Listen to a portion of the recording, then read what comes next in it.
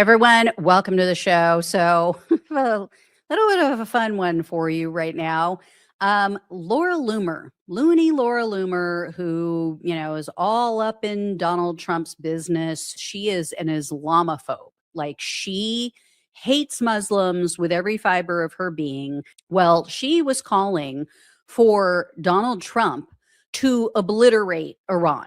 She has made that call numerous times. Like, she has flat out said things like, just blow the entire country up, kill everyone. Like, she has made no secret of how she feels. She wants everyone in Iran dead. Well, the people of Iran got wind of this. They apparently know who she is and know that she has been calling for their slaughter. So they had the funeral service for the Ayatollah, and that just went down last week or over the weekend. I can't remember. Well, there were also some people out there protesting some of these people, like Laura Loomer. Take a look. We have some targets here for you. Do you have proof? Oh, this one.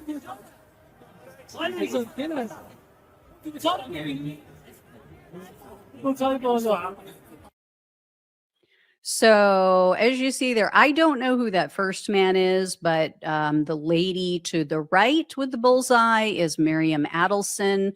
That is one of Donald Trump's major donors. I believe she gave him something obscene like $200 million for his election, was very happy about this Iran war. Let me see, I'll move it back so you can see. So there's Miriam Adelson.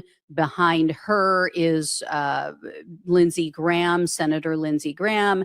This, of course, is Ben Shapiro, another pro-Iran war psychopath. Of course, Donald Trump, which, I mean, there's two of Donald Trump. That is Peter Thiel. So, J.D. Vance's sugar daddy, so to speak. Vivek Ramaswamy's friend. Guy who doesn't quite know how to answer the question of whether or not he's the Antichrist. And then Laura Loomer. And I like how the woman said, oh, this one. Yeah, we feel you, lady. We feel you. I mean, would any of us be sorry? Would any of us cry if Iran followed through on any of these? No, I wouldn't shed a tear. So anyway, in some cases, I would actually throw a party. But anyway, so here's the thing. Laura Loomer had a meltdown about this. She just full on melted down. So here is the first tweet. I'm going to show you a few of them. So this was the first one she put up, and this was early in the morning. She said, what will the punishment be for Iran openly threatening to assassinate U.S. citizens?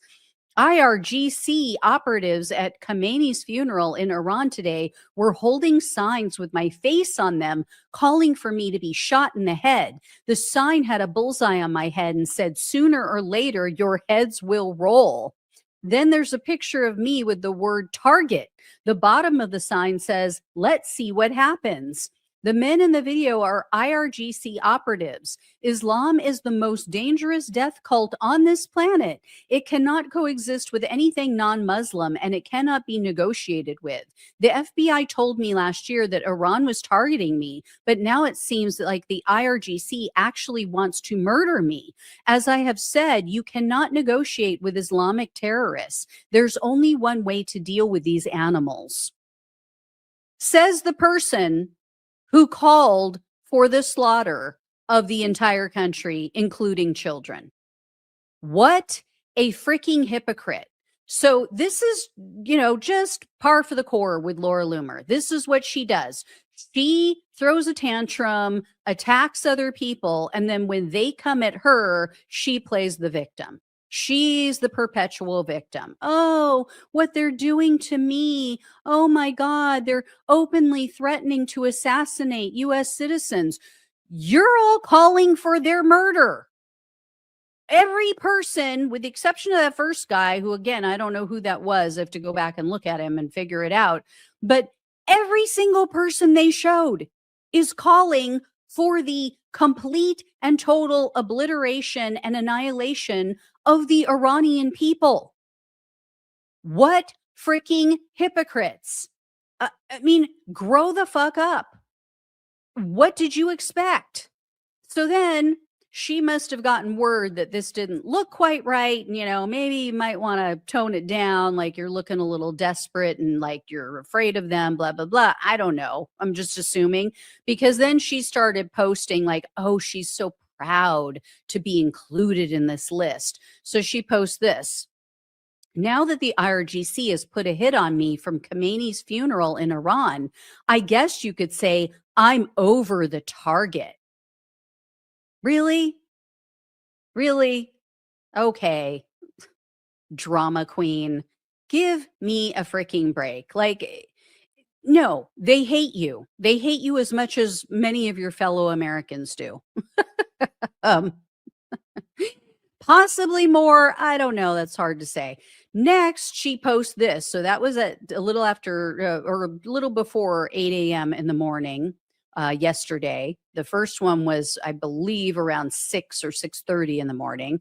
Then she posts this at 9 o'clock. It said, if I was president, there would be no Iran. There would be Persia, and every Muslim in the territory would be exiled. So, I mean, this woman is just, she is nuts. She is seriously nuts. And that's not just me saying it, like other people in MAGA who have beef with her, which she has a lot of issues with other MAGA people. Like they're messy bitches. Okay. MAGA has a lot of messy bitches. The men and the women. Like there's so much drama in here. It's like a freaking telenovela. It seriously is. The MAGA is like a really, really bad soap opera. I mean, just craziness, lunacy. So anyway, you're never going to be president, Laura, because about 2/3 of the country can't stand you. The other third doesn't know you yet. They will they will turn on you as soon as they get to know you. But yeah. So, they're not calling for the death of a lot of people, right? They're not putting targets on other people's faces, other podcasters or other influencers, other members of Congress. I wonder why. What's the through line here, right? What are these things? What do all these people have in common? I wonder why Iran wants them dead. So anyway, there you go, guys. I just thought it was fun. I thought it was great because Laura Loomer just deserves it. I mean, she deserves this backlash. If you're going to call for the death of people, then expect them to maybe want you dead in return. I'm just saying. Crazy idea, I know.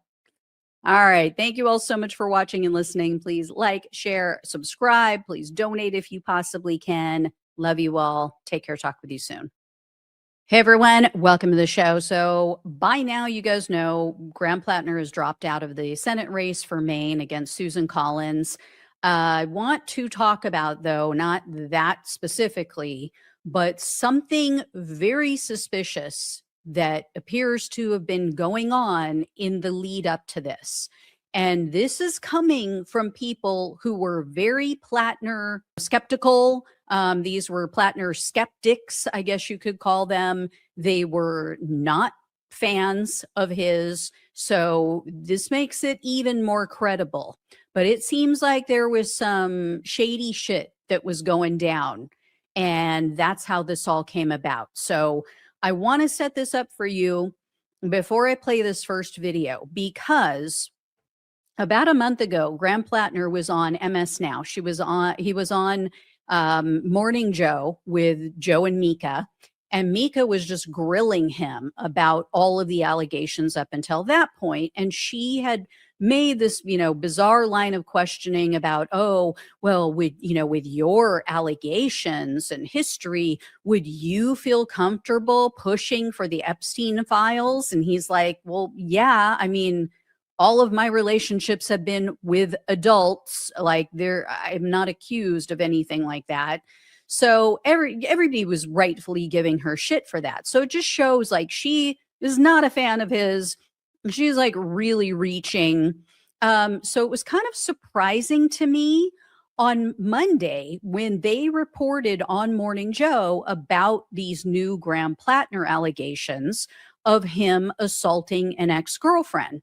So take a look. I just clipped out the parts of her interview with the journalist who broke the story in Politico.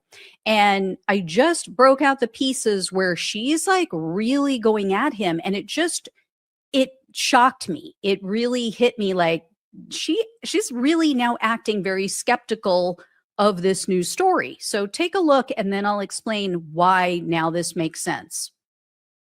Question to you, given the very high standards Politico has before they write something like this and publish it, what aspects of this story brought it to the level of publishable? So what are some of those corroborating pieces of evidence? So you've got conversations with her therapist and people who she confided in. Any conversations with Graham Plattner at the time of it where she said, because apparently as part of this story, she says she even confirmed to him that this was not consent. Do you have that? What do you have that actually connects this literally? Graham Plattner to raping this victim. But were you able to see the interactions between Graham Plattner and this alleged victim? Did you actually physically see them? Did she produce them for you? I'm going back to the decision to publish, and I'm curious what concrete evidence. You have conversations with therapists, conversation with friends, but what took this story beyond Graham Plattner saying this was consensual, Jenny Rasco saying this was not consensual? But those are, what is the actual, is there evidence between her and him, evidence of a crime, because he's being accused of rape? So as you hear there, like she continues, she's just dogged with it. Like, what is your evidence? Because the guy kept giving her, well, this is what she said. This is what, her messages said. This is what her, what she sent her therapist. And so Mika Brzezinski is acting very suspicious. And it just stunned me. It took me aback because I was like, this is not someone who likes Graham Plattner at all. What is going on here? Well, I got my answer this morning because she and Joe and one of their co-hosts admitted that they have been hearing rumblings and they've been getting a lot of phone calls from people who were specifically targeting Graham Plattner and were trying actively to take him down and get him off the ballot. So I have a few different clips to play for you. Take a listen to this first one. Tell you without revealing any names that we have been bombarded by phone calls and text messages from people who want Graham Plattner off the ballot, who are high up in Maine politics, and we've been getting that for the last 2 weeks. Mika and I have been scratching our heads for the last couple of weeks going, why are we getting all these calls about Graham Plattner needing to be off the ballot? 73-year-old woman who is just like constant calls. What do you know? People calling them nonstop about this. And then their co-host that you saw there, Jonathan Lemire, he confirmed that he also has been hearing this. Take a listen. And certainly, you're right. I received a lot of these same concerns. There was institutional opposition to Plattner within the Democratic Party. Now, some of that is because they feared other scandals were coming, and obviously that ended up being correct, but there was more to it. And there really is a Washington feels very isolated from the rest of the Democratic Party throughout the rest of the country right now. And I think as Maine looks to replace Plattner, they're going to have to be careful, to your point, because they risk losing some voters. That if they think that the next nominee is just sort of handpicked from D.C. or someone who doesn't resemble Plattner at all, there's a chance Plattner will lose some of that support when Susan Collins does appear vulnerable at a moment when Democrats at least look like they've got a real chance to rival a wave this November. What do you know? So Jonathan Lemire hearing the same thing. And then just to, round it off, here is Joe Scarborough again saying how unusual this is. Nothing to do with the allegations and whether they're true or not. And again, that is something that, over time, people can sort through everything and figure it out. I will tell you, though, in all my years in politics, I have never once, when a candidate won a primary overwhelmingly, I've never once seen in a Senate race or a congressional race, I've never had people calling, I've never had people like 10 days, 2 weeks out, basically saying, we're going to try to get him off the ballot. We're like sending people up to Maine and basically we're going to go through all of Maine because we think there's more and we're going to find more. And we have 2 weeks or we have 10 days, we have 8 days to get him off the ballot. That's what they were saying before these allegations came out. Yeah. So up until the last minute, you had the Democratic establishment pushing, scratching, sifting through, digging up, trying in any way possible to get Graham Plattner off of this ticket, off of the ballot for the midterms. Why? Now, I'm not saying like Joe Scarborough said, it's not to say that these allegations aren't true, that this woman is lying. Although we have to admit the timing does seem very suspicious. And now you hear this and it makes you go, things that make you go, right? Like, is this another Bernie Sanders type of smear campaign? Is this just the establishment once again doing what they do because they're afraid of losing power and not being able to grift off of their insider trading and all of their sugar daddy donors? Is that what this is? Now, two things could be true at once.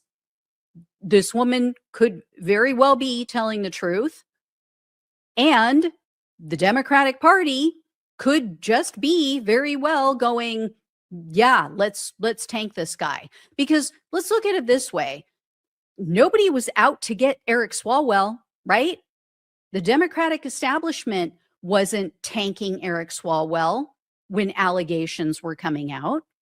It wasn't until there were videos and the public outcry was so massive that they were like, oh yeah, he should go. But there were rumblings. From what I have heard and read, this was kind of a known secret with him. And nobody said a damn word. You know why? Because he was an establishment candidate. He was a bought and paid for corporate candidate. You can do whatever the hell you want if you're a corporate candidate, but you cannot put a foot out of line. You cannot have any skeletons in your closet if you are anti-establishment, if you are a progressive, if you are a DSA member. But if you want to toe the party line and be down the line, milk toast, vanilla, middle of the road Democrat who takes corporate cash and APAC money and does the bidding of their corporate masters and keeps the status quo, you can be the biggest scumbag in the world and you can do that. So Anyway, there you go, guys. Like I said, two things could be true at once. This woman could very well be telling the truth, and it could be very convenient because Graham Plattner, as we all know, wanted to stop funding to Israel. He wanted to stop giving them weapons. He wanted to make sure that there was no more insider trading. He wanted to make sure that everybody had health insurance. He wanted to make sure that the billionaires got their tax cuts, cut, removed, and that they paid their fair share. And yeah, they don't like that. I mean, all we have to do is look back to 2016, what they did to Bernie. We have to look back to 2020 and what they did to Bernie. I mean, all those phone calls made by Obama and Nancy Pelosi and the secret meetings that they held to get everybody else to drop out once they saw that Bernie was picking up steam and he was doing really well in 3 or 4 out of the first states. I mean, this is what they do. So, and again, I'm not even saying that he shouldn't drop out. I'm not saying that Graham Plattner shouldn't drop out and should not run. I'm just saying that when the establishment puts their finger on the scale, there's a reason for it. And we should all be suspicious and we should all be against it. All right, guys. Thank you all so much for watching and listening. Please like, share, and subscribe. Please donate if you can. Love you all. Take care. Talk with you soon. They're not sending their best. They're sending people that have lots of problems. They're bringing drugs. They're bringing crime. They're rapists. And some, I assume, are good people. Hey, everyone. Welcome to the show. So I have another one for you. I have another installment to my GOP series that I'm doing about Republicans, people in the MAGA verse who are just so much better than us, you guys, because they live their lives the right way. They follow the word of God. They don't believe in abortion. They are just such good people. They're just more moral and ethical than we are. Yeah, well, I have another MAGA man accused of harming a child or soliciting a child, at least. Before I get into the details, I want to say, please share this video with everyone you know. Share it on every social media channel that you have.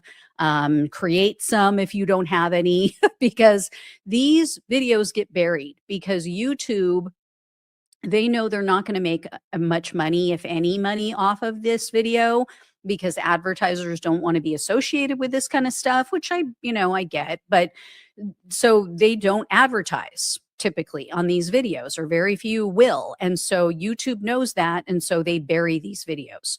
So I thank you in advance for doing that. Here's the deal. Here's what's alleged and what's going down. So this man right here is 34-year-old Kevin Curtis Jones.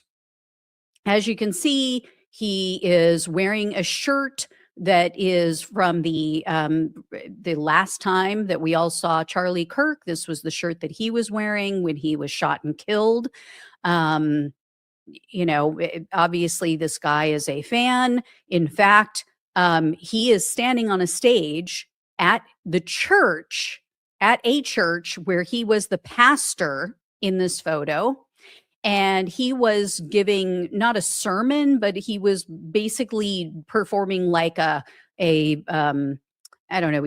tribute to Charlie Kirk. And in his speech at this event, he referred to Kirk as a role model. He also said that Kirk was gifted. He said he was anointed. He claimed that, people are just lying about Charlie Kirk being divisive. So obviously, poor judge of character that guy is. And his reverence for Kirk tells you pretty much everything you need to know about his belief, about the beliefs he holds. Totally fine, as a pastor, with racism, bigotry, xenophobia, misogyny, sexism. So, yeah. So it should come as no surprise to hear Jones was arrested last year, October 2025, for solicitation of a minor. So here's the article about that. It says Summit Church's senior pastor, Kevin Curtis Jones, arrested for allegedly soliciting a minor. So at the time, he was 33 years old. He was the pastor, as it says, of the Summit Church in Elkins, West Virginia. And according to a local news outlet, the church has now been dissolved. I don't know if it's over this or if it's over something else. However, I should mention this too. This man of God, soliciting a minor, allegedly, he was also married. Yeah, because of course he was, right? Party of family values and all that stuff, all that jazz. So I don't know the status of his marriage, though. I don't know if they're separated, divorced, not sure if she's standing by her man. But Jones has now officially been indicted. So here's that article. Elkins pastor accused of sex crimes against minors indicted. And it says that in these articles that I read that he was indicted on 1 count of soliciting a minor via computer, 1 count of distribution and exhibition of material depicting minors in sexually explicit conduct or computer-generated child pornography, and 1 count of distribution of a hemp-derived cannabinoid product to a person under 21, so weed derived from hemp. So here's what all he's accused of doing. There was one alleged victim who the police found her, spoke with her, and she told the police that Jones had reached out to her when she was still a minor. And she said that they had discussions about having a secret relationship. Supposedly, she said that they were talking about, they can have a relationship after she turns 18. And then there was this other article that said this. It says the arresting officer wrote in the complaint that he explained to the alleged victim what solicitation of a minor via computer was defined under West Virginia State Code, and then asked the alleged victim if they thought Jones had solicited them. The alleged victim said yes. So this girl, or I guess she's now a woman, she is now of legal age. I think this was recent. She said that yes, she did have sexual relations with Jones, but it was not until after she turned 18, which again, I believe was very recent. So, she's sleeping with a married man while going to church, because this girl was one of the children going to this church that he then reached out to, solicited allegedly before she was of age, and then they carried on a relationship allegedly behind his wife's back after she turned 18. So, again, just such great people. And then the police said that they allegedly found images of her on Jones's phone, and it was from when she was a minor, I believe, and she was in her underwear in one photo, in a bathing suit in another photo. And then there was a hearing, and during that hearing, the arresting officer said there was another photo of this alleged victim exposing her private parts. Now, it does not appear that she actually took that photo. The news reports are saying that the images appear to be created by AI. And in a report from WBOY, this is a news outlet, I guess it's like a local news outlet, it says that the police found images of other alleged victims, and these images depicted them in sexually explicit activity. So those also appear to be AI generated. It doesn't appear like he was having them send images. I'm assuming he either took pictures of them or they did send him photos, but then it's alleged that he used AI to alter these photos. And the report said, Jones, like I said, is the one who did this. So it's not like, their images were online and, other people did this, altered these photos. They're alleging that he actually took these photos of these underage girls, altered them to show them in compromising positions. There was one other female who testified at the hearing, and she admitted that she communicated with Jones when she was underage. However, she said nothing inappropriate happened. But from the one news report that I watched, there was a video. It sounded like Jones had AI edited images of her as well. Like she was in the mix of those photos that they found on his devices. So he is still locked up. The judge denied him bail. And the 18-year-old who testified in court and said that they did, have relations, she told the judge, "Oh, I'm in love with him. I want to be with him. I want to have a relationship with him." Okay, so this is just evidence of why we should not allow children, and I say children even if you're over 18, because your brain does not stop developing until you're 25, 26. So when your brain isn't fully developed, you don't fully grasp things that adults do, right? You don't fully grasp that this is a married man, a married grown-ass man who shouldn't be doing these things to you, with you. This is why we shouldn't let children have guns. This is why we shouldn't allow people under 25, 26 to be in the military and off handling guns and killing people. It's obscene. It's insanity. Anyway, I will let you guys know what happens with this case. And honestly, of the massive list that I had to share with you guys, this is one of the more mild stories, just to give you an idea. Just to give you an idea of what all these good right-wing Christians are up to in the MAGA party. And every day I'm adding to this list. So I literally can't keep up with them. All right, guys, thank you all so much for watching and listening. Please like, share, and subscribe. Please donate if you can. Love you all. Take care. Talk with you soon. Hey, everyone. Welcome to the show. So Donald Trump supporters are pissed off. They are furious about this war being back on. But, I have good news for them and for all of you, because we're not actually at war with Iran. Take a listen. I told this story yesterday. We had 111 missiles shot by the Islamic Republic of Japan. They were shot at the aircraft carrier. Ah, yes, the dastardly Islamic Republic of Japan.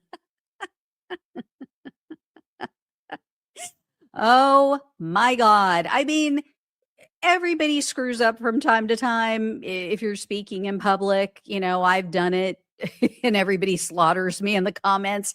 But if Biden had done this, you would never hear the end of it. They would be calling for the 25th Amendment, which we all are, trust me, with Trump. And this was not the only reason, because Trump says he thinks, this ceasefire is over. Not sure if that's just posturing, but in any case, Dementia Don had another moment at this presser, actually a couple of other moments. So check this out. I have a question for President Putin, please. Do you have a question for President Putin? Yes. Not Zelensky. What would you like to ask him? Because I'm going to ask him that question. It's so obvious. It is so obvious he screwed up and he tried to save himself. And tries to play it off because he started to correct himself. I'm going to play it again and watch his mouth and how he reaches over to Zelensky. He knows he screwed up and he knows this is going to look bad. You have a question for President Putin, please? Do you have a question for President Putin? Not Zelensky. Yeah, he keeps saying it. President, and reaching. Totally obvious, right? And then he had a complete meltdown at this summit. Supposedly, he threatened a bunch of countries, which are our allies. He threatened to take over Greenland again, pissed everybody off. And then he also said this. Are we on the cusp of a full-scale return to full conflict? I'll tell you what happens next. We're never going to see Iran have a nuclear weapon, because that's much more important than the numbers you're talking about. the prices of oil are dropping like a rock. Now they'll be up a little bit, and this will end very quickly. We have an oil glut right now because we got all those boats out of the strait, and it's going to drop, and I've predicted everything. I've been right about everything, and I have been for a long time. That's how I got to be president 3 times. That's how I won 3 elections. I did very well in the second one, won it. It was a rigged election. That's how I won 3 times. Did you guys know he won 3 times? I didn't know that. It's how he was president 3 times. So now he's confusing himself with Biden, apparently, and thinks he was president 3 times. So, yeah, his cabinet clearly needs to invoke the 25th Amendment. I mean, this guy's brain is like 3-day-old mashed potatoes that you took to a picnic and accidentally left out on the table. I mean, like, and here's the thing, you know it's bad when Trump voters, when MAGA starts agreeing with Mike Pence, the guy they wanted to hang and murder. So take a look at this. This was a post by a guy who said, I should say at the top, Mike Pence is saying, you know, we shouldn't lift sanctions on Turkey. You know, this is dangerous, blah, blah, blah. And then the Trump voter agreed and said, millions of us agree with you this time, Mike. Don't forget Greece, Cyprus. For some reason, you never mention Greece or Cyprus. Trump is not working for the USA's interests anymore, but his own. Wish I never voted for him. Yeah. We wish you didn't either, guy. And then there was another Trump voter. This person voted for Trump 3 times. This person responded to Laura Loomer, who coincidentally was complaining about the same thing, complaining about Trump lifting sanctions on Turkey. But, you know, for different reasons. It's because she's an Islamophobe and a xenophobe. And anyway, so this other woman told her, this woman, Karen, said, he is being played just like he was played by Iran. I voted for this man 3 times and now I'm sorry.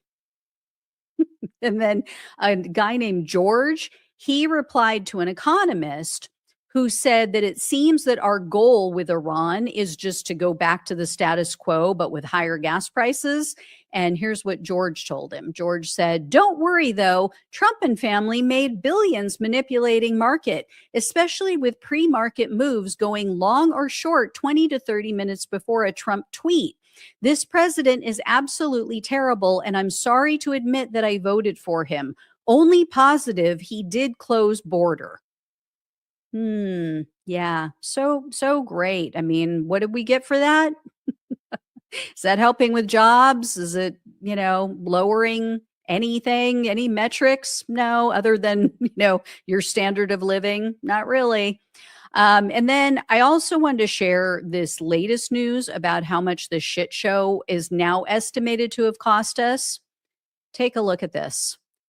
Over $100 billion in the first 4 months. So this was an article posted by journalist Judge Legume, I think is how you pronounce it, or Legum. I don't know. Maybe Legum. I don't want to call him a bean. Anyway, he estimated that the war has now cost over $1 billion based on his analysis of publicly available data. So here's a breakdown so you guys can see how this all shakes out. So you can see operations over 28 billion, weapons over 46 billion, losses, meaning like all of our assets in the region, properties that they've destroyed over 20 billion, subsidies that we're paying out over almost 3 billion, and then other, which he included war costs to non-military U.S. agencies, also almost 5 billion. So, you know, how many people could we have helped with this money, right? How many people could we have helped with health insurance subsidies or completely covered their insurance, right? How many hungry children could we have fed? How many families, how many people could we have gotten off the streets or out of their cars? And then I found a Trump regret that basically addresses this exact issue, the cost of this disastrous war. So take a look at this last one. It says, I believe right now that his Iran war will inevitably cost the USA $1 trillion. It is already at 113 billion, and that's the official estimate. A total waste of money. Trump is the worst president ever. Sorry to say, as I voted for that lying scumbag SOB. Yeah. So he's really in a bind. He is in a bind with this Iran war because he is caught between his neocon MAGA cult that wants him to go harder, wants him to just completely obliterate Iran, and then the America First voters who are pissed off because they only voted for him because they thought falsely that he was the anti-war candidate. They want this shut down immediately. And then you have Republican lawmakers who are also torn in two directions because for the most part, they're warmongers, right? They want this war to continue. They are on the side of the MAGA Kool-Aid cult. They want the U.S. to just completely annihilate and obliterate Iran. But then on the other hand, they recognize, this isn't a winner for us. Politically, this is a liability in the midterms. So if they had their way, Trump would put everything on pause. This would be done and over with and out of the news. As I read in another article today, they want, and his staff too, Donald Trump's staff wants this out of the news by September so that for the midterms, this isn't the topic of conversation. Doesn't look like that's going to happen. So it's going to get interesting. All right, guys. Thank you all so much for watching and listening. Please like, share, and subscribe. Please donate if you can. Love you all. Take care. Talk with you soon. Hey, everyone. Welcome to the show. I have some literally breaking news for you guys today. This just popped up on my screen. I have news alerts that pop up in the corner of my screen all throughout the day. It's where I get a lot of my news. But this just was reported by the New York Times, and it has to do with the Epstein story and about Donald Trump's Department of Justice. What do you know? Trying to hide more information, trying to shut down the New Mexico investigation into what happened at Zorro Ranch, which was Epstein's massive property out there where allegedly there are literal bodies buried. Someone called that in. Someone reported that to the FBI that there were at least two bodies of young girls buried there, that numerous women have confirmed that they were assaulted at that property. There are witnesses out there. So I'm going to go through what just popped up. So I haven't put this all together and, narrowed it down, but I'm going to read you just the top part of this New York Times article. So let me bring this up on the screen for you guys. Just absolutely, I would say stunning, but it's really not, it's like, it's par for the course with these people at this point. Okay, so as you see here, this is the article from the New York Times. New Mexico accuses DOJ of obstructing Epstein Ranch inquiry. So it goes on to say, New Mexico's Attorney General on Thursday accused the Justice Department of obstructing the state's criminal investigation of Jeffrey Epstein's activities on a sprawling high desert estate south of Santa Fe by withholding unredacted records.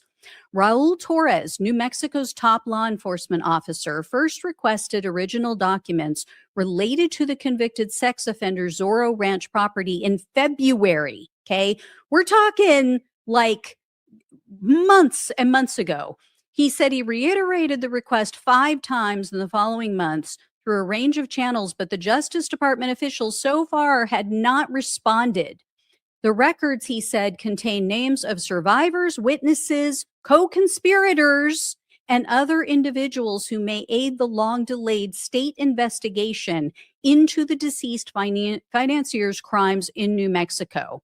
And then this is a quote. It says, the U.S. DOJ's continued withholding of unredacted records is causing real and escalating harm, Mr. Torres wrote to Todd Blanche, the acting attorney general, in a letter sent last week but made public on Thursday, meaning today.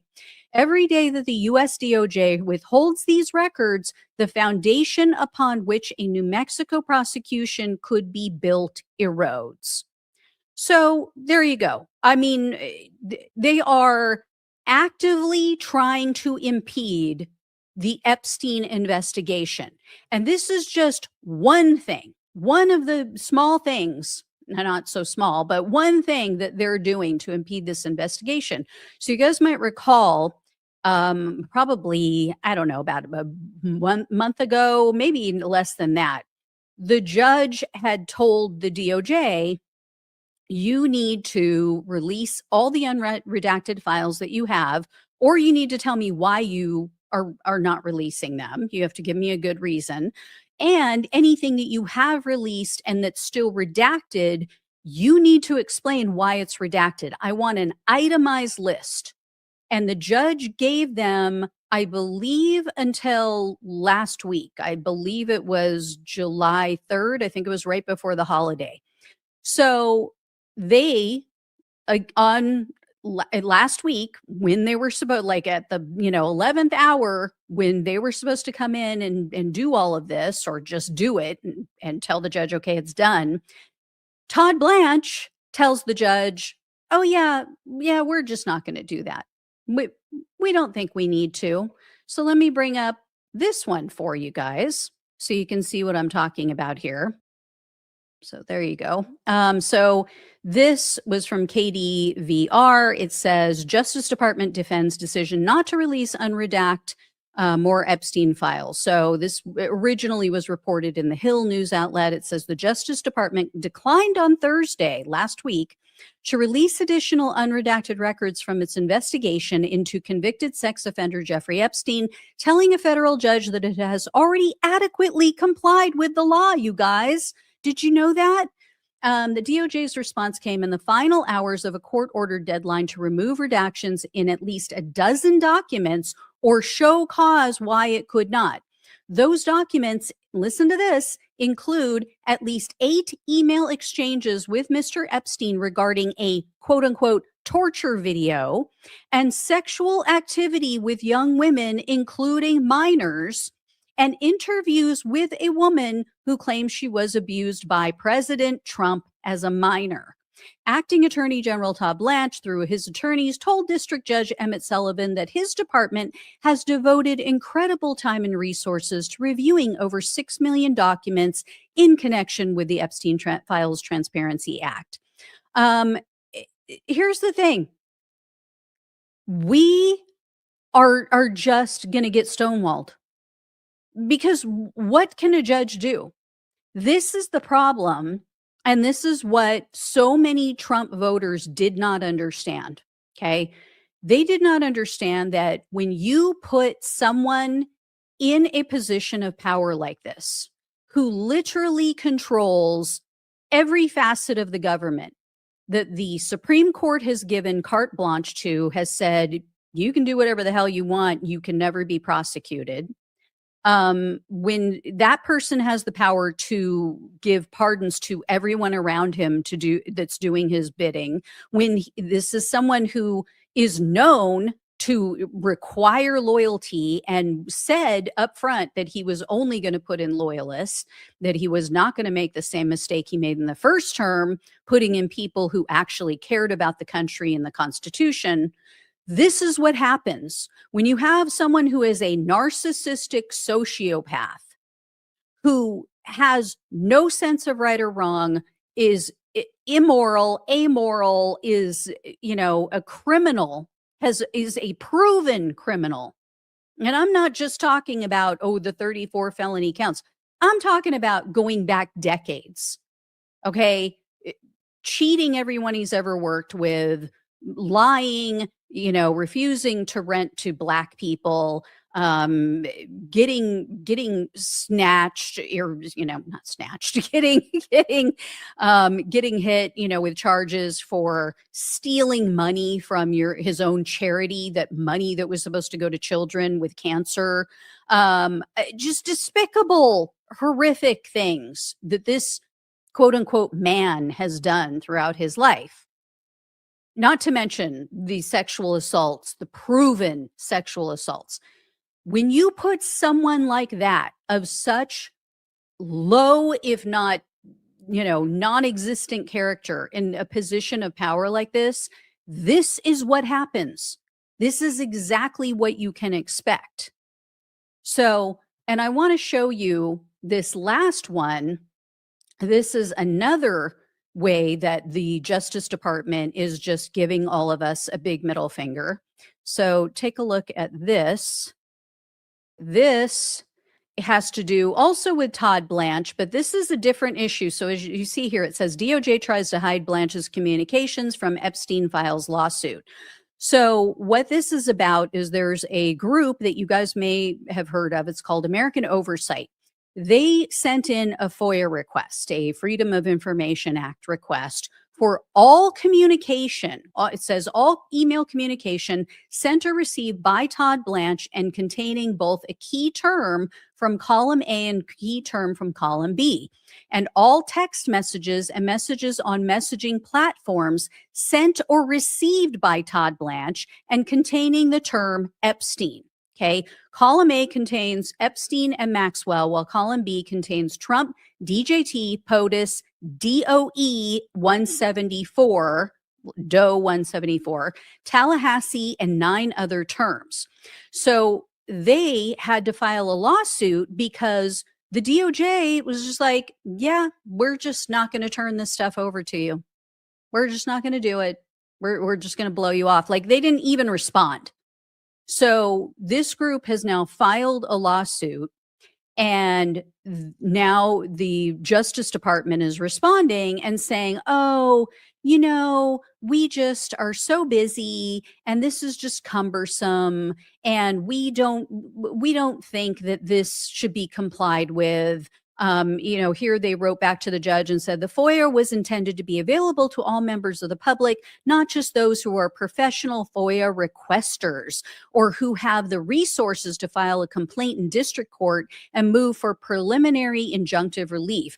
It is unfair for AO to jump ahead of other requests who filed their FOIA requests earlier. Now, here's the thing. What that relates to is American Oversight is saying to the judge in this lawsuit, look, this man is about to be confirmed. This man is about to be made the top cop in the country. He is about to be made Attorney General of the United States. This is of utmost importance. This needs to happen immediately. You need to rule on this. You need to make sure that we have all of the details about this man and what he has been up to for the public. We need to let the public know if he's playing games, if he is running interference, if he is committing crimes. So they're saying, this is a hair on fire moment. We need to be bumped to the front of the line. And the Justice Department is arguing that, oh no, we have so many other requests, and this is just overly burdensome. So we'll see what happens. This was just from, I think it was Tuesday of this week. This report came out, and like I said, the American Oversight Group is trying to push this through quickly. So we should have an answer. I would hope we'll have an answer from the judge in a timely manner, but we'll see. Anyway, guys, there you go. They're still playing games. They're still hiding shit.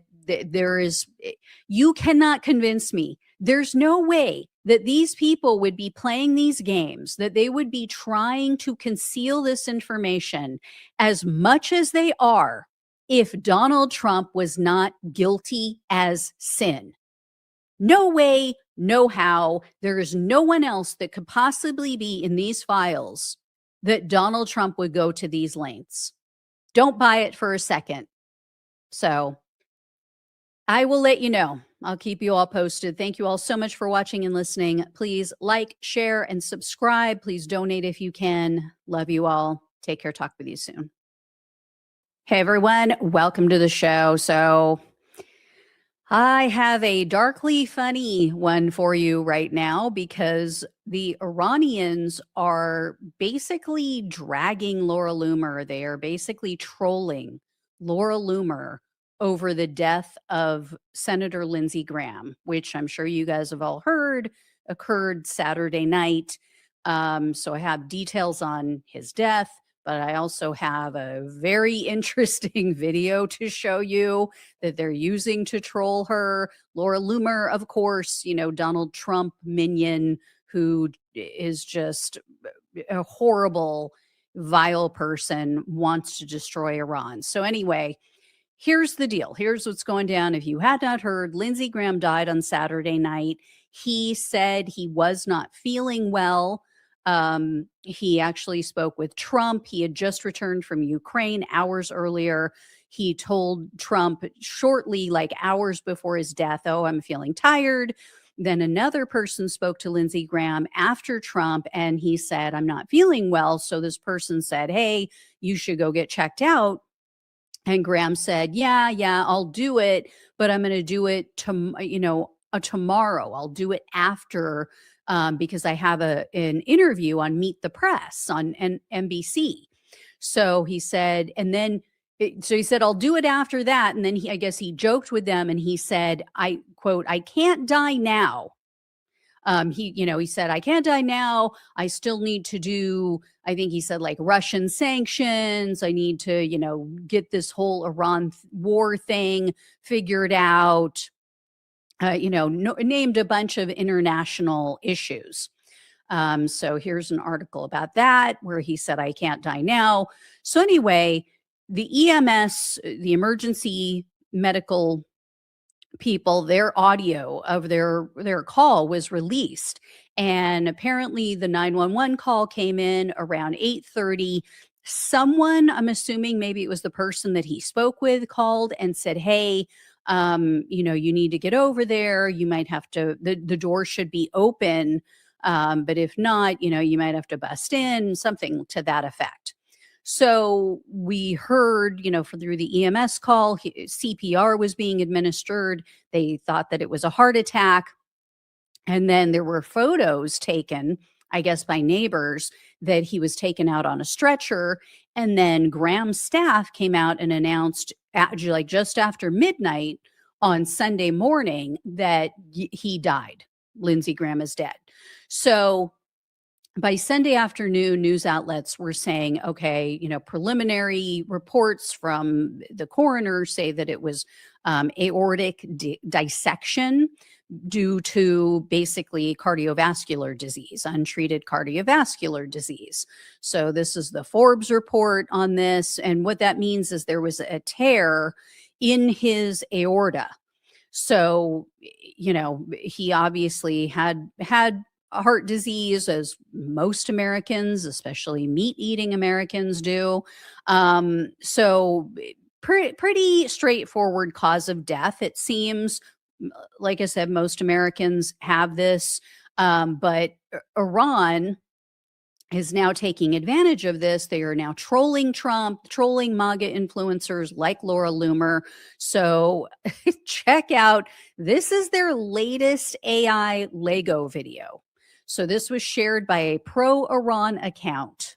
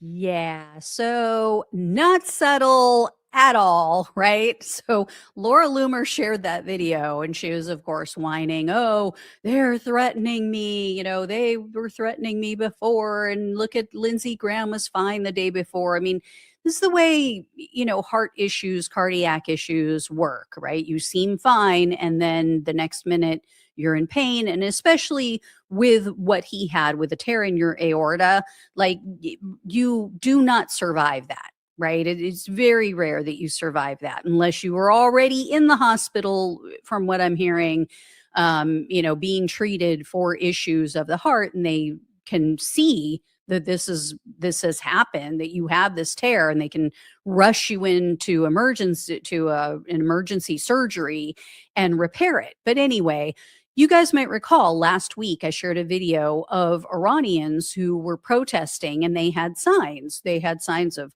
Graham's face, Loomer, Peter Thiel. They had Donald Trump, of course. They had all of Donald Trump's allies who have been pushing for this war and pushing for the death of Iranians.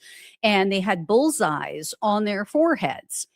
Well, obviously, the timing of this is it makes it a little suspicious, but again, it seems pretty straightforward. But Russia is now getting in on this action as well. So here's an article from the Daily Beast that says Putin's mouthpieces taunt Trump over Graham's death.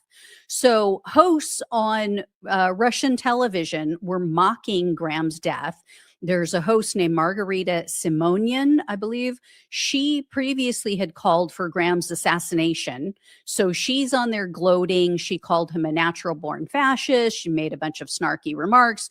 And then there was another host, Vladimir Solovyov, I believe is how you pronounce it. Is everybody in Russia named Vladimir? Like, are they just like, they have no imagination. They can't come up with another name. Anyway, so this Solovov, or however you say it, he said, quote, Lindsey Graham croaked today. He said croaked. Maybe I should speak the way Christian traditions demand, but I won't. He croaked suddenly. Only yesterday in Kyiv, he gleefully threatened all Russians with death and called for terrible sanctions against us. He has flown back to America and croaked all of a sudden.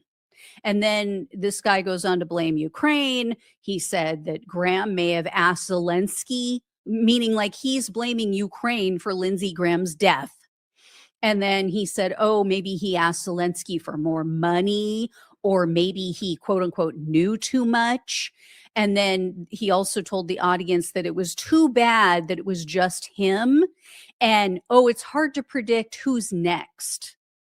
So, I mean, MAGA, of course, is running with all of this. They got their tinfoil hats on. At least, for once, they're not blaming Antifa. So I guess we're making progress. But in any case, South Carolina has a Republican governor, just to speak about, the political mechanisms and like what's going to happen next. So the Republican governor would be the one appointing someone to fill the seat. Donald Trump weighed in. He said, hey, I think you should appoint Lindsey Graham's sister, who apparently he basically raised because their parents died when they were both really young, and Lindsey Graham became her guardian or parent legally. I don't know which one. Anyway, so they have now appointed her. She will now finish out Lindsey Graham's term. He had already won the primary, in South Carolina for the Senate. And so now they're going to have to hold another primary, and they're going to have to nominate a new candidate to run against the Democrat in November. So this obviously complicates a lot for the Republicans. I mean, they already didn't have a huge margin in the Senate. And with Mitch McConnell being out, and we don't know when he's going to return. So this kind of puts a lot of their agenda items on hold, which is a good thing. And then, Lindsey Graham has kind of been a favorite in South Carolina. So it's possible that now this leaves an opening. It makes it easier for the Democrat to win. we'll see. So anyway, guys, there you go. Like I said, darkly humorous, but I don't think, I mean, there will be some people mourning Lindsey Graham, obviously, but yeah, he didn't make a lot of friends while he was here. All right. Thank you all so much for watching and listening. Please like, share, and subscribe. Please donate if you can. Love you all. Take care. Talk with you soon.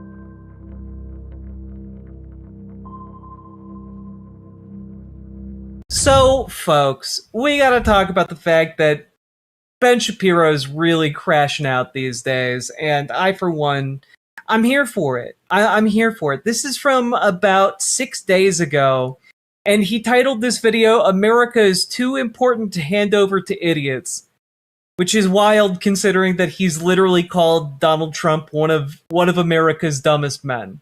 But, okay.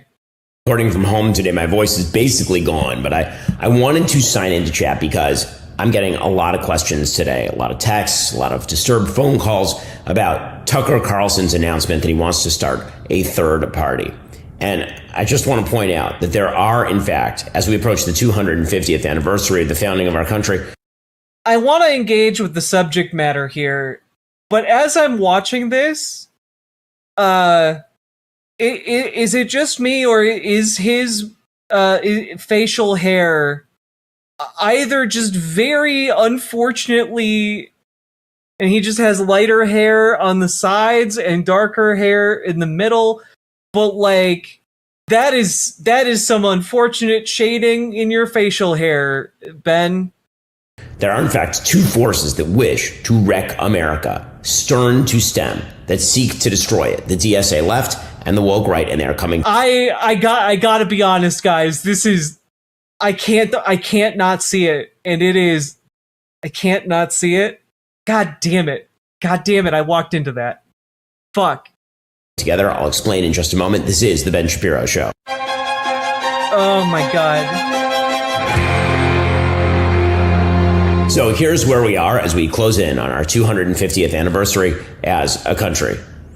The things that matter most to the United States, to Americans, are under assault. Core principles, things like freedom of speech and freedom of religion and private property, these things are under assault. The very idea of America being an amazing place, a place that is good and great. The idea of American peace through strength, all of these things are currently under assault. On the left, of course, the DSA, the Democrat Socialists of America, are... This idea of peace through strength. Oh yeah, you mean like a bad militaristic idea that just makes every problem look like it's in need of a hammer solution? The Democratic Party wholesale. These are not kind of normal Democrats who are just worried about tax rates or entitlement programs. They truly despise the country, and they are full-scale socialists. Here was Zohran Mamdani just yesterday talking about the magic of Marxist economics. And we raise taxes on the wealthiest New Yorkers instead of taking more from those with the least. Throughout this process... Yeah, that's right. By the way, Ben is losing his shit over the fact that Zohran Mamdani balanced the New York City budget. I told you guys that this was going to make a lot of conservatives really, really mad.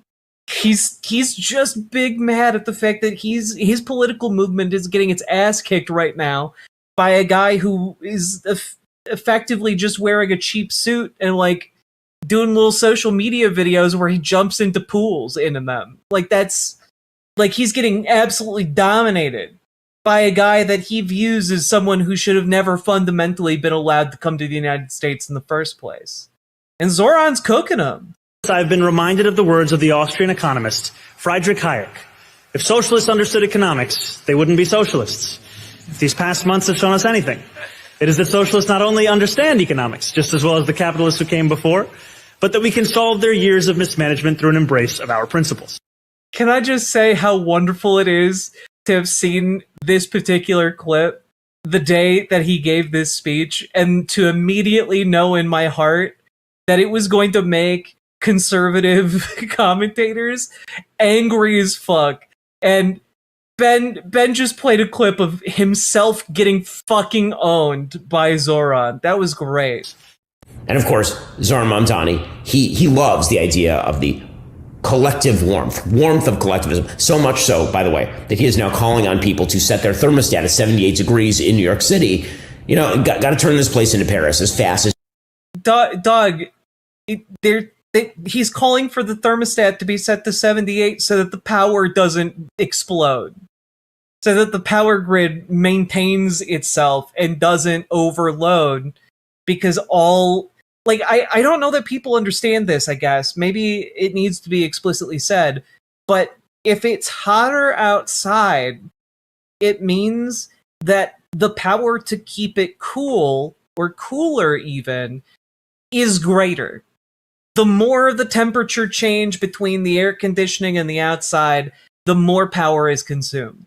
And when that happens in a city that has millions of people in it, it turns out that winds up bringing down entire electrical grids. And that's bad, because when that happens, then people don't have any air conditioning, and that's when people start dying. Like, it's not rocket science. I didn't think I would have to explain this in detail, but like, when Zoran is saying that, it's not just because he likes people being hot, and that's really stupid. Like, this is the advice given in every major metropolitan area during heat waves. At least major metropolitan areas that don't have like robust, electrical grids. Humanly possible. The smell of trash must waft through the city streets. And to every business owner, please set your thermostats to 78 degrees to alleviate the stress on our power grid. Every worker in New York City has the right to a safe workplace, and that includes safety in... Oh, wow. He even explicitly said, to protect our power grid. Gee whiz. I wonder what happens if the power grid goes down. I'm a conservative. I will never ask these questions, apparently. Extreme heat. But here's the thing. This whole discussion about the DSA and what they've been doing in big cities and now in Colorado and all the rest, it's not just fun and games. It actually has consequences. The Democratic Party is, in fact, on the verge of taking over not just the House in the midterm elections, but also the Senate. So Real Clear Politics has a rundown on the polling averages in the crucial Senate races. These are all seats that are currently held by Republicans that could go to Ben's editor must secretly hate him. This is one of the working theories that I have had for years now, because his editing always does him a little bit dirty in a way that I find very funny. Democrats. In North Carolina, Democrats are up. In Ohio, dead heat. In Maine, that is Graham Plattner. God damn it. Someone tell Ben this was a policy before Zoran came to power. Someone tell him that, but that would mean that he'd have to learn a new thing. He's not the cool kids learning guy. He's the cool kids philosopher. Get it right. The Nazi tattoo guy versus Susan Collins. Dead heat. In Texas, James Tallarico. Sunday school howdy doody with the LGBT. I really hope, by the way, that the Troy Jackson polling as a guy who it seems like he's the likely replacement for Plattner at the moment, at least as an outsider looking in. I do hope the polling that shows Troy Jackson being able to beat Susan Collins by 5 points, I do hope that winds up being relatively accurate. Because if so, we could really use that energy. But it's a high-stakes race in Maine. TQ flag. That dude is in a dead heat with Ken Paxton. In Iowa, dead heat. In Alaska, dead heat. That's 6 seats. If Democrats were to win 4, they would take control of the Senate. If they win 6, they're at 53 seats. Nate Silver, the statistician, he says that there's about an 80 to 90% shot Democrats take the House, and there's a 40% shot they take the Senate. And remember, increasingly, these are not establishment Democrats. These are not John Fetterman moderate Democrats. These are Democrats. God, fucking Fetterman, the traitor. who are enthralled to the DSA. They understand. By the way, I love that Ben is like, John Fetterman is a moderate Democrat. Meanwhile, everyone on the left in the Democratic Party, everyone looks at John Fetterman as being one of the most conservative sacks of shit in elected membership. And which way the winds are blowing, and they're moving in the direction of those winds. So what would happen if the Democrats win? Again, we should keep this in mind because this is the backdrop to Tucker Carlson announcing that he wants to start a third party, which, by the way, is nonsense. I'll explain. You know what? I do have to say, Tucker Carlson saying he wants to form a third party. God, I hope he does it. God, I hope he does it. I hope he does it and the entire wretched conservative movement, absolutely collapses. In our system, it would basically mean that we have the next maybe 20 years, 30 years to put shit back together in a way that these clans can't do anything about. But God, I want him to do it so bad. I want him to do it so bad, y'all. God. That he's lying in a second, but what would happen if Democrats were to win? You need to understand the stakes to understand the game that Tucker is playing, which is a very dangerous game. Tucker is crazy enough to do it and also has the name recognition and political sway to be able to do it in a way that wouldn't be possible for the Republicans to ignore. Well, first off, judicial nominees. So, Justice Clarence Thomas, you may have noticed the Supreme Court's pretty important, right? That the Supreme Court makes decisions that affect all of us on a wide level. And you can either have people in positions of power who are going to do things like strike down Roe versus Wade, or curb the administrative state, or ensure the checks and balances of the Constitution, or you can have a bunch of leftists who greenlight every left-wing policy. who guard the sacrosanct checks and balances. Oh, you mean the court system that Donald Trump has been breaking for the last year and a half? Oh, okay. Yeah, those great, well-functioning checks and balances, huh? Policy. Well, Justice Thomas is currently 78. Justice Samuel Alito is 76. Unless either one of them or both retire in the next couple of months, if Democrats win the Senate, you are likely to see them replaced at some point by a left-leaning member of the Supreme Court. If you had two justices who shift from right to left or from originalist to the living Constitution crew, you end up with a majority on the Supreme Court in favor of every. Bro, the originalists are fucking jokes. The Supreme Court under Trump, too, has been fabricating law whole cloth in their rulings. This argument, oh, well, maybe they'll shift away from being originalists. They're rewriting, constitutional law every time they rule. It's crazy. Radical social and fiscal and foreign policy that the Democrats could ever imagine. Full-scale disaster area. So yes, the Senate matters an awful lot. Democrats, of course, will they're going to start stacking up the district courts as well. They're going to start moving those district courts in the direction of. Didn't the founding fathers straight up say the Constitution was supposed to be a living, ever-changing document? Yes, they did. But, then there were a bunch of other people who said, but what if we want to keep it just the way it is, where women and non-white people can't vote? And only the white people who own land can vote. And thus originalism was born. Left-wing social policy. If they were to gain control of the Senate, they would move to impeach President Trump. There's an outside shot. They could even get a conviction in a Senate split between a Democratic majority and maybe some rogue Democratic senators. They, of course, will stymie any effort to refund our military, to restock THAADs, Patriot missiles, to build the new kind of military we need to actually challenge our enemies in the world. And again, there is, as I say, the possibility that President Trump gets impeached in the House and then even convicted in the Senate. That's all what. Oh, no. Wait a minute. If we you mean to say that if enough Democrats participate in the midterms and we are able to take back both the House and the Senate, we might be able to impeach and remove and convict Donald Trump? Oh no. Wait, we might be able to fix the Supreme Court? Oh no. Oh no. He's saying all of this like they have scare quotes around them, but these are all wait. These all sound like good things. You're going to be taken to a horrible prison. Wait, no, sorry. I bet you really are wondering how you wound up here, huh? Yeah. Huh.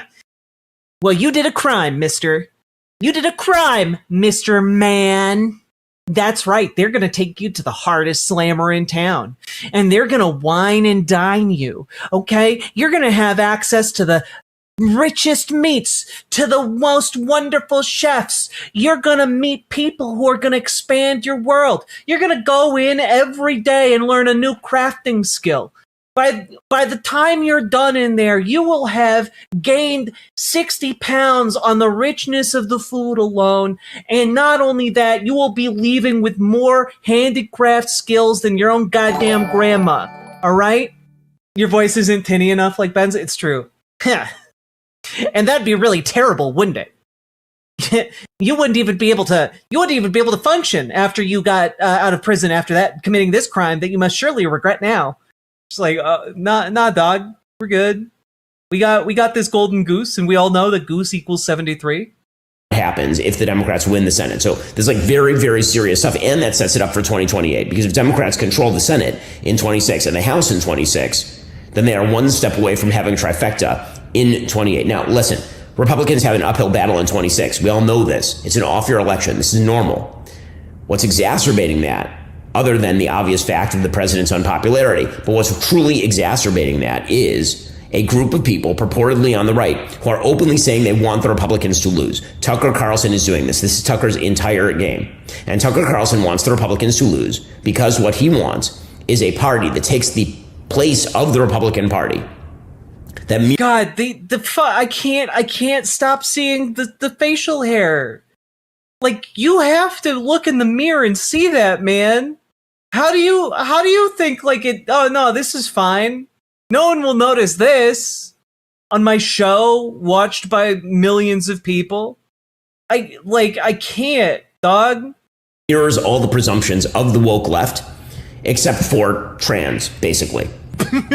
Tucker Carlson truly dislikes the country.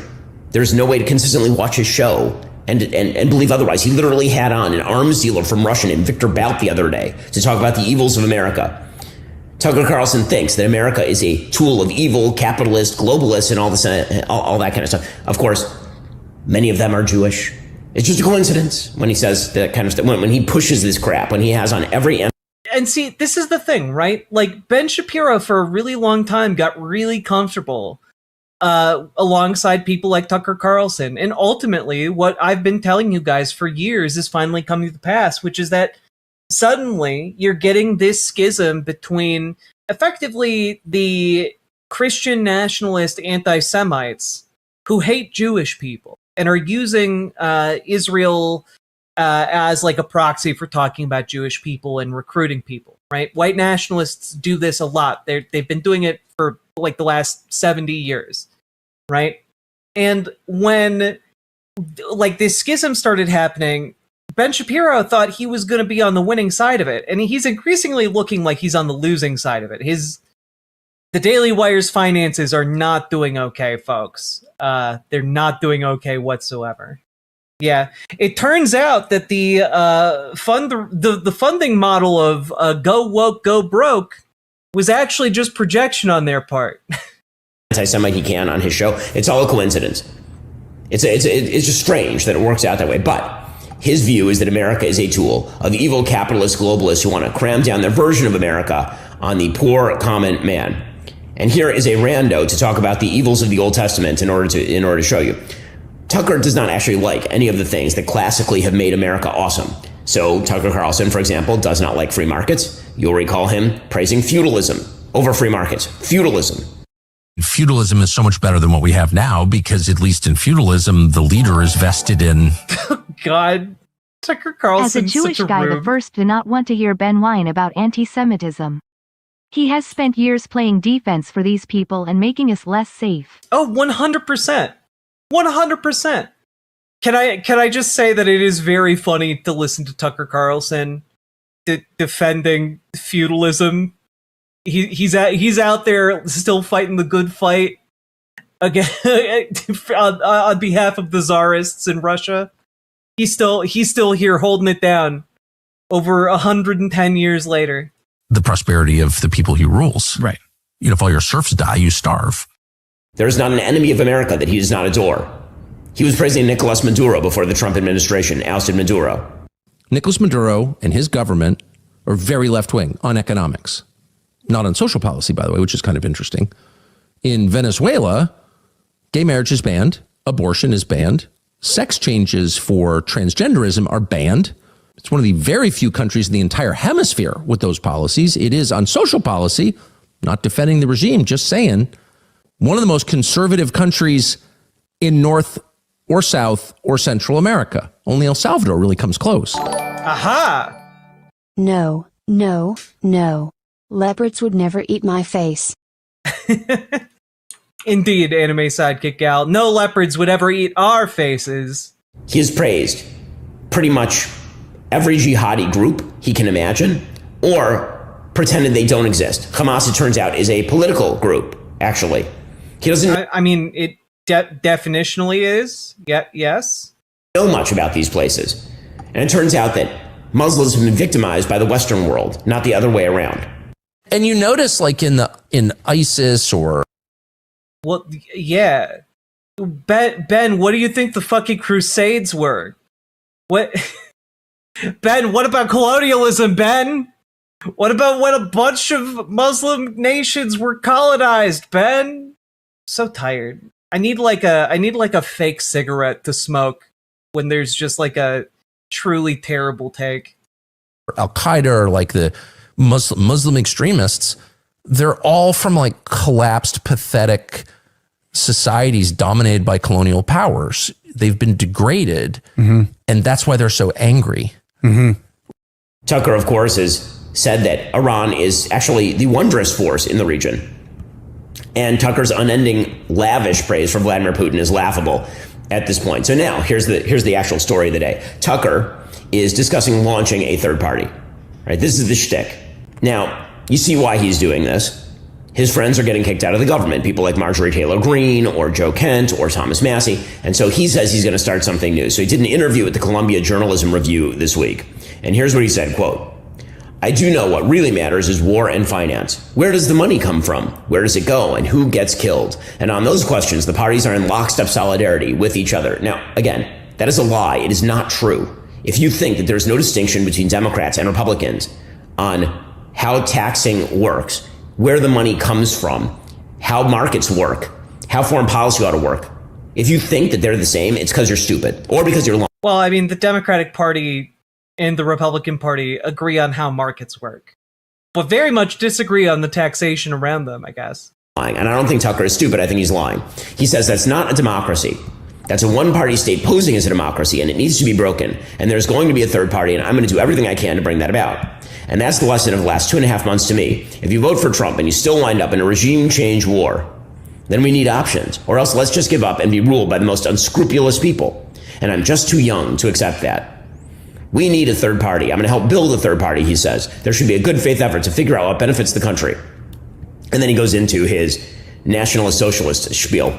I mean, if you make $60,000 a year, you're degraded. Your life expectancy has gone down, and the promise of your children's lives is likely gone. That is not true. Wait a minute. Like, this is crazy, right? Because Ben is just straight up saying things that most people are gonna know or by through experience or agree with, which is that, hey, if you make less money in America, your access to healthcare, your access to support services is degraded. And your ability to make use of those services is degraded based on your level of income.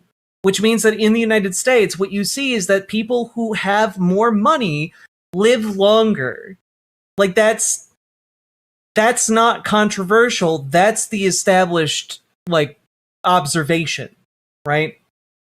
So when he's like, oh, people who make less than $60,000 aren't living as long, that's not true. It is true, actually. It just is true. If you have more money, you're able to access more preventative care. You're able to take more time out of your day to do the things that keep you alive longer, like exercise or meditation or whatever. Prepare, meal prep, whatever, Because we live under capitalism where the more money you have, the more you are protected and insulated from any kind of consequence in the world, including time. Though it does eventually come for us all.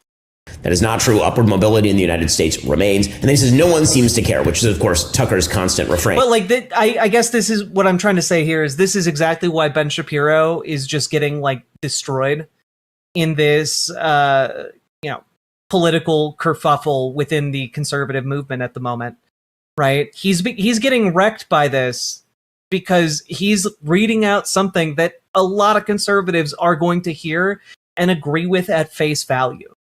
You know? Is that all the people who oppose his bizarre and unsavory policy prescriptions just don't care. They're not caring enough. Very feminized left-wing language from Tucker Carlson on a consistent basis. What about Hamas? He says, I officially don't care about Hamas. Well, that's weird because the dude talks about the Middle East more than literally anyone who does a broadcast, Tucker Carlson. He cannot stop talking about the Middle East. He's obsessed with it. Dog, you also can't stop talking about the Middle East. Like, you've written more op-eds on the Middle East than I think just about anybody else, Ben Shapiro.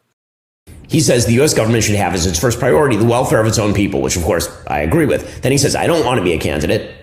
And then he says, I was tempted to say to the New York Times, I'm running on a pro-patriarchy ticket just to make sure I gain no new fans. This is always Tucker's shtick. He says a bunch of left-wing stuff, and then he throws out sort of a right-wing, red meat, red herring, and then he goes on his merry way. By the way, in this interview, he says that he would deport Seb Gorka, a foreign policy advisor to the president, but that he would not deport Mahmoud Khalil, the Hamas supporter.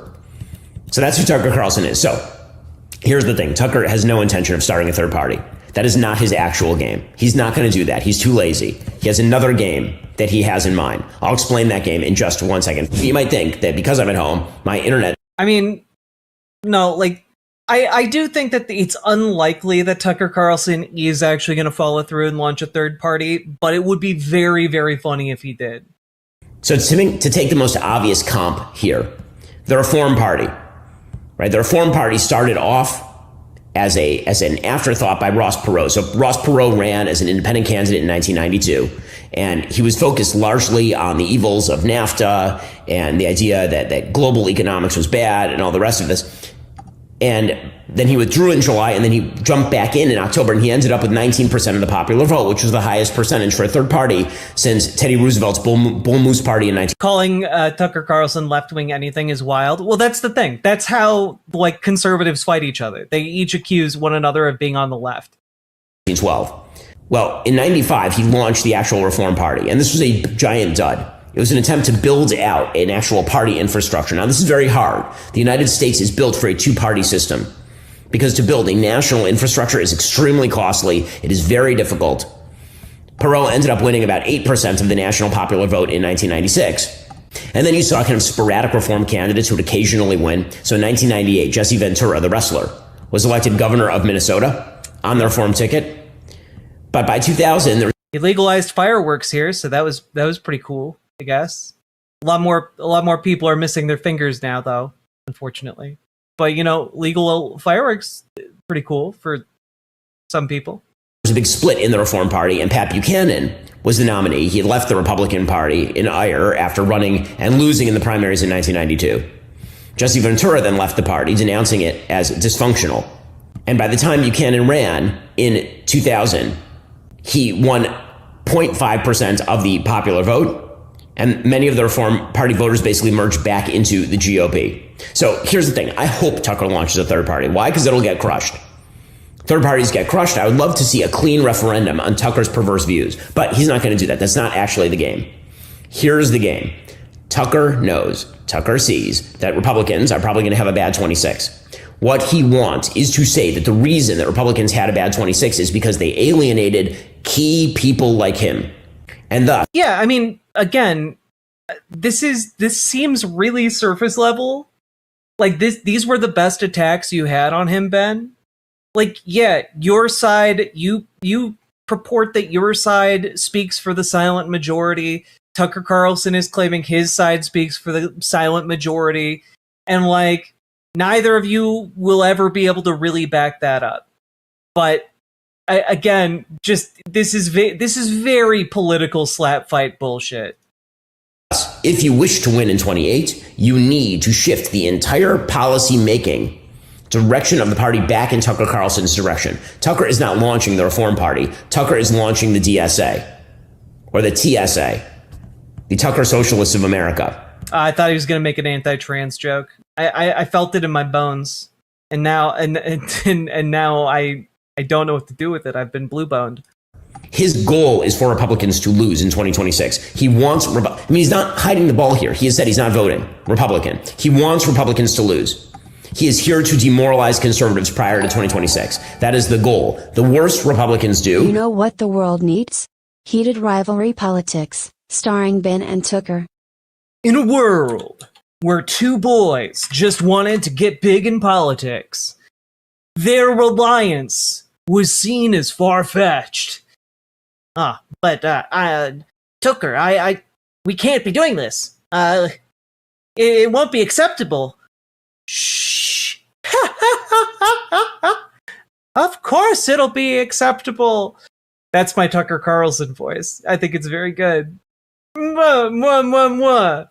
That's right. The political heated rivalry politics coming to HBO 2027.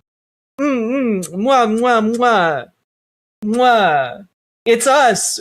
They both turn to the camera. We're the ones who crash Grindr every year. And then it cuts to black. AI deepfake? Yeah. Their co-star is, of course, Tilly Norwood. The more Tucker can then try and pretend that the reason Republicans lost is because they disappointed voters like Tucker Carlson. Now, again, the reality is that if Republicans lose in 26, there will be a lot of factors. It's an off-year election. Trump is unpopular and has been unpopular for legitimately a year at this point. But if Republicans don't do well in 2026, it's not because Tucker and his 5 friends didn't vote for Republicans. But that's the entire game. The entire game is to say, I'm launching a third party because there's so much anger. There is so much upset that my third party is a legitimate force in American politics. But he's not going to do that because that would actually test the proposition. He's not going to do that. That is the goal. Don't you see? You still can't unsee the mustache? Neither can I. I've cursed all of you with this knowledge. Get it? You need us, Republican Party. You must shift all of your policy prescriptions over toward the pro-Putin, pro-Iran, pro-China, anti-America side. You have to do that. What Tucker is doing here is not launching some sort of rival to the Republican Party. He's standing outside the Republican Party and then saying that because they didn't hand it to him, that's why we lost. That's the goal. And that is just yet another reason why we actually have to fight. Because people who care about the country, people who deeply care about those fundamental principles of America, the stuff we're going to be celebrating this weekend, we actually have to fight 2 forces. One is the left, along with the DSA, and the other is the force of their twisted allies on the woke right, who are holding hands with them, who are hugging them. There is a reason why. God, the woke right. It's so stupid. There's not an alliance between the left and the woke right. We all know that the woke right isn't woke and that they're full of bullshit. But also, I like that Ben's just like, don't worry, guys, we'll fight this 2-front war. And historically, that has always worked out well for anyone who's attempted it. It's so stupid. It's so stupid. Fade out. In a world where 2 men exist on 2 different sides of a political spectrum. We can't. We're from 2 different worlds. You're from a world that it views the economy very differently from the world that I live in. Shh. We view things very differently, Ben Shapiro. But I think that still means we can work together. As long as one issue doesn't come up and get between us. Tucker. Why do they call you Tucker? I looked at some paperwork and that isn't your last name. I'll show you. Oh my. Coming this fall to HBO, it's Heated Rivalry Politics.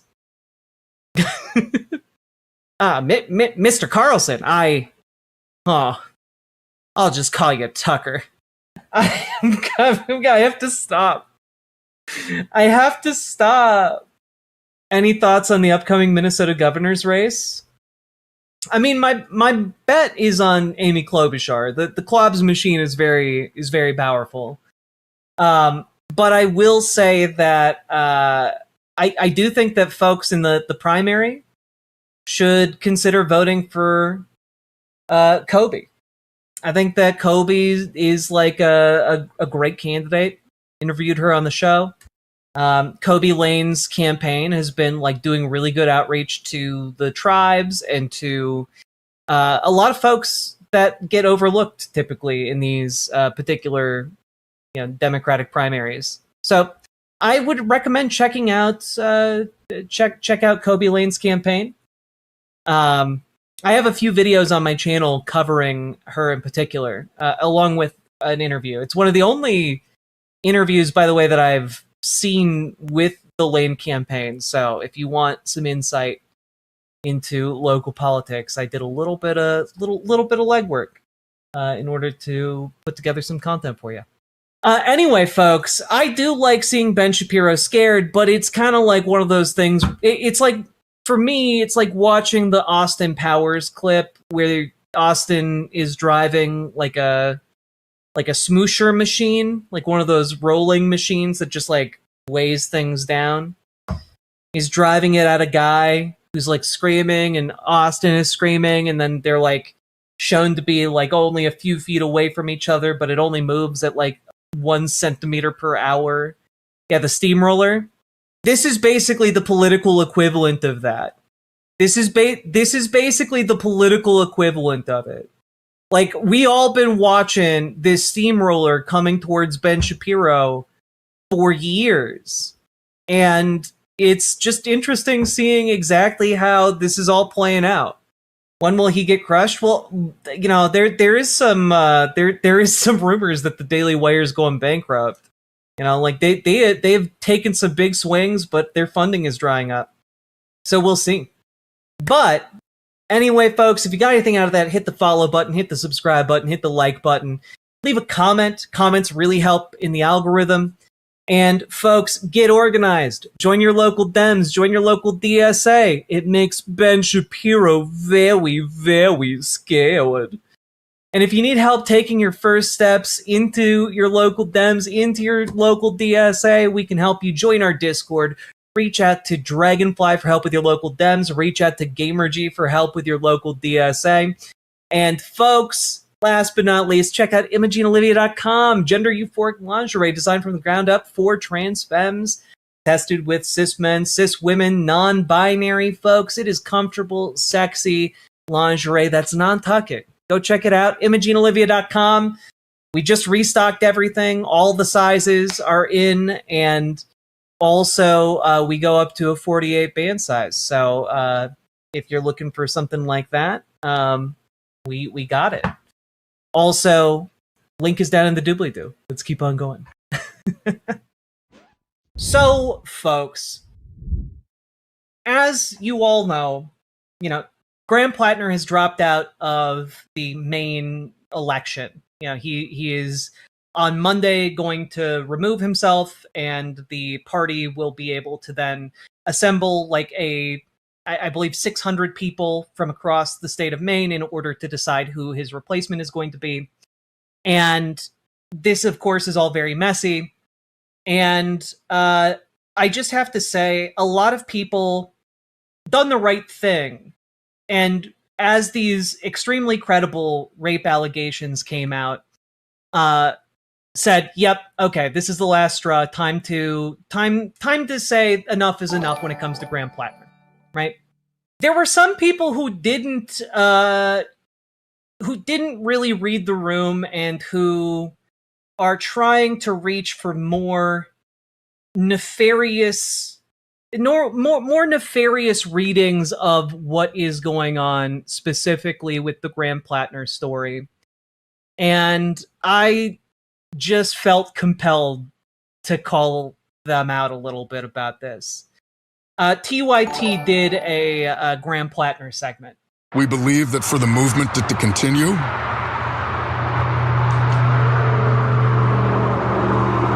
it can't be me. And for that reason,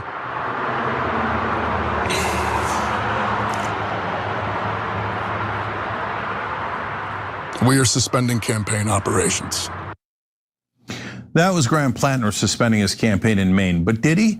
Because there's a big question as to whether his name is going to stay on the ballot or not, and what actually happened with Graham Plattner. You're going to hear some developments here that you probably have not heard elsewhere that are an amazing and important additions to the latest story about Graham Plattner. And then what in the world are we going to do next? So a lot to discuss here. Anna, tell us all about it. Yes. Well, for those who might have missed the story, let me just give you a little context and I'll give you the latest developments. Now, his decision to drop out of the race, of course, has to do with the Politico article that came out recently, where a woman by the name of Jenny Rassicot had accused Plattner of forcibly raping her in her own home. Now, the Politico piece omitted some details, and apparently there's this assumption that the American people don't need to know about certain details. You know, that Politico gets to decide which text exchanges they share with us, and we'll get to. Well, one, that is part of what journalists do. Like, if journalists get a hold of someone's cell phone text records, if that they're not relevant to a story, they don't publish all of the irrelevant details, right? Like, right off the bat, this is already extremely bad vibes. Like, what are they not telling you? Maybe you've gotten this Graham Plattner story all wrong. That in just a minute. But the way the piece was written made it seem as though, or made the reader believe that, you know, Plattner like broke into her home and then forcibly raped her. The allegations, in my opinion, and not even in my opinion, based on what we have in front of us, lack concrete evidence that he carried out a serious crime of rape. But Rassicot had deleted all communications that she had with Plattner in the wake of the alleged assault. Politico cites the following as corroborating evidence: Facebook messages that she shared with a friend, where Rassicot describes Plattner as consensually careless, and then proceeds to spend most of her time complaining about how she thinks he might have slept with a lot of women. A disclosure to another friend whom she spoke to about the incident at the start of Plattner's campaign, a man that she dated after Plattner, who said that she had divulged bits and pieces of what had allegedly happened. And then it wasn't until 2023 when she disclosed the whole story, and recent emails between herself and her therapist, where she contemplated going to the press about the incident, to which the therapist, who opted out of providing a statement or comment to Politico, said that she would not have to go public about a traumatic experience in order to be believed. All of that is actually pretty damning when you take it in conjunction with the allegation and the fact that she has, like, people she dated contemporaneously around the same time who corroborate that she talked about this incident. Like, this is, like, it is wild to be, like, putting this forward as if it doesn't corroborate this. Like, the therapist is obviously not going to talk to the press about it, because that's their entire career hinges on, like, professional relationships with their clients. And, like, to talk about that, to betray that oath, to betray that trust, is to shatter your entire business practice. And not only that, but what Politico did publish is damning. It is damning to a degree that is, you know, like, everyone practically backed away from Graham Plattner. And to be saying, well, you know, we just don't know the truth, and so, you know, it's not, you know, these allegations are relatively meaningless, or, you know, aren't to be believed, that's a bizarre take to have. Now, Rassicot was connected to Politico through a woman by the name of Cheyenne Hunt, and that's a 29-year-old attorney and former Plattner supporter who founded an organization known as Reckoning Action. It's a nonprofit that focuses on combating workplace misogyny. So the revelations about Plattner's alleged assault, alleged forcible rape, is what eventually did him in. He decided to drop out of the race. And of course, it was after pretty much everyone who had endorsed him had reversed their endorsement, and it became clear that I'm sorry, I need to go back and like check myself because focuses on combating workplace misogyny. So the revelations about Platinum. I know I might be nitpicking here, but she said workplace misogyny weird. And that might be me nitpicking. Maybe she just had to like check the prompter or something. I don't know, but weird. Alleged assault, alleged forcible rape is what eventually did him in. He decided to drop out of the race. And of course, it was after pretty much everyone who had endorsed him had reversed their endorsement, and it became clear that there were growing calls for him to step aside. So I want to just quickly go into the... What Anna Karensparian, am about to tell you is that you need to vote for him because she never accused him of telling her she was a birthing person. I don't know why, Sake, but your comment comes across as like Anna Karensparian is a character from the future trying to go back in time to warn her past self. Anna, I'm you from the future. You need to vote for Plattner in Maine. You need to move to Maine to vote for him because he will never call you a birthing person. I come from the birthing person wars of the 2050s. Heed my warning.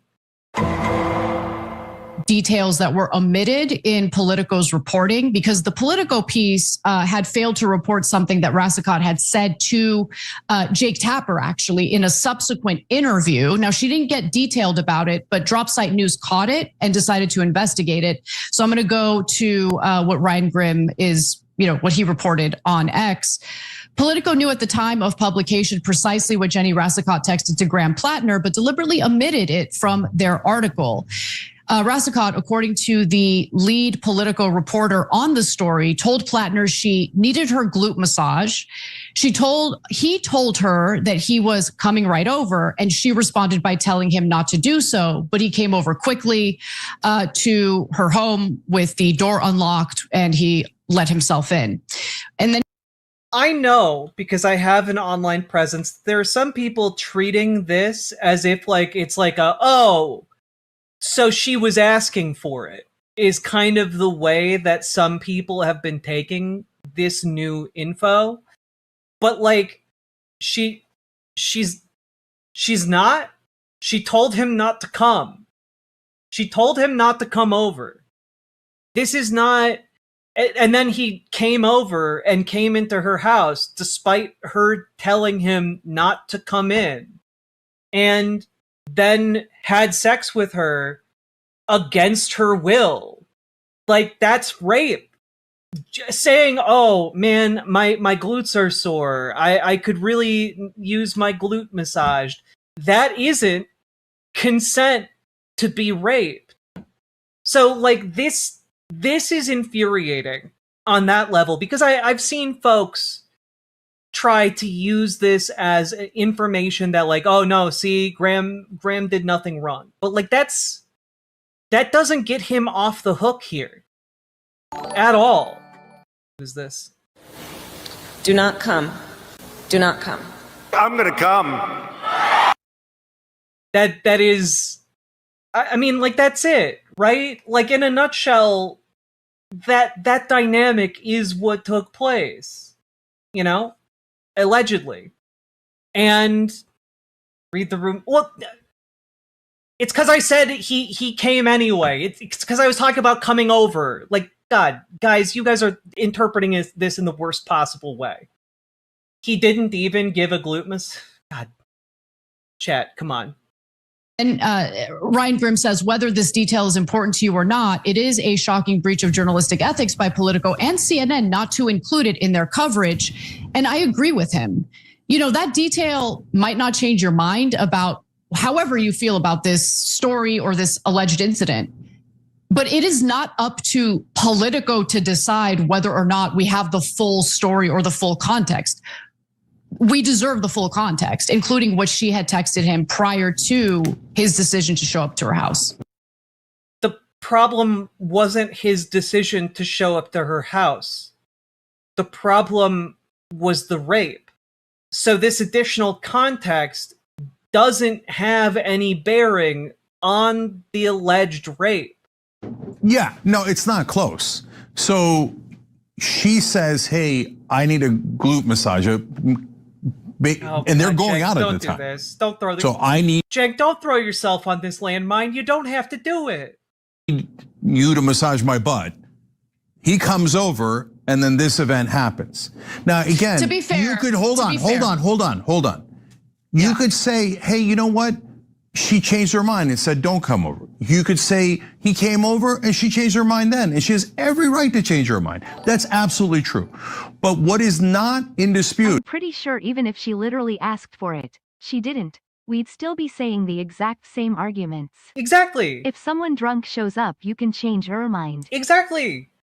Like the entire issue is, even if she said, please come over, and like let him in, it doesn't change that she did not want to have sex with this man and allegedly was forced to. I just... Is that Politico purposely hid that from you to make Plattner look more guilty. They did that on purpose. They had the text and they chose not to share that. It doesn't make him look more or less guilty. What the hell? Like, this is the reason I wanted to talk about this entire segment, right? Because I'm a bit older. I was around on the internet during Me Too. I remember the great feminism wars of the YouTube channels of the early, teens. But a key component of all of that was the idea that, like, there is this persistent element of rape culture that we have all been exposed to and all been taught as implicitly acceptable. And this is an exact example of this, where Jen's like, it changes the entire dynamic. And it's like, but it doesn't actually. It makes him look more or less guilty. No, because his guilt is not contingent on whether or not he came over. Which is, at a bare minimum, obviously relevant to the context of what happened. So this is what we've been telling you all along. Look, guys. Yeah, exactly, Leanne Scott. The Breaking Points video title was something like key points left out of Politico article. The fact that she could use a glute massage was not key information. No dynamic was changed. Exactly. I've said this a million times, not related to this story, related to every outsider who's ever run on the left or the right, what the press does, and it is driven by people with a ton of money who do not want those people to win. Well, but that's exactly it. Like, this is some classic, she was asking for it. If she didn't want this to happen, why was she dressed like that? Like, it's some real victim blaming bullshit. And this is a terrible argument to make. You don't have to make it. I think you can, like, if you wanted to have some kind of like discussion about how you think Politico should have published more like of the details around this, like, that's fine. But they are actively arguing that this makes Plattner look better or worse, which is a direct appeal to rape culture. Like, it's a direct appeal to rape culture. Like, how dare you not publish this incidental detail that would make it more acceptable if they had sex to the general public? That's weird. That's weird. That's deeply wrong to me. There is a significant portion of the left that needs to be right above all else, no matter how much suffering they cause in the process. I agree. I actually do agree with that quite a bit. There are people who will put virtue signaling above literally anything else, and I despise it. I despise it. I think people should seek to be correct about things, but like, not. I think we need to be also both being correct and also doing correct. We got to be able to take action along those correct lines. Yeah, exactly. Unumato Child, thank you very much for the $2 super chat. You can talk about journalism without victim blaming. That's a much more succinct way to say what I was trying to say. Thank you. If you think that's conspiratorial, you literally know nothing about politics. It's called Oppo research. Everyone who works in politics knows it. The press never tells you that they get spoon-fed that Oppo research, and that it is almost always from the incredibly wealthy and powerful PACs and lobbies. And it is almost always against outsiders, almost never against insiders. And so in this case, Matt Stoller, which we'll get back to in a second, listed. It's really awful, you know? It's so distasteful on top of this, but also just like you don't have to run defense for this guy. Like you don't have to, whatever niche you are trying to carve out for yourselves here, you don't have to, like this is what I'm trying to say is that this is a very deliberate choice. This is a very deliberate choice for them to make in their coverage. Ironically, Jimmy Dore would be right at home on TYT now. I mean, that's true. Yeah. The top donors for the main Democrats, and it is filled with people who are in favor of corporate PACs and especially, of course, AIPAC. But Politico doesn't tell you that either. They don't tell you where they got the Oppo research. They don't tell you why they're hiding critical facts about the case. And neither did any of the other outlets that have attacked. Except that in this particular case, I don't think that this is the result of Oppo research. I think this is the result of good journalism. And specifically, I think that because we have the trajectory of what made this story happen, which is the New York Times did their interviews with Graham Plattner's ex-girlfriends and published their findings. Jenny Rassicot was someone who was, or Rassico, I've been hearing different ways of pronouncing it, was in that roundup of exes. She declined to elaborate on a specific incident. Politico got her to elaborate on it. It's not a huge conspiracy here, right? Jank, I'm announcing that TYT and Tucker Carlson are teaming up to fight the establishment rape accusations. I mean, wait, have they actually announced that they're teaming up with Tucker Carlson? Because I can genuinely see them trying to do that. Attacked. And so why did they call every girlfriend Graham Plattner has ever had? That was the New York Times. But they called every girlfriend Adam Schiff has ever had? And this, I do think that this is a criticism that I have and have made without, doing rape apologia, which is that journalism shouldn't, this level of journalistic rigor should be applied to everyone in power. Because there are a lot of open secrets in DC about people behaving badly, about possible crimes being committed. And a lot of it gets, paved over. And a lot of it is an open secret to the press, and the press just doesn't report on it. And so all I'm saying here is that there should be equal levels of investigation into establishment figures on the left and the right, as well as progressive figures that are coming up.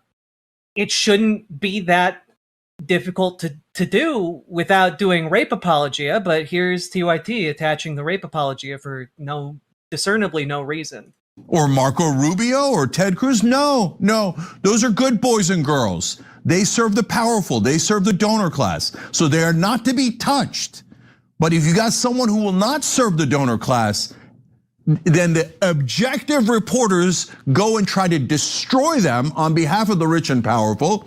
And as you can see from the Politico piece, they don't mind lying to you. They don't mind shredding their so-called journalistic practices, which amazingly Mika Brzezinski did a great job of explaining when the Politico reporter was on Morning Joe the other day, and we showed that to you. So they're liars. They don't have any principles. They're not journalists. Their job is to destroy any outsider that would challenge power. Yeah, I don't find these allegations credible. Sorry. Forcible rape is something that you would want to either fight or flee from, and just in her allegation, she did flee. She went to her bedroom and he followed her. That's in the allegation. This is truly disgusting. Also, the idea that people, when they are being sexually assaulted, don't freeze up or don't go along with it because the person they're having sex with is huge and dangerous and scary. Because there are actually a few different responses to trauma. You know, there's fight and flight. There are also two others that don't get talked about enough. There's freeze, and then there's fawn. There's actually four. Your body in a danger scenario either fights, runs, freezes up completely and shuts down, or seeks like social validation, social safety. And in the case of sexual assault, fawn and freeze play very big roles, right? And so in a circumstance where, you know, you've got a stereotypically big man and a stereotypically small woman, there are a lot of cases where women, once they have been engaged intimately, I'm saying this weirdly sterilely, they go along with it because that seems to be the safest option available. Under Anna Kerensparyan logic, all boundary and consent violations during bondage aren't valid. Well, I mean, in this particular circumstance, I don't even know that she's recognizing that consent plays a role at all. Or if she's alleging that this is a elaborate conspiracy that this woman is just making up. So freeze or appease is another way of like talking about that reaction. The way she tells the story, how do you stay in your house after the man who forcibly raped you falls asleep? Wouldn't you want to flee your home? And I know, Anna, you don't know how you would react if it happened to you. I would get the F out of there. That's great that you would do that. But like, I think that there are a lot of people out there, when they think about hypotheticals around sexual assault, they think about it in the same terms of like a 10-year-old imagining a Power Rangers like battle with ninjas, you know, where they're just like, and then I would go pow, pow, ha, ya, ya, ha, and then I'd be okay. And it's just like, but that's not how real life works, right? And we know from the countless people who've experienced sexual assault that is not the uniform way that people, there isn't a uniform way that people deal with it. And in real life, human relationships are complicated, they're messy, and also, and I think that this is something that we all have to grapple with, sexual assault is very weirdly normalized in our society. It's not until relatively recently that spousal rape was even recognized as being a thing. It's not until very recently, you know, relatively, that women had individual agency in America as recognized by law. And so when we're talking about all of this, like this argument that like, well, why didn't she flee her home? Well, it's her home. And also, one of the worst things you can possibly imagine just happened to her. And like, she probably wants to stay someplace that is safe and familiar, and also knows that what's she gonna do? Like, what is she gonna do? Report it to the police? A lot of folks don't have an active plan for like what they are going to do if they are sexually assaulted. And not everyone has like another place that they can go.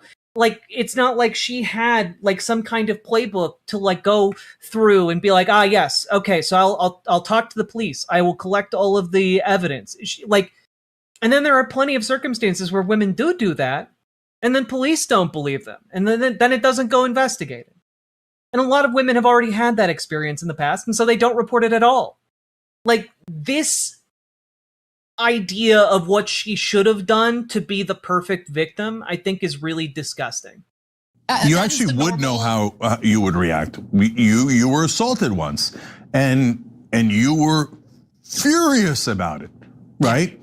And would you have invited that guy over for a cup of tea? No. Okay. So, anyways, look, but this is super important, guys.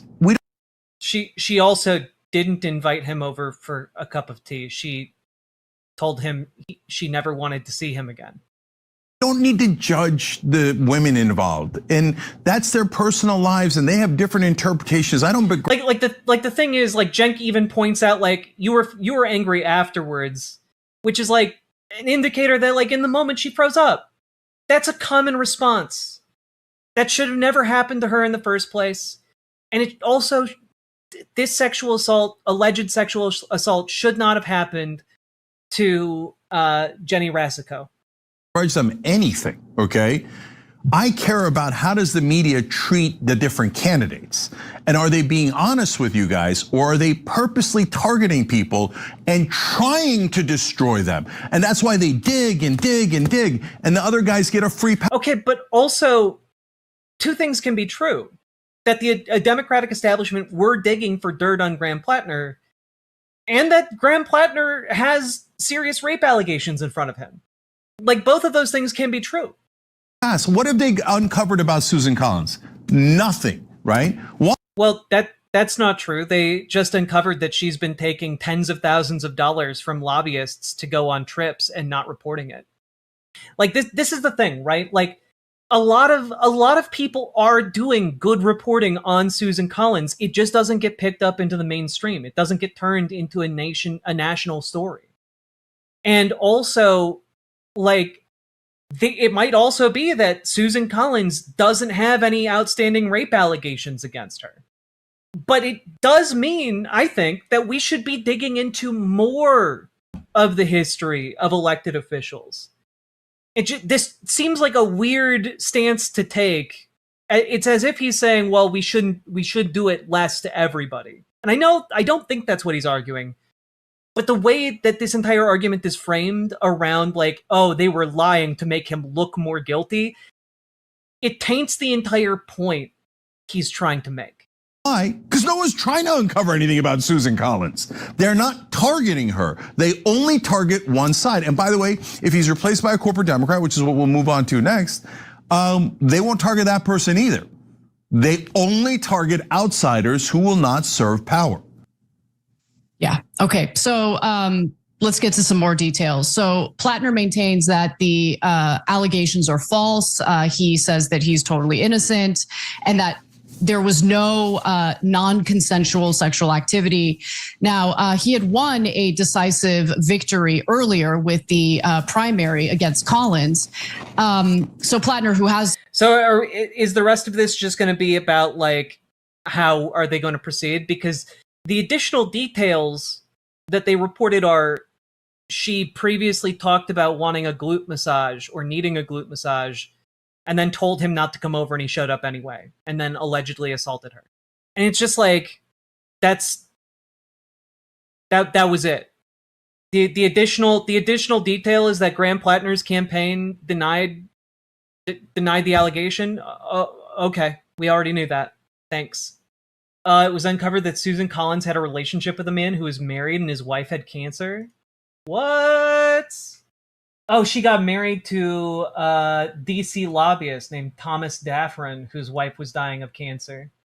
Jesus, that's fucked. Well, and that's the thing. It's just that the issue is conservatives do not give a shit about that kind of behavior.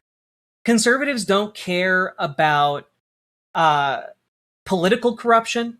They do not care about, sexual impropriety. They do not care about, honestly, they don't even care about allegations that their candidates slept with children. You know, I can't be the only one who still remembers Roy Moore, the man that they almost elected a governor, who was literally banned from malls in his area because he kept trying to pick up teenage girls. And he almost fucking won. And so when we're talking about this, the issue is that people on the left care about whether their candidates are actually good people. People on the right do not give a shit about that. So it's just like, I think that on the left, it is good for us to have standards like, we are not going to elect people that are, like, credibly alleged rapists. We are not going to elect people who are doing this shit and taking advantage of their constituents and taxpayers. Like, those seem to be really good rules of thumb for us on the left, and I wish that people on the right would learn those rules of thumb, you know? So, anyway. I think that's about all of TYT that I can stomach at the moment, but like, just holy hell. You don't need to fall on this sword of rape apologia in order to encourage better journalistic practices applied more equitably across the political spectrum. You don't need to do rape apologia in order to do that. So, all that being said, folks, if you got anything out of this, hit the like button, hit the subscribe button. Let me know down in the comments, am I being too harsh? I don't think so. But let me know if you think I am. And also, folks, get organized. Join your local Dems. Join your local DSA. If you need help taking your first steps to getting involved, join our Discord, !Discord in any of the chats. Reach out to Dragonfly for help joining your local Dems. Reach out to GamerG for help joining your local DSA. And they can also help you plan your next steps, maneuver within the organizations. We want to help you. We also have folks who have taken those extra steps in our community and are working together to try and be as effective as possible in their given areas. So if you want to talk with like-minded people, join us. And last but not least, folks, check out ImogeneOlivia.com, gender euphoric lingerie designed from the ground up for trans femmes, also tested with cis men, cis women, non-binary folks. It is comfortable, sexy, non-tucking lingerie. Check it out, ImogeneOlivia.com. Link down in the doobly-doo. Let's keep on going. So, folks, we have to talk about the fact that, well, we last saw this man rushing off to try and figure out what was the deal with Mitch McConnell. The man that I said is probably brain dead just a couple days ago. McConnell, how is he doing? Have you heard anything? I'm going to go check right now with my office. Okay. Hoping and praying he's doing well, but I'm going to check just right now. Is there a contingency plan if for some reason I'm going to check right now. I'm going to go check what's up with Mitch. What's up with Mitch? And Lindsey Graham died. He died at 71 years old, and here is the headline from Fox News. He had a brief and sudden illness in the form of an aortic tear, which killed him in what is reported to be maybe one of the most extraordinarily painful ways to die ever. It's apparently one of the most extremely painful ways a human being can die. And, you know, I don't think it's really fair for me to say... Oh no, they fucking got MLMAO. I mean, I don't think they got him. Unless by they you mean, like, I don't know, going to Disneyland too much and like, I don't know, living too large on life. But let's just take a moment. You know, we won't say the kind of man Lindsay, he we was. need a soul to power Mitch's phylactery. We held a vote and decided it was going to be you. Trump probably. Probably. Some kind of dark bastard magic. Mitch drained his life force. Like a vampire, McConnell learned his technique from watching J.D. Vance do it to the Pope. I mean, I don't think you guys, like, Lindsey Graham didn't have that much life force left, okay? Clearly. But let's let him, you know, commemorate himself in his own words. So I just want to say, I feel good about the Republican Party. I feel good about where we're going as a nation. We're killing all the right people and we're cutting your taxes. Says that, dies.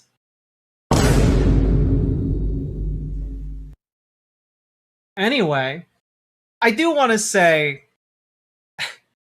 I think this is a fitting memorial for him, though. Mitch you to know? Lindsay. This is one of the last words that will ever be said about, you know, Lindsey Graham. I wish that more people had a chance to get to know him behind the scenes, to know who he really was. But the man was a force of nature, a force of life, and he's someone we're still going to be talking about 100, 200 years from now. Well, Stephen, my favorite part of We're going to be talking about him 100, 200 years from now. A force of life dies. Interesting. You know, there's a lot of he's going to be talked about for an eternity going on, and it's just like, no, he's not. He was like a weird little freak who took great joy in the United States killing people. Like, he was despised in Congress by other Republicans. Couldn't have happened to a better Grindr user. He was also, for a very long time, rumored to be a, confirmed bachelor. I'll use the euphemism. And, couldn't have happened to a better Grindr user, indeed. Thank you for the $10 super chat, Anime Sidekick Gal. And so, yeah, it is one of those situations where it's like, oh, okay, well, why? Like, what do we have to say about this? Where could this possibly go, right? And it's that turns out Republicans don't actually have that big of a majority in the U.S. Senate. So Lindsey Graham being dead and Mitch McConnell being AFK, well, that poses quite a bit of a problem, right? It poses a big problem. You got here pressure mounting for Mitch McConnell to return, because he's basically they need every vote they have in the Senate. They need it. They're desperate for it. And to that end, I do want to point out Mitch McConnell was forced to emerge from hiding, allegedly, after Lindsey Graham perished. Now, I could read you a bunch of this, but basically, in this entire statement, Mitch McConnell talks about how, oh, I survived childhood polio, and I have problems moving around, and I'm old now, and I fell. So I fell, and I got sent to the hospital. And then I got a mild case of pneumonia. Now, I do want to say, it's entirely possible. It's entirely possible that, Mitch McConnell just had a fall and got a little pneumonia and is recovering from it. But also, he looks rough. He looks rough, and he had a fucking campaign staffer there shoving this newspaper under his fingers in order to make it look like, see, he's alive. He's holding the newspaper from today. Which, he was. Internet sleuths found the newspaper, confirmed it was from, today. But, all of this is complicated by something else here, which is, well, other Republicans don't seem to think that's Mitch McConnell. Here's Ron Johnson. The election. Now, Mitch McConnell. Can we talk a little Mitch McConnell, too? Because I saw a picture that I'm not sure I believe is actually Mitch McConnell from the hospital after. Pneumonia puts you out of commission for a month. You can't and shouldn't be in Congress. But also, even MAGA guys are like, nah, he's dead. What I've heard and what I've seen. Do you believe Mitch McConnell is the one who said, I'm okay, here's the picture of my wife? This is, by the way, the direct result of the entire breakdown of reality when it comes to whatever MAGA touches. This is entirely, the rise of conspiracy brain nonsense is entirely to blame for this. Elaine Chao and I in that hospital bed. Well, I just heard from some other source that was an older photo. So I really don't know. I haven't talked to Mitch. I certainly wish he and his family well. I hope he can recover. It's sad to watch people age, no matter who that person is. I've served with Mitch McConnell for 16 years. Okay, obviously I disagree with him on a host of things, but I also know he loves this country. He loves the Senate. He reveres the Senate. So again, I do try and put the best construction on things. I try and look for the best in people. Mitch McConnell also loves this country, so I wish him well. I hope he recovers. I hope he can come back and contribute and vote with the president's agenda. So the election now. Ron Johnson, another member of Congress, is just like, well, I don't know, looks fake, and also I have some unnamed source that also says it's fake. And it's just like, oh, okay, well, if we're really at the point where different Republicans in Congress are just like, nah, this guy who is the former leader of the Senate, nah, he's faking it, he's dead. That's crazy. That's where we're at right now. But the thing is, either way, if he's alive or dead, he's been in the hospital for a long time. And like, it doesn't really make a difference. Like, if he's too old to do his job anymore, if he's too old to make it to the Senate, it's a terrible, terrible position for Republicans right now. Right? Because, and of course, this story got picked up by the Hill and such. He's not sure McConnell photo with Chow is new. Uh-oh. Yeah, all the shit is melting, indeed. Also, worth noting that Mitch McConnell still has like an open timeline to join the Senate, which just came back in session today. And the fact that they are now down Lindsey Graham and Mitch McConnell is a huge problem when they only had like 2 or 3 votes to spare. I forget the exact number. I guess I could look it up. Yeah, they now have 51 seats to the Democrats' 47. So they really can't afford to lose that many, you know?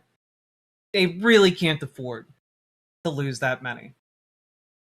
Yeah, the Save America Act is done, so yet like with this many hands missing, they're really fucking cooked on it. You know, they're really fucking cooked. It is worth noting, however, that Republicans love monarchy so much that they've decided to treat Lindsey Graham's seat as if it was a hereditary title, and they have chosen his sister to hold his seat for him, and like I'm actually agog. I'm aghast. Like I just it's nepo baby bullshit at its finest. It's also like of course Lindsey Graham's seat would be inherited by his sister.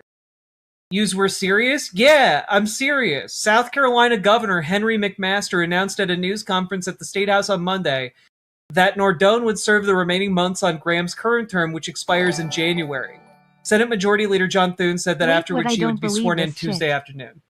Wait, what? I don't believe this shit? Yeah, it's all cartoon, like, villain bullshit. Can they do that? Yeah. Only a handful of states in the country have, like, special elections to fill vacant seats like that. A lot of governors have the ability to just appoint someone into the seat. It's... I don't know. The times we live in are so fucking stupid. Everything is so stupid right now. Is she even a politician? My understanding is that she has been like bouncing around the bureaucracies of politics on the state level for some time. Oftentimes with Lindsey Graham's help. So like it is really some nepo baby bullshit. And of course, you know, you've got the establishment Democrats like Jim Clyburn over here congratulating this development. I congratulate Darlene Graham Nordone on her appointment to serve as U.S. Senator for the state of South Carolina for the remainder of the 119th Congress. While this moment comes in the shadow of the profound loss of her beloved brother, it is my hope that we will continue to diligently work together as we have in the past. I wish her success as she takes on this new role, and I have confidence we will use every opportunity in the months ahead to do all we can to make America's greatness accessible and affordable for all.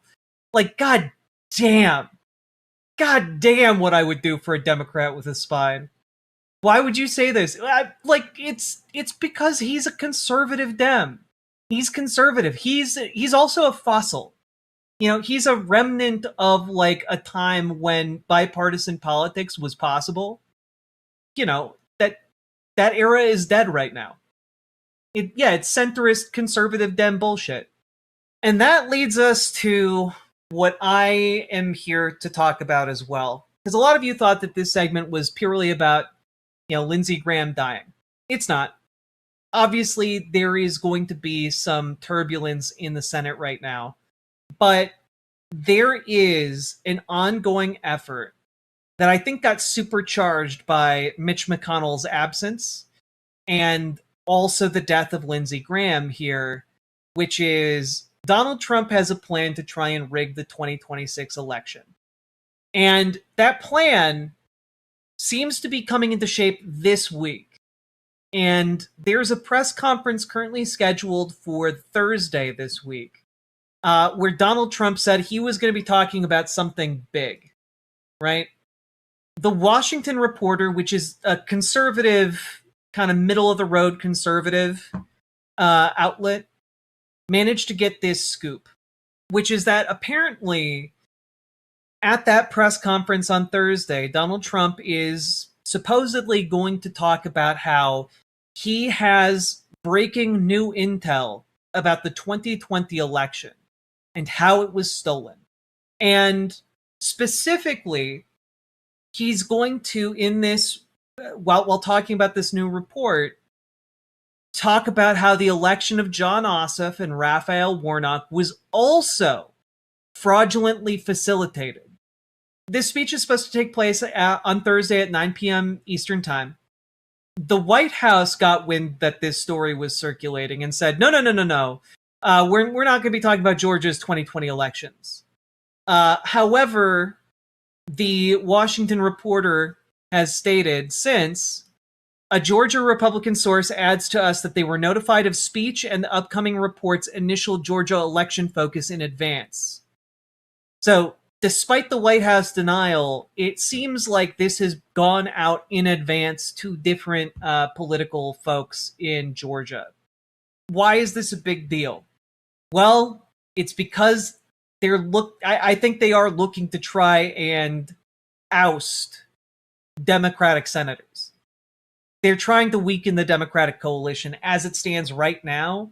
And this is actually pretty scary in the sense that this is something that Donald Trump genuinely, deliriously, delusionally cares about, that no one else in the entire country cares about, which is whether or not the 2020 election was stolen, which obviously it wasn't.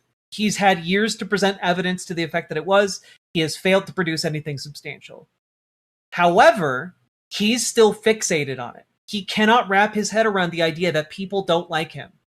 And so what is going to happen here, if this does come to pass, is that they have a trumped up report that they are going to try and use to pry John Ossoff and Raphael Warnock out of their Senate seats in order to reduce the vote power of Democrats in the Senate so they can try and ram through stuff like the SAVE Act. He can't just sack 2 senators. Like, of course he can try, Why them in particular? Because remember, he called Georgia to find himself like 11,000 more votes. The only way he can wrap his head around the victory of 2 different Democratic senators and his loss in Georgia, the only way he can wrap his head around that is, clearly it was stolen from me. It's a pride thing. It's a pride thing, and also it is strategically good for him to get rid of Democrats in office. From his perspective, they are stopping him from doing the thing he wants to do. When we are in the area of how do we mobilize against this, getting involved with your local Dems, get involved with your local DSA, march, go to protests. You got to do that groundwork. The groundwork is really, really important. And the first step to mobilizing against this is to mobilize at all. Do you think this is related to whatever the fuck Tulsi was going down there a few months ago? Yeah, Tulsi Gabbard was trying to... They've been trying to cast aspersions on the Georgia election for a while. Your show helped me to form questions. Some of them had actual plans, others just had vibes and platitudes. Squirrel Knitter, I'm glad my program can be of assistance to you. Thank you for the $5 super chat. Very much appreciated. I would say one thing you can do, you can volunteer to help facilitate the election. You can be like a poll watcher, or you could even work at the polling place if you would like. They do pay you for your time. But you can get involved in the election process. You can get involved with your local political party. You can get involved with your local DSA. This is very, very important. It's important to be able to do this shit. Could calling my senator be of any use here? Never hurts. Never hurts. Aren't those seats up this year? I believe Lindsey Graham's was up this year. I'm not sure about Mitch McConnell's. I think Mitch McConnell's was. And John Ossoff is definitely up for re-election. I don't know if Warnock is. I'm an avid poll watcher. The dancers are really good. Hey, Sake Tanuki, thank you for the 5 tier 1 subs. Appreciate you. Okay, no, I don't think he'd be able to get rid of Raphael Warnock, but maybe he'd still try anyway. Felt that one coming? Indeed, Smolfrog. So, all that being said, folks, I am really worried about where this is going to go, especially because there are other sources that are reporting that Donald Trump is planning to specifically talk about how the 2020 election had foreign election interference in it. Given further reporting that it specifically targets Georgia, no one on earth is going to give a shit about this except for Trump loyalists who are going to view it as it's meant to be viewed, which is as effectively declaring open season on, like, delegitimizing the 2020 election in order to weaken Democrats. Because again, we've seen time and time again that, they don't care about breaking the rules as long as their side benefits. They don't care about breaking the rules as long as their side benefits. Honestly, if he goes after Ossoff, it would turn him into a lib hero. It would absolutely. Anyway, folks, I'm worried. But I think a lot of these absences from Congress are making a lot of folks in Washington, in MAGA world, it's spooking them. Because what they're starting to see is the shadow of accountability. The possibility that they might be held to account for their actions. Something that none of them really had considered would come with much of a price at all when they first started paying lip service to Donald Trump. They've now been dragged down into the mud, and a lot of them are now on the hook. I think this could get really scary. I hope it doesn't, but there are a lot of pieces in a lot of really awful places right now. Logan Hill, thank you for the gifted membership. Anyway, folks, get organized. Join your local Dems. Join your local DSA. Get involved today. Join our Discord. Reach out to GamerG for DSA. Reach out to Dragonfly for help with your local Dems. And folks, if you got anything out of this, hit the like button, hit the subscribe button, and do consider dropping those subs, donos, memberships, super chats, because you guys make this show possible. And last but not least, check out ImogeneOlivia.com, gender euphoric lingerie designed from the ground up for trans femmes, also tested with cis men, cis women, non-binary folks. It is comfortable, sexy, non-tucking lingerie. And we just got restocked. We got restocked on everything, more sizes. There's also a new color. Go check it out, ImogeneOlivia.com, gender euphoric lingerie. Link down in the description. Let's keep on going. So, folks, we have to talk about the fact that a man was murdered today in Maine by ICE. And it is, like, basically all of the details are horrific. And I am going to show you guys some footage that was posted online in the immediate aftermath of the shooting. This was shared by many different representatives in Congress. And this particular version is from Pramila Jayapal. Just to let you guys know, he's already dead in this clip as it begins. And we'll talk more about it after we play it.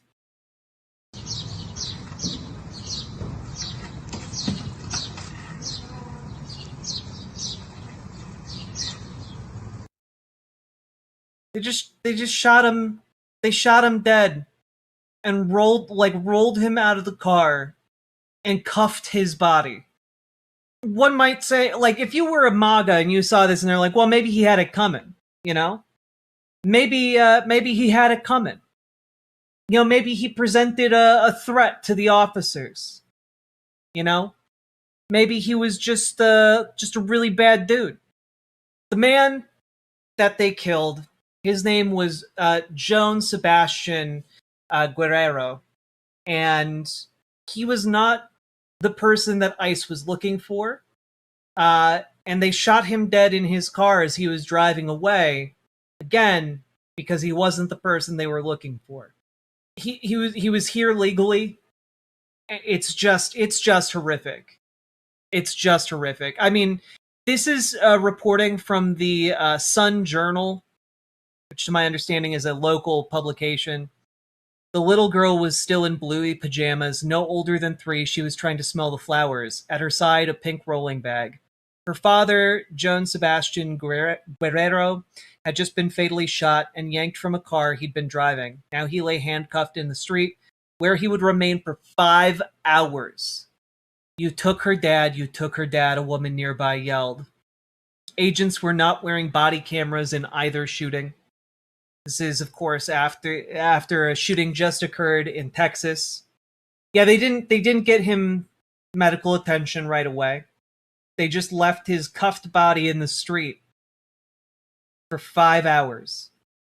His own 3-year-old little girl watched those cops shoot her father. It's truly sick. It's truly sick.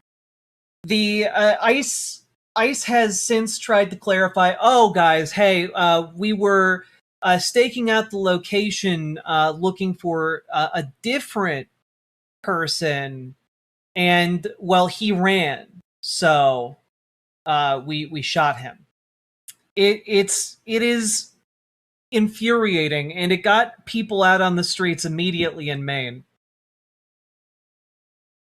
Can't have that music.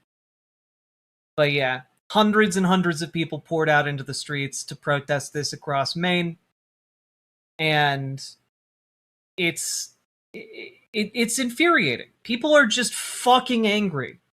And I don't think that there is a single person on the left, and a growing number of independents keep seeing stuff like this and thinking, this is completely unnecessary, actually. We're just killing innocent people who are going to work. You know, and this has been reported widely across the country. Zoran Mamdani put out a statement about it this morning in Biddeford, Maine. A 26-year-old man said goodbye to his wife and daughter and left for work. Moments later, he was dead, shot in the head by ICE agents. The second man ICE has killed in 6 days. ICE is killing our neighbors. ICE cannot be reformed. Abolish ICE. This should be the kind of statement that is easy for every single person in politics to make. Like, truly, this is an incredible litmus test. If you are unwilling to say abolish ICE, you have failed the moment when it comes to understanding where folks on the left are. Yeah, people marched on Susan Collins' office today. They were protesting outside of her offices. She has been getting deluged with calls. And it is worth noting here that she's getting called out by other members of Congress. Jim McGovern here screenshotting her to drag her through the mud. The shooting in Biddeford requires a full and impartial investigation of what happened. It is my understanding that the Biddeford police have secured the site and that the FBI is investigating. You just voted to give these thugs another $70 billion. You're complicit in this and every other murder committed by Trump's secret police, which is true.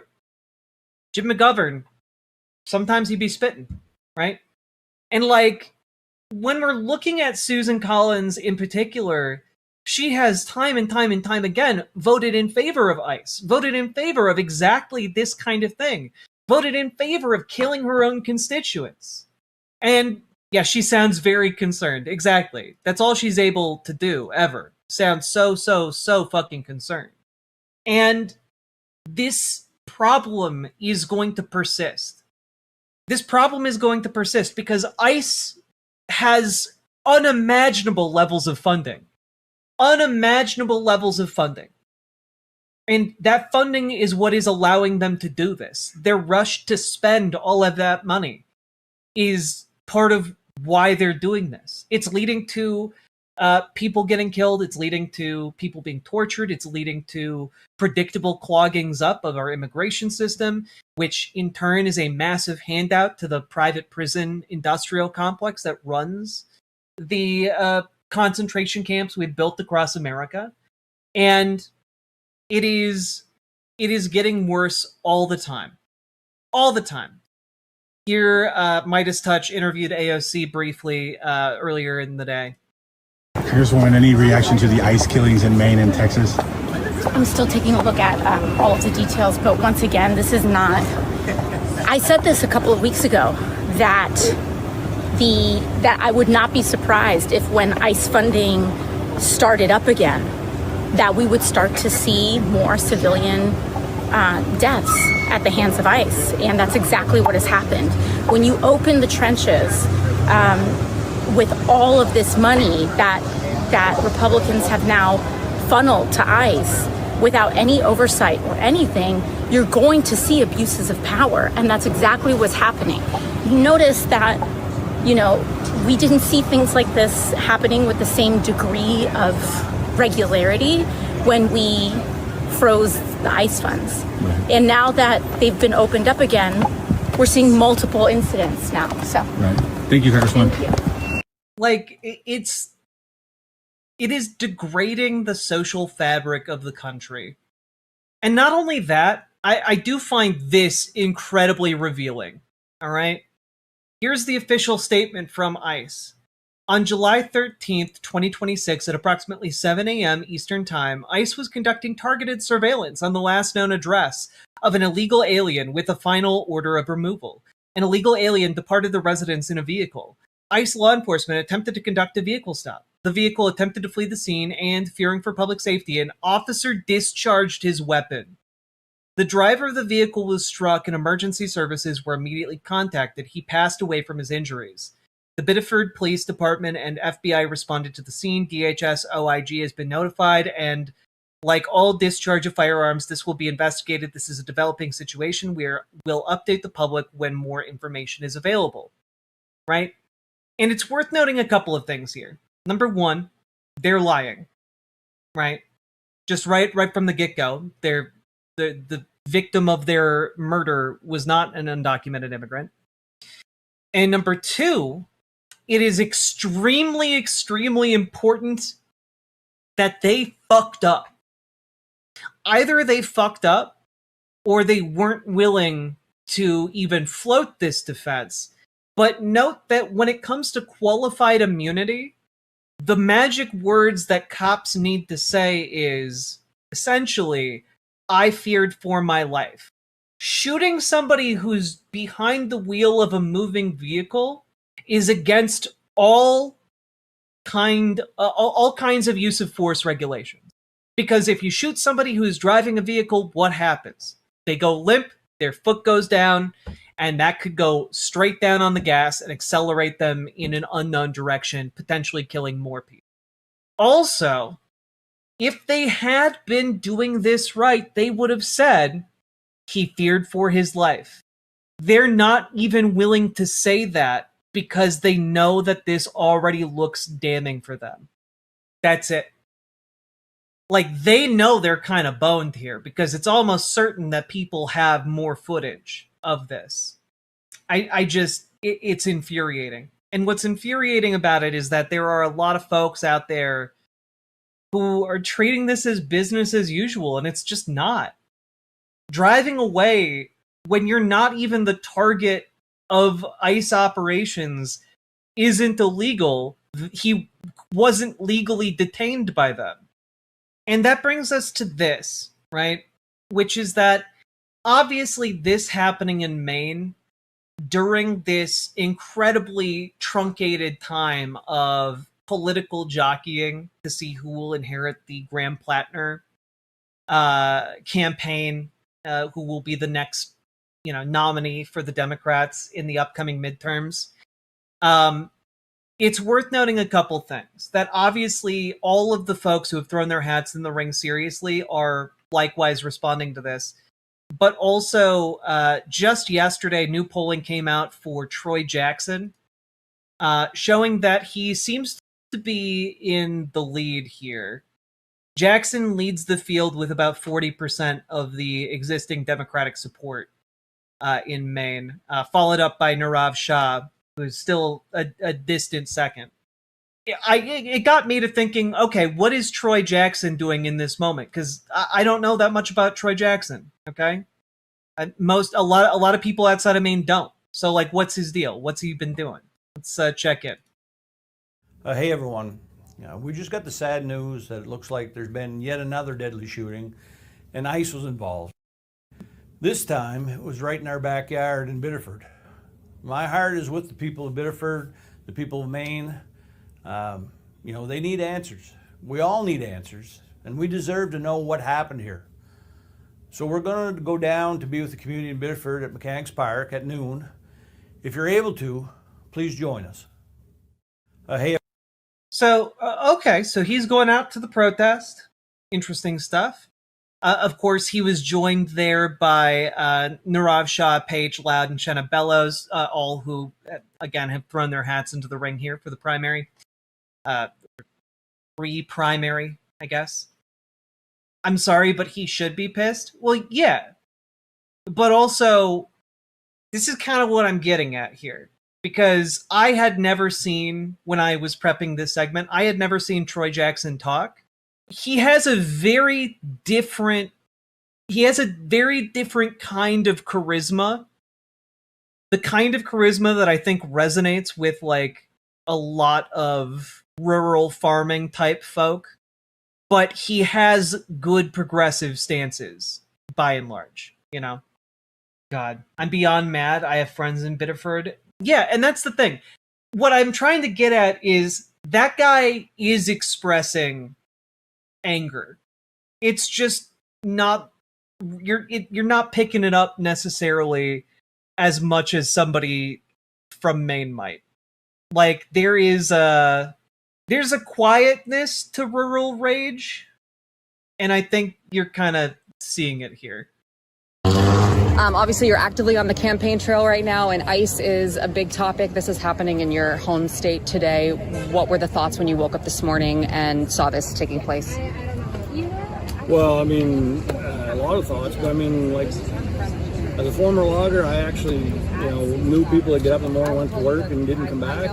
And I just couldn't believe that, a young man going to work trying to provide for his family was killed by supposed law enforcement. I mean, they're not law enforcement. And it just comes back to what we were talking about in the governor's race is that, they need to be arrested.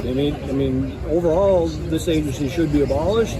But until it is, people that violate the Constitution like that and people that murder Mainers need to be taken into and arrested. I mean, there's no room for this. I mean, everyone has to follow the Constitution, including law enforcement. Well, we are running a little. Like, that's kind of what I mean, right? Like, dude is like talking in the most mild-mannered way, but then he's just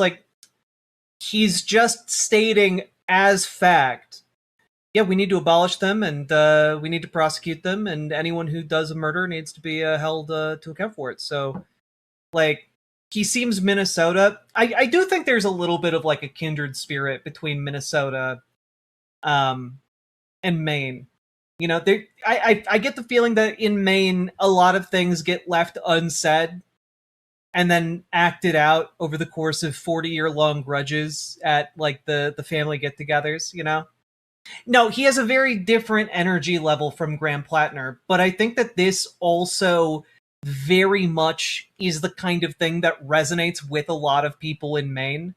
This specific energy and this specific kind of matter-of-fact, like, yeah, and so we'll have to abolish ICE. It just is the way it is. Like, stating something as if you are speaking it from, like, the mouth of God. You're just speaking it into being. Here is his speech at the actual event itself. Not let this go away. We cannot stop pushing back against this hatred and this evilness. So that is my one thing that I can tell you tonight is I want to stand shoulder to shoulder with you. I don't want to see this happen again. And the only way we can do that is by pushing back and making sure that we don't have any more rallies like this, because it's damn depressing, it's damn heartbreaking, and it pisses me off to no end that we have to be in a world like this, but we can't change it by standing together. And so with all of you, solidarity, let's get the ICE out, let's make it difference for people like Mr. Graham and his wife and his kid was donating to the funds that they talk about. Like, he didn't have a long time to speak, but again, he was there with, like, you know, a dozen other folks. Well, the way he corrects himself by saying, well, actually, they aren't law enforcement, is exactly how my uncle talks when he's heated but not exploding. Yeah. Like, he's as an aside comment, attacking the legitimacy of the entirety of ICE's enforcement mechanism and the legality of it. Like, he sounds so bored. You gotta understand these people. You gotta understand these people are different from you. You know? I do understand people. I'm not talking about people in general. I'm talking about these kinds of people. This sort of person. There is a cultural, like, this kind of guy is like the linchpin of like entire rural communities. Like, this is the kind of guy who's in like a small logging community and like has known guys for like 25 years. We've seen this fail for decades. What the fuck are you talking about?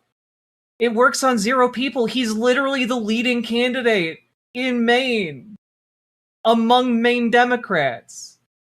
It's silly. That's classic Mainer drawl. Yeah. And, well, you're saying it doesn't work. It clearly does.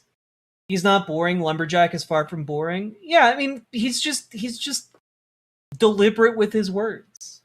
Doesn't sound like someone who will do anything, though. He's literally the DSA-endorsed candidate because they believe he will do something. Also, I'll take somebody who's, like, soft-spoken and subtle who believes in abolishing ICE over somebody who's loud and brash about keeping it around and reforming it any day. I'm curious about how Susan Collins is internally feeling about her election prospects. Is she internally cursing Trump about making her state the center of grievances with the Fed? I mean, I think she's extraordinarily frustrated. Like, the last thing on earth Susan Collins wanted right before an election was her was her getting reelected to become a referendum on ICE. It's the last thing she wanted in the fucking universe, and now she's on record having voted for ICE over and over and over and over again for years and going along with the Trump administration on this. And then, oh no. Now people in Maine are pissed right the fuck off. She's probably very concerned. Yes, indeed. We saw ICE, murder people all across this country, and now we have in our state, enough is enough. We need to abolish ICE. People that support having this type of rogue agency need to be replaced also. So the reason we're here is because a young man got killed here by ICE, and we're standing in front of Susan Collins' office. She gave ICE $70 billion to continue this rogue agency. As a state, we got to come together and say no more of this. He's got a 3-year-old daughter left behind now, and this is not the Maine or the America I want to live in. They just killed somebody today, and that is bullshit. Like, dudes, I think he's got the grit. I think he's got it. I think he can do it. And I think that he is seriously considering the possibility that he might be able to win this, because he's been working over the past several days to distance himself from Graham Plattner and Plattner's campaign. He removed his endorsements just to make it clear that, like, he has rescinded his endorsement of Graham Plattner. He was the endorsed DSA candidate before Plattner got in the race, and DSA did not endorse Plattner. So I do think that he has a shot here. I think he's got a real window of opportunity. And also, just want to say, shout out to Troy Jackson for also sharing the Maine Solidarity Fund to help folks targeted by ICE in Maine to be able to get out of detention. Yeah, it's some great work that's being done, and I'm going to link this in all the chats and in the description in the segment. Go check it out. The Maine Solidarity Fund. Consider donating to it if you can. Is he DSA or DSA endorsed? There's a difference. I believe he's DSA endorsed. And the reason I say that is because I think like everything got thrown up in the air. With Graham Plattner dropping out, I don't know that DSA has like re-endorsed any of the candidates that are running or are in the running being discussed for the selection process to select the Democratic nominee now that Plattner is gone. Yeah, DSA endorsed his gubernatorial race, but I don't think they endorsed him for this at this particular juncture. Because keep in mind, today was the day that Graham Plattner dropped out. It's Monday. I don't know that DSA has had time to endorse in Maine, but if a DSA did endorse him for this time around, I know, Story the Bard, you're part of DSA out there. Keep us abreast of the situation. Did he actually drop out? Yeah, I think he officially withdrew 2 days ago. Honestly, been to so many meetings, it's been a blur of work and meetings. That's fair, Story of the Bard. It's unprecedented times in Maine. So all of that being said, folks, do consider volunteering for Troy Jackson's campaign. Knock doors, phone bank, do what you gotta do. Honestly, I'm not entirely sure what volunteering in this particular circumstance where Maine is trying to figure it out internally with the Democratic Party. I'm not really sure what is to be done there, but whoever it is going to need a whole lot of help to beat Susan Collins. So get your rears in gears, folks. Get organized. Join your local Dems. Join your local DSA. Get involved today, folks. Join up. If you don't know how, reach out to us. Join us on Discord and reach out to Dragonfly for help with your local Dems. Reach out to GamerG for help with your local DSA. And folks, hit the like button. Hit the subscribe button. Hit the follow button. Do the things that help you help the show to grow. And also, check out ImogeneOlivia.com, gender euphoric lingerie designed from the ground up for trans femmes. Also tested with cis men, cis women, non-binary folks. It is comfortable, sexy lingerie. That's non-tucking. Check it out, ImogeneOlivia.com. New sizes in stock. We've got a restock on everything and a new color available. Check it out, ImogeneOlivia.com. Link down in the description. Let's keep on going. Riverboat Jack is going to town.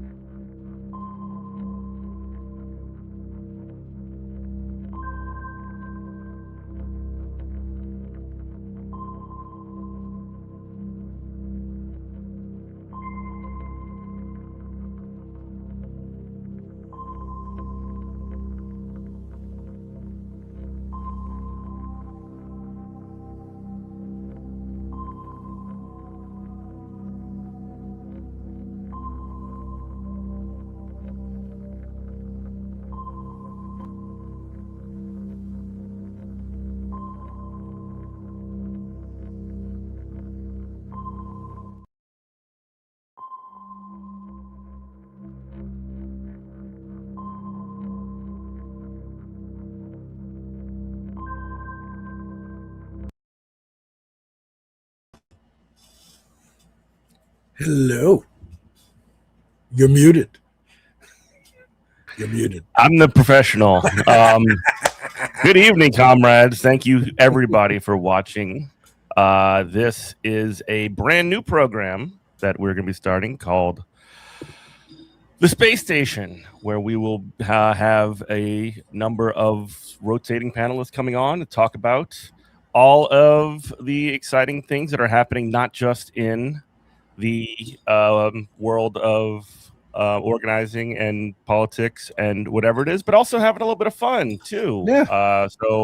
I am Jeff. I am one of the hosts of Good Morning Comrade, and I am standing here. I'm sitting, really. I'm not standing, but I am here. That's what's important. With Alex, who I'm sure you all know. What's going on? How you doing, Jeff? It's a new show. We're doing like a panel kind of show, pep talks. Yeah. It's our take on the McLaughlin group. That's what this is going to be. Yes. If you don't know the McLaughlin group, folks, it was a fantastic program back in the 90s. At least it was fun for me because I was watching Saturday Night Live as a kid, and Dana Carvey killed it as McLaughlin. So, yeah. We should have some people cycling in. We some are going to guests have coming some in as people time popping goes. in, but in the meantime, we could just talk a little bit of fun. I've had a very busy week. I mean, last night I actually phone banked for Abdul El Sayed, which was pretty cool.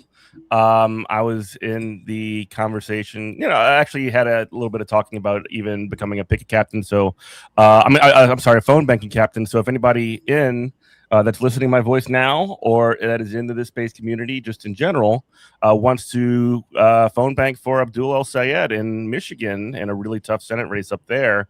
He is endorsed by the UAW, the National Nurses United, and several labor things. I know that electoral politics is not always the most fun stuff or the most interesting stuff to get into, but having a U.S. senator who supports Medicare for all is a step in the right direction, if you ask me. We have a new person in here, somebody I've never met before. Welcome. Welcome, Black Red Guard. How are you today? What's up, comrade? How you doing? Good. Let me try to get us some new viewers in here. I'm going to cool. Yeah, my Twitter because I'm horrible. Jeff is actually the host of a show called Good Morning, Comrade. Good morning, comrade. So that is WHIVLP New Orleans 102.3. You can listen every Monday you morning. You had my buddy Jack Sweeney on there once. Oh yeah, you know Jack.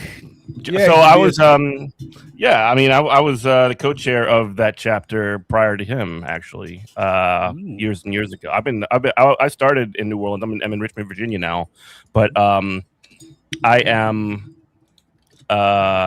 Richmond, Virginia now. But I joined DSA in 2016, 2017, and started with New Orleans, which is where I'm from. Dope.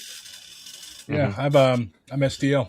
So okay, yeah, basically your sister city up the river. Yeah, same river. Yeah. So I saw you. The background here, folks, is I saw Black Red Guard on Twitter. Got a follow from me, and then I saw a bit of drama around him because of a bad actor from Australia. And then I was like, man, oh, why does everybody? Did he have a boomerang?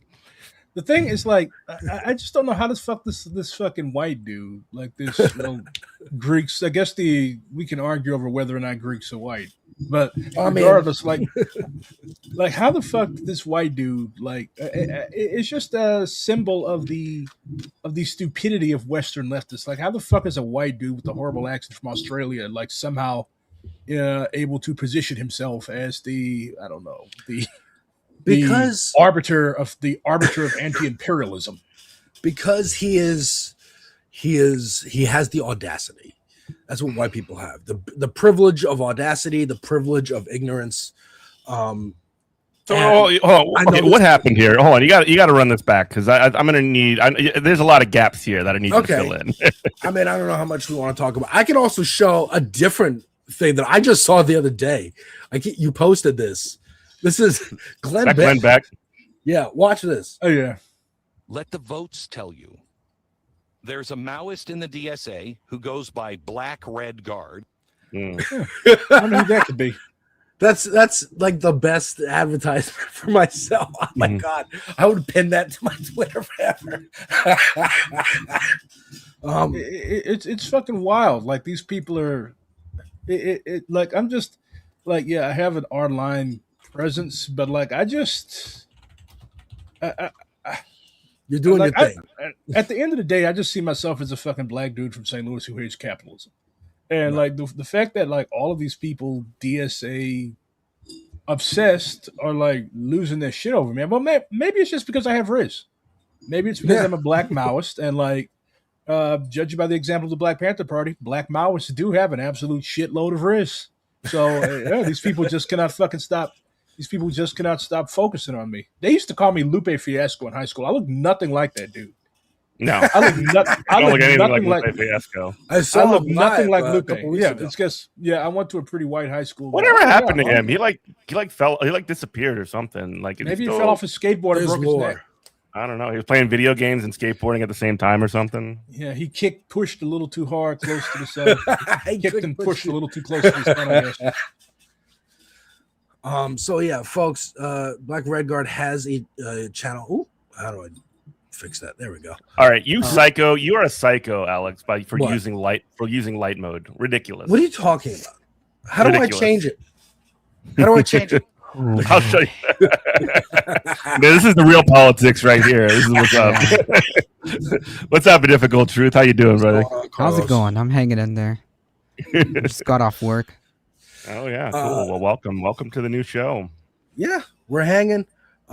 Basically, folks, if Black Red Guard likes what he sees here, he can. No, I gotta choose a go put time my slot hat on. Everybody else in here has a hat except of his choice. He will appear as a regular host on this space. Yeah. Y'all If just he brought me so to the R. chooses. Y'all just kidnapped me and forced me to R farm. I get it. Well, look, I was waiting for this hat because they were sold out for a while after a different Luigi did something else. Wait, So another He didn't do that. He didn't do or that shit. is accused of doing something else. Yeah, he didn't A do that shit. different That shit Luigi didn't do got that. famous for some reason. So they Yeah, were for sold being out for a Mario's while. brother. And I went in and kept going to the store to check. But yeah, so that Glenn Beck clip is weird. Do you know where that came from? Like, well, okay. So, as a DSA member, like I can speak to some of this. So, there's basically been like a right wing, there's like been a right wing attack on DSA since Zoran won, and since like all of these, basically since we had a blowout in these congressional races. My own city, Cori Bush, who I love, has her own primary coming up on August 4th, and also do not sleep on Hartsel Gray, a brother from the other side of the state. He's in Kansas City, and he's running for the congressional district out there. So hopefully we bring two DSA black congresspeople this year. So yeah, we've gotten quite a bit of attention, and it's good attention. But as we saw today, Trump and Marco Rubio announced that they're basically going to go ham on what they see as like international left wing networks, and like so it's basically a given that they're going to try to come after every radical leftist, any revolutionary, anybody that does not like the way that this shit is going in the United States. They're going to be coming after us. And this is like, people are like, oh my God, it's McCarthyism come back. Like, McCarthyism never really left. Like, we look at COINTELPRO, that was basically the militarization of McCarthyism. Like, people talk about the Black Panther Party. A lot of people forget that like those dudes and Fem comrades, like, they basically spent the entire decade of the early 70s, late 60s getting massacred. And all they were doing was serving people breakfast. They had a sickle cell anemia clinic. They had all types of good, dope shit going on. And the United States government simply would not allow that to happen, because they did not want working class people, colonized people, Boricua, Puerto Rican people, black people, indigenous people, poor white people. They did not want these people getting together. They did not want these people realizing that, hey, we don't have to take this shit. There is a way out. So America has always been COINTELPRO. It's always been about suppressing any threat to the bourgeois slave owner order that this country was founded on. So going back to DSA, a lot of right-wing media, the Manhattan Institute, Fox News, all these people, Canary Mission, have become obsessed with doxing individual DSA members, with harassing individual DSA members, trying to get people fired from their jobs, trying to get people put out of school, kicked out of their apartments, all types of stuff. So we have to be very cognizant of the fact that we live in a 500-year war against people who say that, hey, you cannot fucking enslave people. Hey, this is fucked up. We're being robbed of our fucking fruits of our labor here, and that is unacceptable. So if you are a leftist, if you are a revolutionary or radical of any type, you need to join DSA. Why? Just for the very simple fact that you need comrades. You cannot weather this storm by yourself. I think that's a great pitch. I mean, I've heard on Tuesday there was, hey, Pep, also the one of the brainchilds of this idea of the space station. Yeah, it's kind of nice to watch it in effect. What's up, boys? What's up? How's it going? Hopefully Christina will show up so we're not all testosterone. But on Tuesday, I watched a DSA. I thought I heard the dudes rocked. It's all the boys today. Sorry for party rocking. I'm sorry. I didn't mean to. I watched this DSA live stream where they talked about the platform. The workers deserve more platform. Absolutely, they're coming after DSA. I remember a couple years ago seeing on Fox News a little like clip of DSA going, point of order, my pronouns were not acknowledged, point of order, this or that other like arbitrary thing, making fun of them, going, they're not even a threat, let's just look at them and laugh. I mean, Now we do respect comrades. We do respect. Yeah, if you misgender a comrade at a meeting, that is a point of order. Like I'm not the expert. I'm not the expert on Robert's rules, but yeah, like calling somebody like it's basically misrepresenting a comrade's gender identity is supremely disrespectful. And that is definitely a point of order. So they were correct to raise that. But yeah, they're Fox's framing, of course, is like, these silly college kids on their campus, or people who are out of college who are just playing like they're still at college on the quad, just squabbling amongst themselves. Oh, how funny. This is around the time AOC got elected. Actually. Yeah, I know which one you're talking about. And then, yeah, exactly. And then, so on Tuesday night, I'm watching this live stream hosted by Emma Vigeland of Majority Report, but featuring several DSA leaders across the country, kind of explaining this platform. Today, I see footage. Shout out to Francis, by the way, for our old friend from New Orleans DSA. Word. Today on Fox, I see footage from that live stream on their show. They are watching everyone. They're watching Hassan. Hassan knows. Now, they're watching as many big leftist creators as they can stomach. They could be watching us right now. And they're also getting money. They're getting info from accounts like Libs of TikTok, Jacob Wall, Posobiec, the right wing actors. Yeah, there's a whole network of these types of people who are basically just like people are like, oh my god, why are these people so focused on us? And I'm like, that's just their job. Like these people literally paid to do nothing but watch DSA seminars and webinars and shit like that, and write and talk about us. Like for example, they've focused really hard on me because I'm part of the Red Rabbit Security Commission, and they're like, "Oh my God, you got a dangerous Maoist. Is he planning a guerrilla war? Oh my God!" So like they rely on spitting these narratives to try to scare all these crusty ass boomers that still read print newspapers and who still watch Fox News and take it as a credible source of information. So yeah, it's a wild fucking thing, but we live in wild fucking times. Yeah. Yeah, we do. So as you were saying, I'm glad you mentioned it because I have these clips pulled up. Stephen Miller, Marco Rubio were out there today saying who we're going to target, who we're targeting with all this Pentagon budget that Trump is asking for to go after communism on our shores, as Mike Johnson said the other day. Mm-hmm. It's not a coincidence that when you look at these violent Antifa demonstrations, you see any photograph of those who were assembled. To be blunt, not one of the people that is demonstrating looks like a normal person. Not one looks normal. They're all deformed in some way, in their appearance, in their dress. You're one to talk there, pal. Why is that? Two photographs. You see a normal American. What? I mean, yes, he is very. I mean, the dude literally looks like a fucking anal polyp, and he wants to talk about looking normal.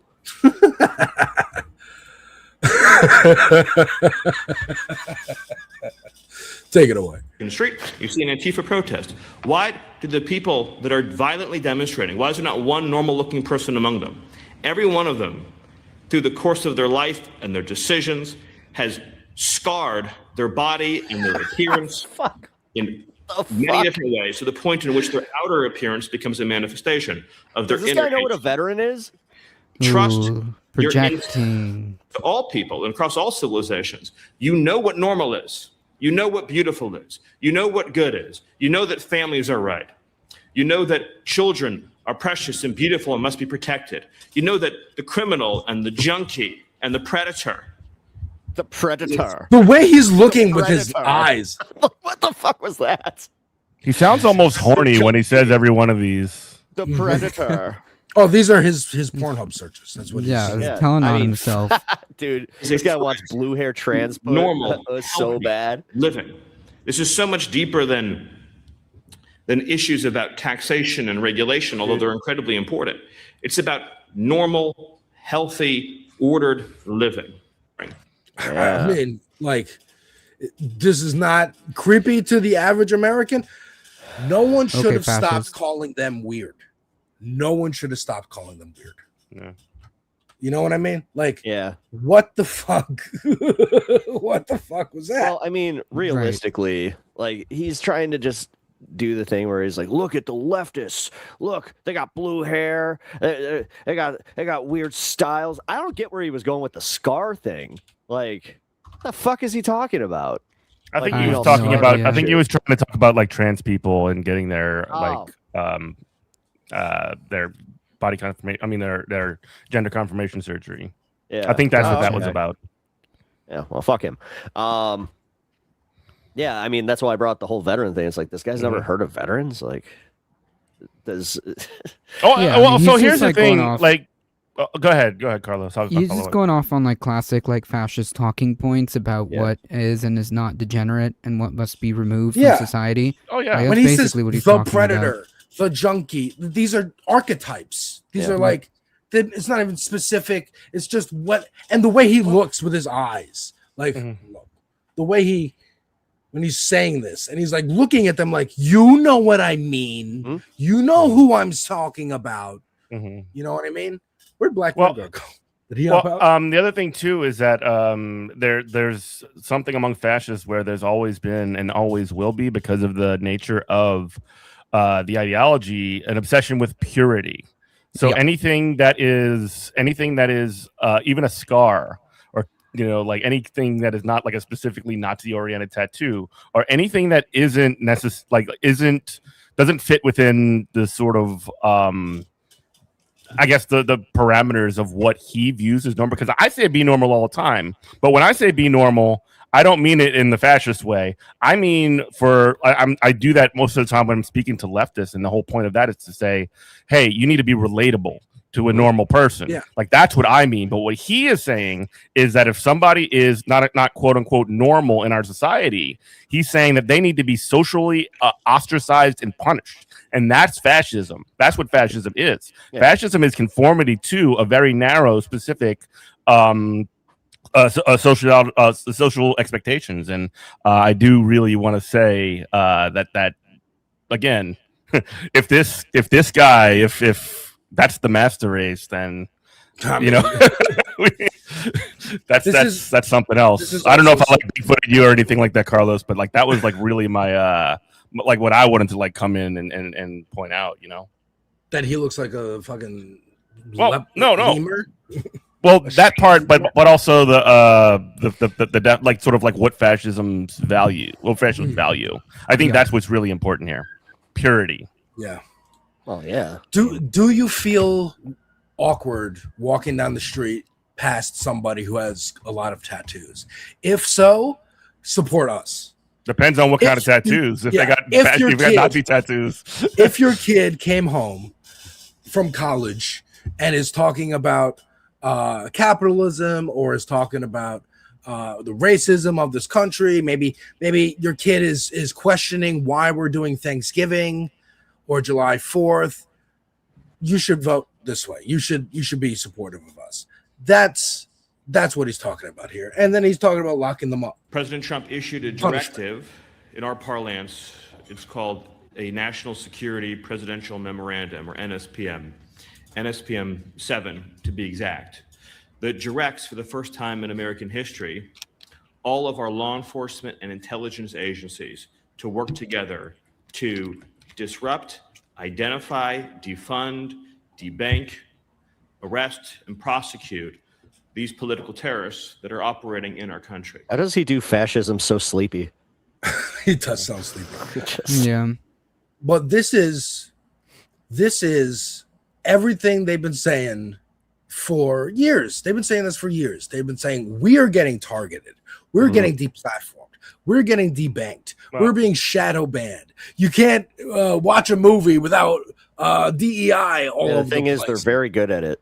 The thing is, it permeates constantly. like their bullshit permeates and just like I hate to say normie culture, but it does. You know, Yeah. Well, it's another thing I that's just got in a major argument with a good friend of mine over this kind of stuff. Like here in Illinois, we get tax out the ass, and we got JB Pritzker running for re-election. Then you got Darren Bailey. This dude was talking about how he voted for Trump, and I was just like, so are you happy with Trump now? He's like, oh fuck no, I hate Trump and I hate everything he's doing, and it's awful for the country. I'm like, so you're gonna apply that same logic to our governor's race? Like, what the hell are you talking about? He's just like, we just need something new. We need somebody in there because JB Pritzker's gonna tax us out of oblivion, blah blah blah blah blah. And I was just like, where the hell are you getting this? And he just said Facebook. I was like, fuck. Like it really did kind of wake me up to where I'm like, oh God. Like, and they're trying to like sell even like leftism on like somebody like him is a no-go, where all you have to you got to just knock it all down and just go, oh, you know what? Let's just try and sell the basics on this one of why you're wrong. Number one, why would you vote for a Republican when everything is going poorly with Republicans running everything else? And he's just like, well, I don't really follow national politics. I only know what's getting taken from my paycheck. And he's not just an outlier. Like so many shitheads think like him.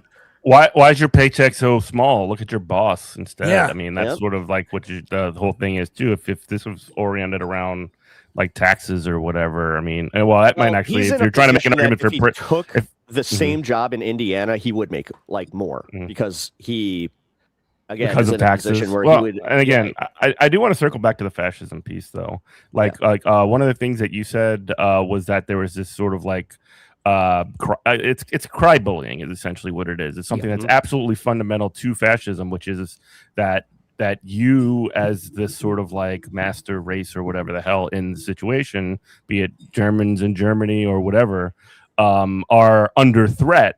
And so not only and it really is prevalent in Israel right now as well, that you as this majority are constantly under threat, and every sort of minority group that is around is out to get you. And so you are justified in anything that you do to put them down. That's the settler mindset. Can y'all hear me all right? I just put my mic on. Yeah. Good. Yeah, we can hear you good. All right, good deal. But so that's the settler mindset. Like, if you go back to why did the settlers go so hard on the indigenous people in this country? Because they literally saw them as it's kind of like the white Australians and the Aboriginal comrades. Like, they literally viewed them as part of the flora and fauna. In the United States, they viewed them as part of as dangerous people. They knew what they were doing was wrong. They knew that they were trying to steal these people's land. They did not give a shit. So it's the same way with the Zionists in Israel. They believed that this land was promised to them 12,000 years ago, and the people that are currently occupying it, that have lived on this land, who are indigenous to this land, they see it as they see them as interlopers, as people that are stealing their birthright. So that's the ideological apparatus of these settler states. They view the people that are indigenous to these lands as enemies to be crushed and destroyed. That's why I can laugh also at people. look at the rise of the right wing politics all over the planet, though. Right wing politics is for better or worse. It's worse for sure, but it is 100% being propagated. I'm worried that I'm gonna sound like Alex Jones on this one, because it's literally gonna sound like globalists are getting together and trying to change politics throughout the entire world, but they fucking are. Yeah. Well, global capitalism. Yeah. That's Alex, you're muted. It's capital. That's what capital does. Literally, Yes, they are the globalists. It's always been projection. Everything they've been complaining of, the globalists are gonna sell your daughters and kill your sons and endless wars. That's what they do. It's always projection, just like them saying getting deplatformed and debanked. That's what they want to do. It's their fantasies. Well, they also do it it's so simple where they just keep like racial politics and everything else to distract us from class politics. Like, because realistically, that's the biggest enemy is us getting together and making people realize how bad we're getting. That's oversimplistic. Racial capitalism is something that's baked into America. Like, you cannot separate race from class. I really avoid that class reductionist view, because race is something that is that's very, very real in the American context. A lot of comrades from overseas in particular fail to understand this. For example, there's constant strife between comrades from overseas and African Americans. Like, they're always, oh my God, you guys are imperialists. I'm like, no, the fuck, we're not. Like, we don't have shit. Like, we have no say in this country. Like, we're still. They shot a 1-year-old black kid in Mississippi by Memphis a couple weeks ago. So talked about the show is fucking this horrible. This is why Bernie really did not have all that much prestige and clout amongst black voters, because he did not really understand that race and class in this country are intertwined. The primary contradiction on which the United States is founded is stolen land and stolen people. They stole this land from the indigenous people, and they brought my ancestors over here as slaves. We were literally the first proletariat in this country. You read I understand, but I'm just saying, like, as far as growing normal like getting normies involved, I hate to say that, man, but using the simplistic way is how you get them. Over explaining yourself. That's the simplistic way. Like, sometimes we'll literally lose them. Like, especially talking to this is the thing. Like, when people say normies, people tend to mean white folks. No, like black. No, norm, I don't. Like, no, that's disingenuous, and I hate that shit. No, I mean, but no, Pep, $50,000 a year. That's what I mean. When I'm talking normies, I'm talking anybody that's living day by day, fucking paycheck to paycheck. That's how you like. That's and the people who aren't paying attention to the news at all, and don't have this, didn't do any further reading beyond school, and barely did it in school. They don't. They usually don't get their politics from anywhere but TikTok or social media. That's part of the problem. Yeah. You know? It depends on it depends on the quality and the knowledge of the people that they listen to. Yeah. And like the thing, like Huey P. Newton himself, he said that the founder of the Black Panther Party, he said that people, like Americans in general, are not a reading people. Like, if you look at an average American, chances are the only books that they've read are shit by Joel Osteen, self-help books, Kevin Trudeau type shit, and maybe pieces of. Actually, I'd actually be more reductive than that. I'd say it's anything that they read in 8th grade fucking literature, like the outside, like Outsiders or fucking Hatchet, or like, some of those like just classic Ender's books. Game. Yeah. Ender's Game. I'm pretty sure we have like statistics on like how many people are like actually above like middle school grade level, and it's pretty abysmal. 6th grade is the average reading level of America, which it's pretty abysmal. No, it sucks. Yeah. It genuinely sucks. As a Maoist, we're all about the masses, the mass line, and while it's true that a lot of if I recall correctly, the last statistics that I saw basically say that 33% of this country is functionally illiterate, but as like dialectical materialism teaches us that the people can change, and it's our job they need to want to. And the thing is, you're not going to get them to want to by fucking preaching to them about how much they suck all the time. Someone who doesn't call myself any kind of ist. To that, man. I don't call myself any kind of ist, like, because I just don't know. I just don't know enough. I'm part of that demographic. I don't fucking read. You're smart. You'll live longer. I didn't pay attention to school, but I am. So I'm aware of these policies that I keep hearing about that I like. Again, the DSA platform that I encourage everyone to check out. The workers deserve more platform. Like, this is simple. This is delivered in a way, Pep, that I think you'd agree normies would be like, oh yeah, I'm a worker. I deserve more. Bring to anybody in my life and just be like, hey, like, because it's already hard enough to get people to even read. I've been saying this forever. Like the whole pamphlets thing, that didn't work. We definitely don't get anything there. I've always appreciated the joke where it's like, if you're handing out pamphlets on the subway, that's just a way of just being like, here, why don't you throw this out? That's somebody else's joke. I mean, yeah, but you go around the corner to the trash can, you can see it in action where you're like, all right, well, that doesn't really work I out. recently did the same. I recently was on the other side of that, where I'm the guy on the street with the clipboard.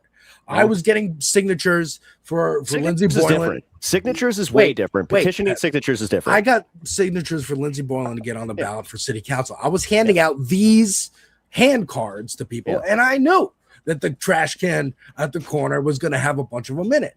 But that's fine. But for every 10 that get thrown out, there's one or two people keep. That's enough. I would also just say, hope that they have a good recycling system, so you can just be like, you know what, I'm going to repurpose these. And Let's try again.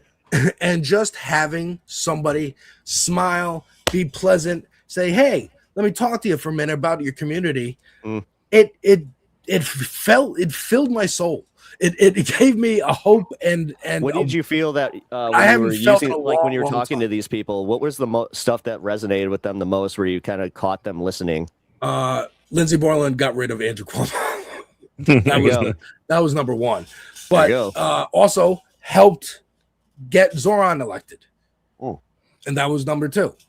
Everything else was just like, hey, her policy is basically just you're giving Zoran another vote. So in New York, because I know like Zoran is popular, so are people actually like now being more charitable to any candidate? Like, because I saw the results obviously from the New York elections, and I would, anecdotally put it out there and be like, yeah, I think that his popularity is definitely kind of shrouding everybody else. Definitely giving a glow to other people. Can I just jump in really quick? And you were talking about just a second ago what it takes to essentially. You talked about when you were flyering for Lindsey Boylan and doing push cards and things like that, and trying to figure out what were things that would how you would start an organizing conversation, for example, and that's really a difficult thing. It's much more difficult, I find, in the sort of electoral context that you're talking about. Now, I'm a union organizer for a living, and I can tell you this: talking about shit that people care about, most of the time, it's involving their job.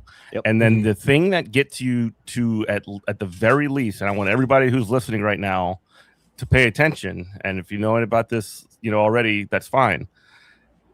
Hearing from people just about them, asking them about themselves, and getting them to talk.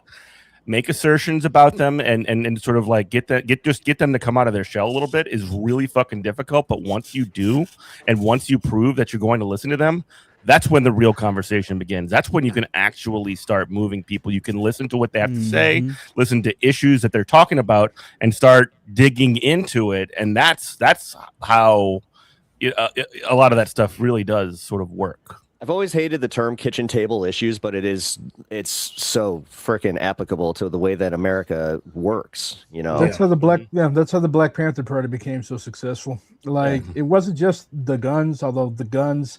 Okay, here's the thing about the guns. Before the Black Panther Party, like there were groups such as the Deacons for Defense. There were groups such as SNCC, which organized in the South. So that type of organizing, because throughout our 500 years of existence in this country, one of the overarching thread is that we have been subject to incredible violence from this white supremacist framework. So the Black Panther Party was the first formation on a mass scale. I say on a mass scale because this has been done before, organized or not organized, to flat out come out and say, we're not taking this shit no more. Like if you try to kill somebody in our community, then there's going to be some pushback. And that was a kitchen table issue in Black communities because everybody in Oakland in the year 1966 knew somebody who had been beat up, who had been incarcerated unjustly, who had been murdered by the police. Denzel Dowell, they literally shot this kid in the back like 5 times. No reason whatsoever. And the You also had the Sacramento protests in 1967. So they weren't just talking about, oh, yes, we must arm ourselves. They were doing it. They were demonstrating it. Same thing with the free breakfast, sickle cell anemia, free ambulance program in Winston-Salem, North Carolina. The Black Panther Party actually pioneered what we now know as EMT service. So a lot of shit that they did, it was responding to the material needs of people in the community because they were students of Mao. And Mao Zedong taught them that you have to go among the people, you have to be among the people, and you have to talk about shit that people can actually feel. And this is a major critique that I have of a lot of American leftists. They always talk about, yes, it is important. International solidarity is important, but you have to make people feel. You have to make people feel this stuff in their bones. It's not important to people if they don't care. Yeah, you have to make people feel this shit in their bones. You have to make that's them. actually like this latest ICE shooting. The reason that the one in Texas didn't have as much of a like shock factor is because the kid was in the back seat. And then the story of them, I remember it hit me, like where it's like hearing that the kid was standing, watching his dad bleed or their dad bleed out in their bluey pajamas. Immediately, that visualization hit everybody because you could all know how kids kind of react to these things already. So it's just like you have people saying, "Oh, this could be my fucking kid." Same thing with that 1-year-old baby that was killed by that pig at Walmart in Mississippi. Like, oh my God, a 1-year-old. Okay, no, fucking 1-year-old kid ain't did shit wrong. Nobody in that car did shit wrong. It was diapers that had been paid for, and the fucking dumbass redneck ass pig came and blew this kid's brains out for no reason. And like that is what, like, there were literally people, they literally deployed tear gas in this small, it's basically like an exurb rural suburb of Memphis. So you have people that were pissed. They were finna burn that fucker down, as they should have. But like that's the type of shit. Same thing with Mike Brown. Like that was in St. Louis. That was in my town. And people were like, why did Ferguson pop off? Because people were fucking tired. Everybody knew why the police stop people. Thrive off these tickets and shit. Like there's municipalities, Dalewood. I mean, you live in St. Louis. You live in another like world with police. Not only brutality, but like, goddamn, they get away with everything there. Yeah, there's whole fucking municipalities. There's whole fucking municipalities that literally their whole budget is giving out tickets to people, $500, $600 tickets. Like my drunk uncle in Ferguson, they gave him a $600 ticket for a manner of walking along roadway. So like, so like walking down the side of the road. Yeah, because if you don't have a car, I've gotten a public intoxication ticket before. It's not exactly like immediately you're just like, what the fuck is this? Really? Because in Ferguson there are no sidewalks, so there really is nowhere to walk. Like like it's set you don't have a car, you can't get around. I don't know how to drive. You've got so you've got the streets. You have like a little sloping, little narrow curb about this thick, and then you've got somebody's yard. You got dirt so and then a yard. Yeah. I live in the I'm sorry. area. Yeah, I'm sorry. We're cross talking. I'm just saying, like, I'm like, oh my God, I've done that before.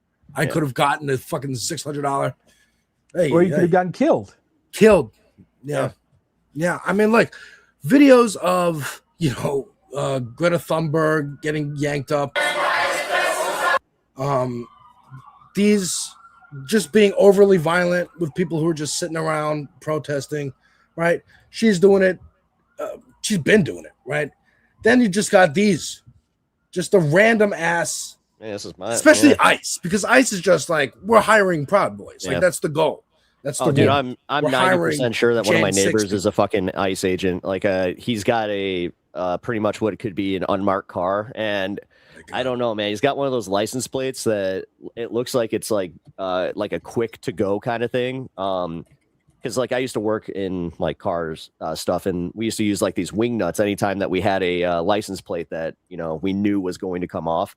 I started noticing that he's got the same thing. I'm just like, oh man, that's sus. Yeah, I mean, like he's definitely some type of fucking op. Yeah. Oh yeah. Definitely. Yeah. Oh yeah. 10,000%. I mean, this one is another one. He's a Mexican guy, so that kind of sucks. I think this happened yesterday. There are a lot of Latinos that work for ICE. A woman saying they shot through. Hang on, they shot through the front of the car. She has kids in the car.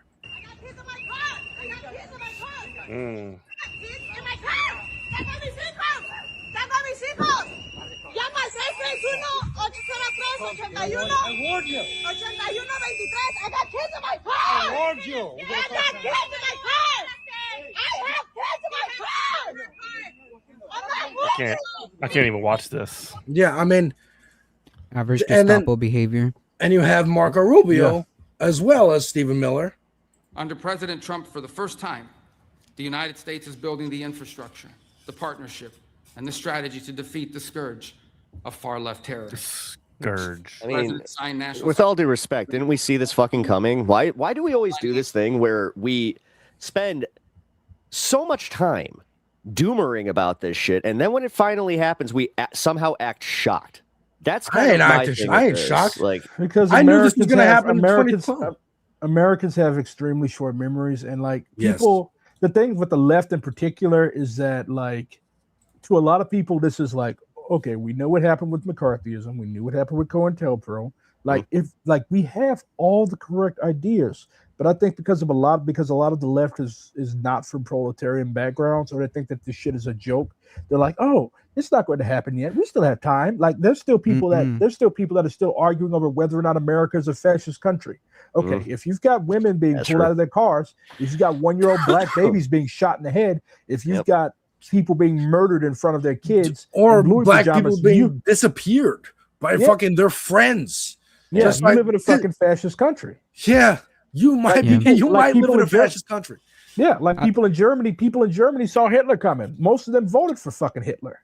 And then like, oh, that's not going to. He's just joking. He's just memeing. He's just making he's just being hyperbolic. And the next thing you know, where the fuck did my Jewish neighbor go? Where did my Jewish coworker go? Yeah. Like, and then like this shit is like a lot of people, Americans in particular, are very stubborn people. We especially like the nickname of my state is literally the Show Me State. And that shit is true. Like, you literally have to show us shit. You can talk to you blue in the face, but until we see it, we ain't gonna believe it. Now what's happening? You got the same shit that was happening to the Jews, to the Roma, to queer people, to anybody that the Nazis thought was Untermenschen. Now, same thing is happening here. You would literally have, like in 2012, 2013, when we were like in high school, freshman year in college, like we saw the rumblings. Like, keep in mind, Donald Trump literally shit posted his way into the White House. He started by talking about Obama's birth certificate. Oh, this guy wasn't born here. Okay, so he was already trying, like, signs and symbols for a conscious mind, as my mom always says. yeah, Like, but you do understand what put Trump in the White House, though, right? It wasn't course. like it wasn't 500 fascism necessarily. It wasn't anything outside of people just being like, "Yeah, he's not a politician. This we need to try this." It was a confluence of things. No, because That's- Bernie was a that's politician fascism. who was also getting popular. That's It fast. doesn't matter. The thing is, it was different, One of the key traits of fascism. One of the key traits of fascism is it is extremely fluid. It adapts itself, and like so, you have people like Hitler. He did not present himself as a politician either. He presented himself as a an soldier outsider. who spoke for other. Yeah, an outsider. So fascism. One of the key traits of fascism is like, we're not like the establishment. We're outsiders. So Donald Trump definitely was swept into power by a always latent. Sometimes it comes out, sometimes it goes into hibernation. But in America, there has always been the lynch mob. There has always been ICE. There has always been McCarthyism, anti-communism, anti-anarchism. They used to lynch wobbly organizers. So like this whole tendency has always been latent. America has always been fascism. You have to keep in mind the Nazis came over here to learn. Yeah. The Nazis came over here. All the concentration camps, those were based on Indian reservations. You have the racial exclusion laws, those were based on Jim Crow. All of this shit, the exterminations and stuff like that, they were literally in When correspondence. was Jim with Crow the- actually implemented as a system? That was right after Reconstruction failed. So after the Civil War, you basically had black people like maybe for 5, 6, 7 years we were treated like human beings, like we were allowed to. Yeah. But eventually, Yeah, did you see the argument from that fucking what's that cop's name? He was on Piers Morgan. Oh fuck, I keep forgetting his name. But he's like this bigger black creator on the right. Officer something. Officer Tatum. Officer Tatum. Thank you. So yes, Officer Tatum was talking about how during that same period of Reconstruction, how technically that was like where Black Wall Street was, starting to Garveyism. And they were starting to That was- actually no, have power, and then Garveyism- all of a sudden, Garveyism was the early. His timeline is wrong. Garveyism was 1910s, 1920s. They Yes, deported Garvey. right. They deported Garvey eventually, but I really in particular do not like certain aspects of Marcus Garvey's ideology, but objectively, he was the best organizer of Black people in world history. But anyways, going back to Jim Crow, you had the redemption period. So like you had all these white fascists who were like, okay, they need to go back on the plantations. That, like, you have to keep in mind, Black people were not brought up to be citizens. We were not brought over here to be anything. We were brought over here to be objects, to be stood up on auction blocks and sold. So they really did not know how to react to us exercising our democratic rights through any means except for violence. So that was what happened. That was why the Klan came about, the first Klan. There have been several throughout American history. So the first Klan, they were basically like, okay, y'all ain't voting. If you show up, if we see you at them polls, we're gonna fucking kill you. Like, that was literally what they did. So that's fascist violence. They didn't want us voting. They didn't want us to do anything. And they're doing it now. And they followed through on their violence as well. Yeah. They literally show up to your house and burn your house down with your family inside. They did not give a fuck. I mean, there's a St. Bernard massacre during post-Reconstruction that was just one of many examples of such a thing. Yeah, you had the Wilmington in 1898. You had Wilmington,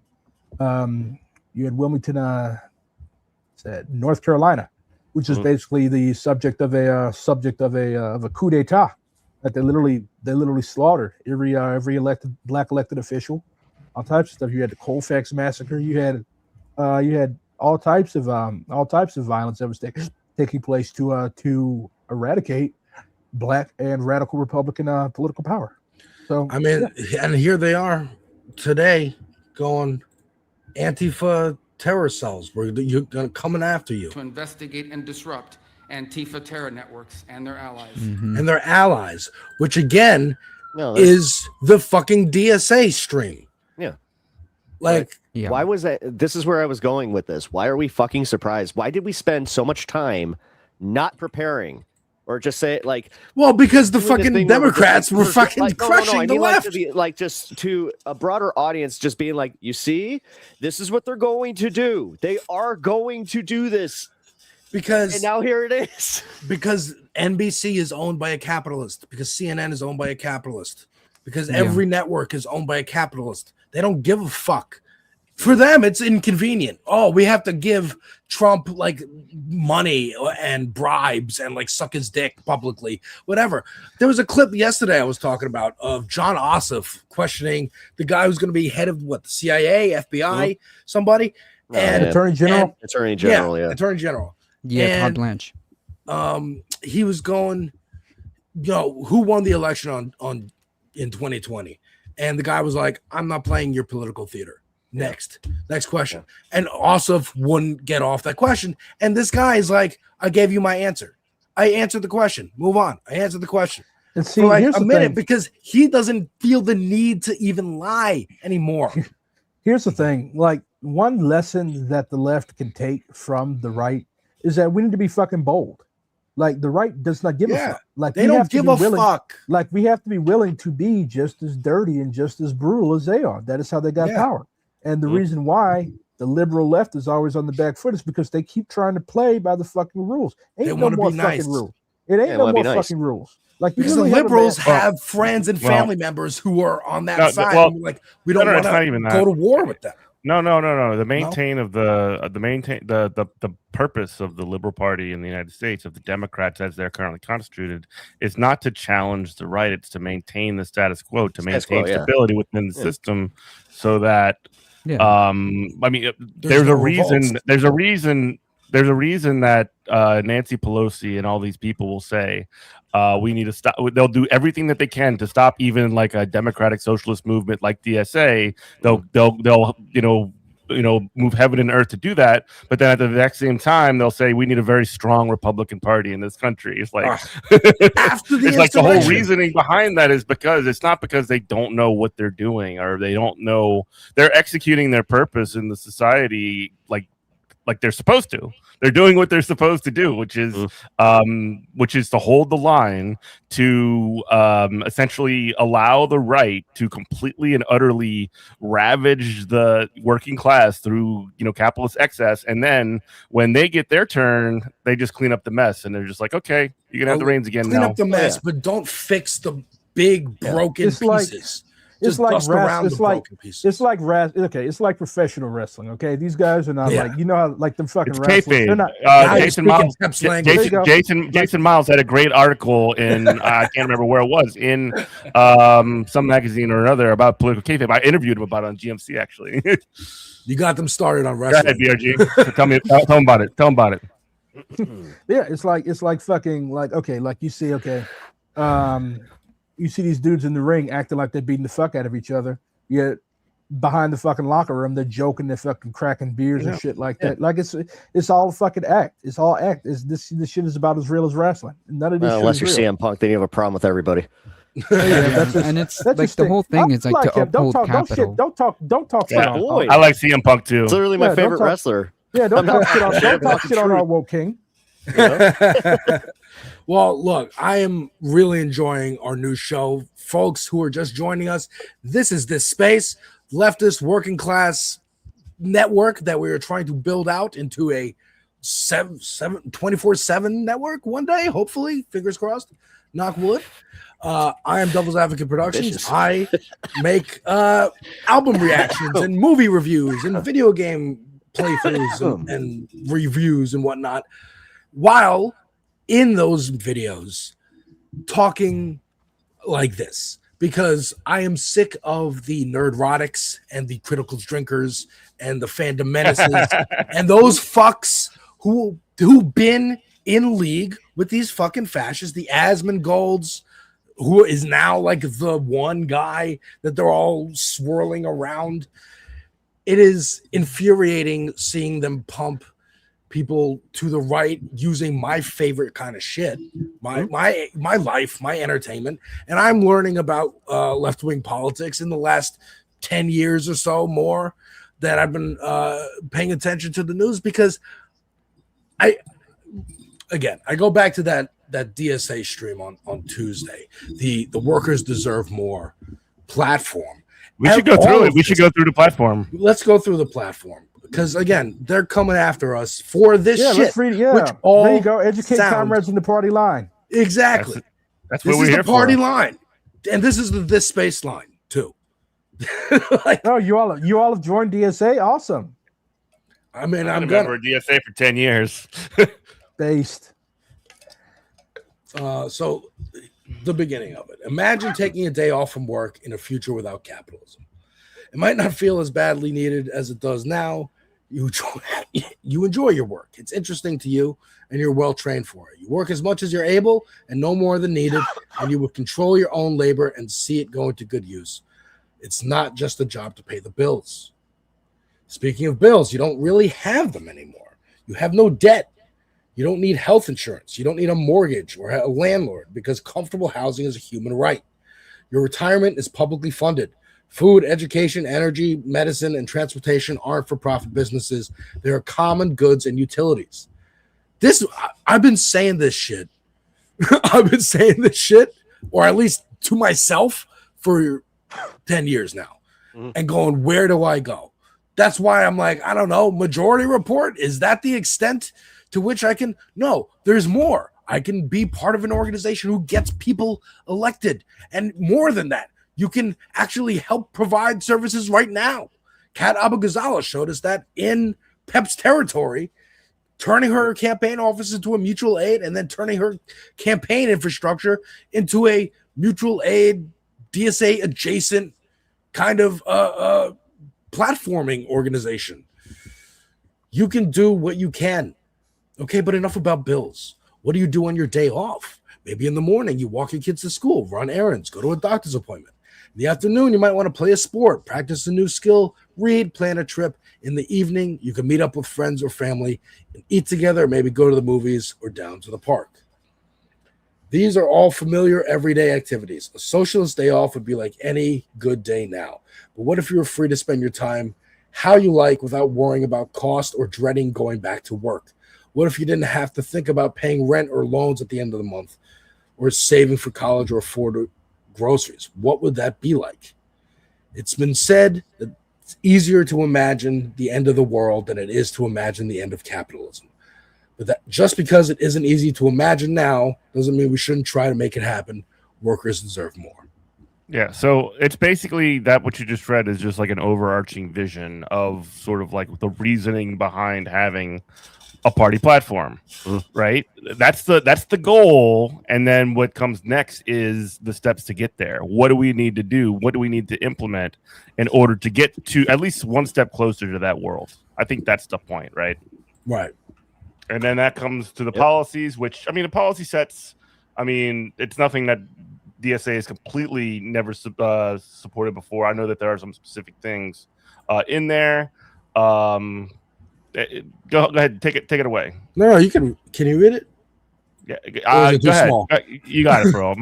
I need my readers. Oh, no, sorry, I didn't realize. Old. Yeah. I'll send this in the private chat to everybody. I forgot. But yeah, so these are the policy platforms: thriving working class communities, freedom to flourish, healthcare for all, housing for all, finish Reconstruction, we're just talking about, and mass incarceration and police immunity. I think with these fucking videos, that's the least we can ask for. Let's watch one more just to remind us. This guy was handcuffed by plainclothes officers, by the way. So how would he even know who they are? Not that that's even the most important fucking piece. But then they ran away when they saw they were being filmed. So fast, they left him in handcuffs for over an hour. Again, end of police immunity, feminism for all, Green New Deal, working class foreign policy, and the U.S. war machine, free Palestine, and blockades, embargoes, and sanctions, abolish ICE. Working class democracy, democracy for all, a real democracy, a democratic Congress, economic democracy, democracy at work. The clip that I saw going around on Fox about from the DSA meeting on Tuesday, where they talked about all this, was abolishing the Senate and the Supreme Court. And they're freaking out about that because that would be part of a real this is what kind of democratic sucks, Congress. Selling that, like, as long as the boomers, are going to keep boomering, and I mean, literally, as long as they're kicking, this is going to be a very hard thing to sell. I don't think we should be. I don't think we should be generationally reductive. You have to keep in mind that a lot of the revolutionary GIs that were in Vietnam, like the Black Panther Party, was boomers. The civil rights movement was boomers. So I think being generationally reductive, like, yes, there are upper middle class white boomers, but you also have to keep in mind that there are people who are of the baby boomer generation who are homeless. There are people of the baby boomer generation who died in Vietnam in an imperialist war. There are people of the baby boomer generation who are still in prison because they were railroaded for organizing their people against capitalism and imperialism. So yes, and I've been. I do want to let me just jump in really quick, Alex. Like, I just to piggyback on what you're saying as well. All the good boomers are gone. I don't think so, Etch. In addition to what you're saying, though, is that, like, I think that it is dangerous, the generational politics in the context of, like, the American left-right political identity that people have. But if you look at this program, it doesn't say a goddamn thing about Democrats, about Republicans, about American politics. It is a set of policies that are popular for working people. And so, if basically you're not saying, vote for a Democrat or whatever the hell, you're saying you support Medicare for all. You're saying that you support unions. You're saying that you support people housing. That's the stuff that'll actually, like, get people to agree with you, not necessarily. If it's easily identifiable to a party, and I think it's also somewhat useful that establishment Democrats hate groups like DSA so much, and also they're being blasted into a lot of older generational people's televisions on Fox News these days, because that's why for some reason Fox News is thing with boomers is because it's mostly them. Well, I guess what I'm trying to say is that like they're being blasted on Fox News, but like what they're even saying is that they're basically highlighting our policy platform, and I see it as a potential positive that Meemaw or Peepaw can look at the television, have Jesse Waters or whatever dumb fuck on there, and basically have him be like, "Oh yeah, people shouldn't have homes" or some shit. Yeah. Speaking of like, which, what are these crazy communists talking about? Like free healthcare. Well, the and healthcare and thing is food. this is where I like say like a divided focus is really a problem with selling people on like mainstream ideas, specifically the healthcare system. That's the one that most people can identify with, especially, funny enough, that's why I was bringing up the boomer thing, is because that's when those are the people that are in it. It's harder to sell. Like, trust me, I deal with this on my stream all the time. Anybody that's like under the age of 21, they still like I'm gonna sound so old right now, but they think they're invincible. They think they're never gonna have to go to the doctor. Why should I have to pay into something that I'm not benefiting from? It's the same bullshit. And that's why these same shit tend to always go to like the right wing, because they're just like, well, I feel like I'm being robbed and I'm not being represented.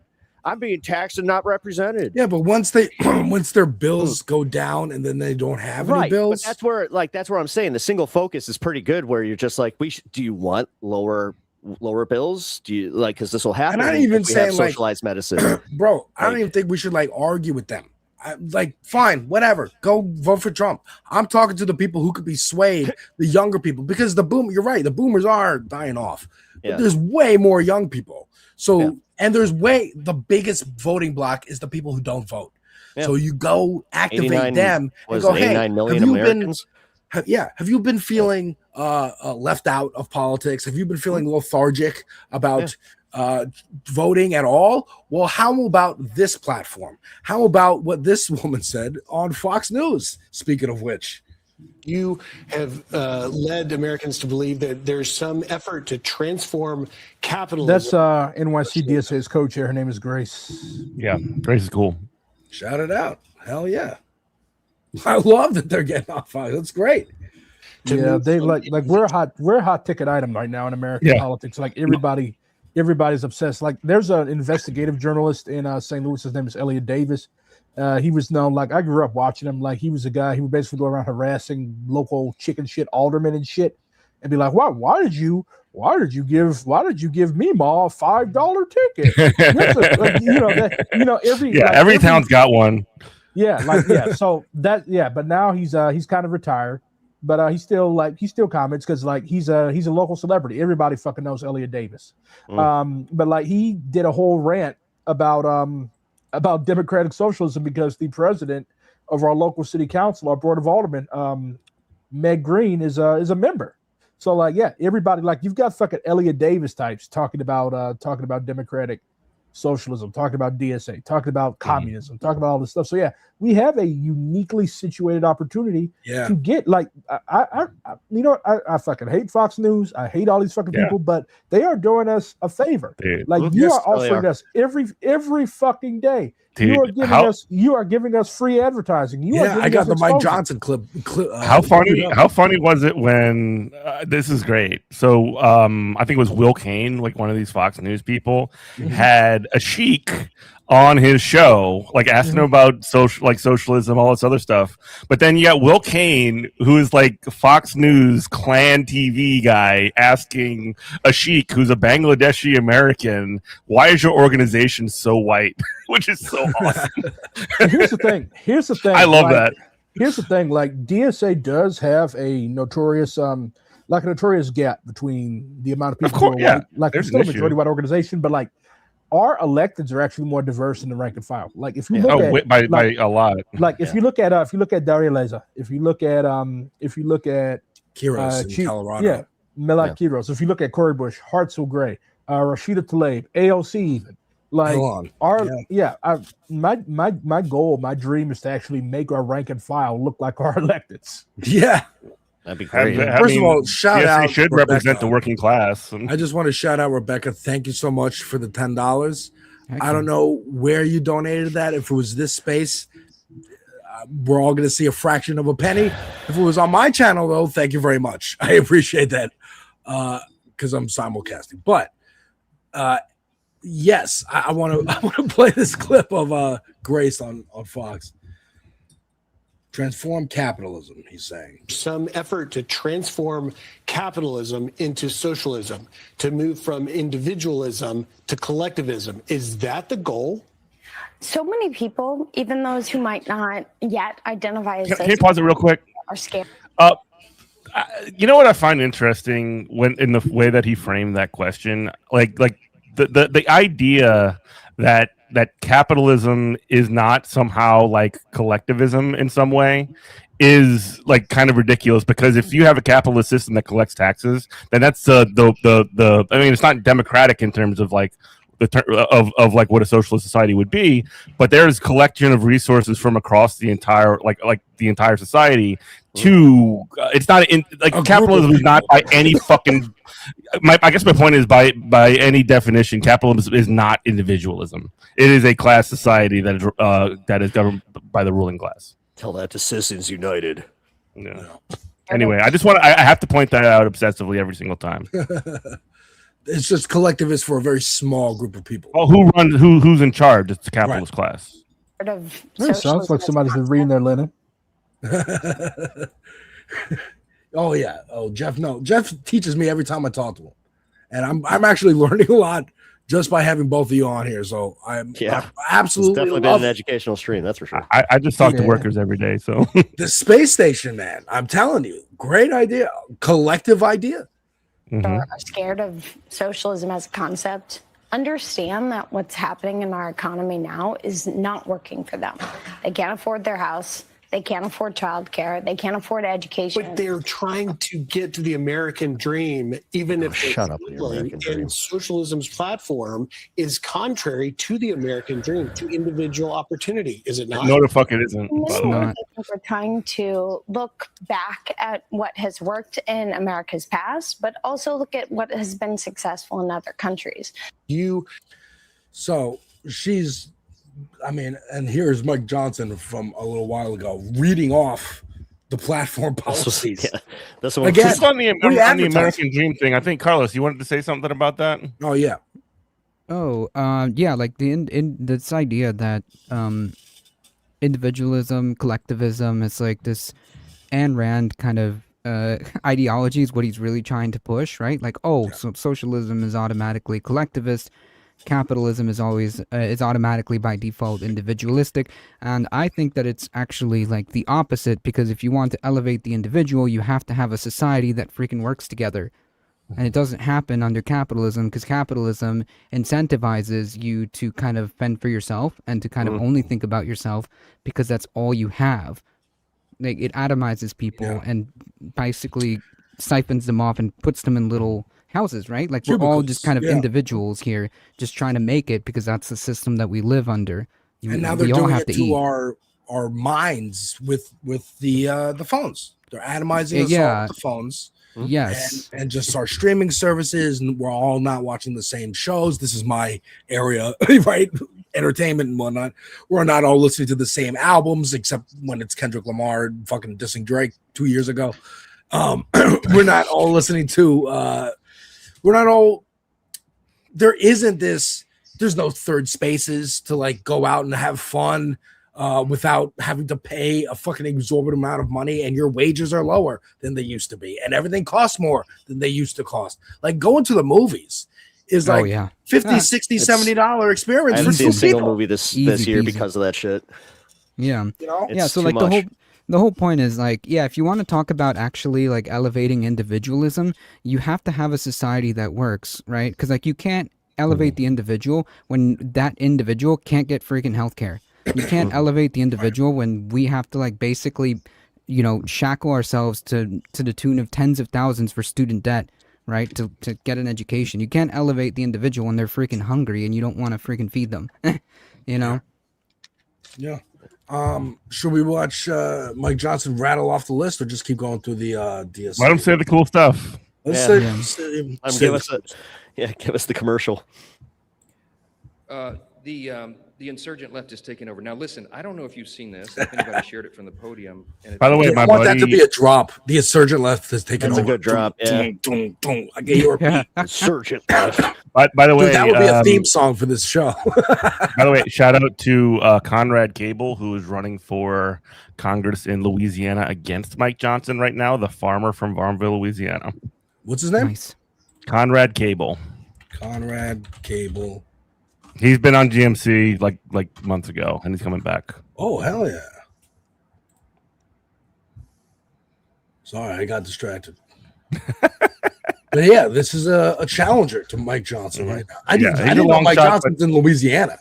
Yeah. He's in sort of like the Alexandria area, the northwestern part of the state. It looks like he came out of a pod from Invasion of the Body Snatchers. Yeah. Are there any lawsuits going on in Louisiana with like the whole? A lot of some of my friends are involved in that, including Conrad, including Rubia Garcia, Lindsay Garcia, who's also running in another district up there, and also my dear friend Lauren Jewett, who's running in the 1st district against Steve Scalise. Oh, ooh, fuck Steve Scalise. Wasn't that the guy who got shot? Yes, he is. Yeah. And let's not talk anymore about what we think should have happened or not. No. I'm not going to talk about what would happen, but I do think that this is always, I never fail to bring up this opportunity. I think that it's important that everybody who holds a gun practice. They have to do target practice. They have to have better aim. No, 1,000%. Anybody, yes. And if they have, forgive me for repeating it, but the DSA, the Democrat Socialists of America, it sounds so innocuous, doesn't it? No, it doesn't. Don't say that. Don't say that. Definitely needs from some their movement. platform that they published, I think, about a day or two ago. You can find this on the internet. Okay, here's just a sample of what they're about. They put this on paper. They're saying the quiet things out loud. Put it on paper. Electoral college replace the two-party system with a multi-party democracy. Yeah. Okay. House of Representatives. The shittiest parts of America. Implement proportional representation. Elections. Okay. Establish public ownership of the largest corporations and essential Okay. industries and accountability to the people. Does he not understand that Republicans the guy, will he's like struggling, man. But you see, like the winks. Oh, He's yeah. literally winking. Yeah, he's like, I gotta read this out loud. Come on, guys. You're saying the quiet part out loud. They put it on paper. You mean like Project 2025? Again, Yeah, that I should have think he been more knows. of a fucking alarm goddamn bell. Yeah, that's the what I was media. asking. Like, do you think he For the actually elites. knows that he's kind of endorsing him? Yeah, like, he's is this a secret like endorsement. No, he's kind of like saying like, "Oh, this is a bad idea. I don't know who told me to read this. Oh, here we go. We should have more democracy." No, he's more like he's trying to do the Stephen Miller wink. Like know but who who I'm would tell him talking to about. do this? Wait, that's actually was it one of his aides? You think? No, this is his idea for sure. Oh God, this is. I mean, I'm actually kind of Keep going, confused keep about it. going. This is how I'm going to interview candidates, by the way. I'm going to play this clip and be like, do you agree with these things that Mike Johnson is saying? Just play the clip and just be like, agree? All Yeah. right, move on. It's just another example of the Rizless right. Yep. Yeah. Accountability to the people. Abolish ICE and grant amnesty for all.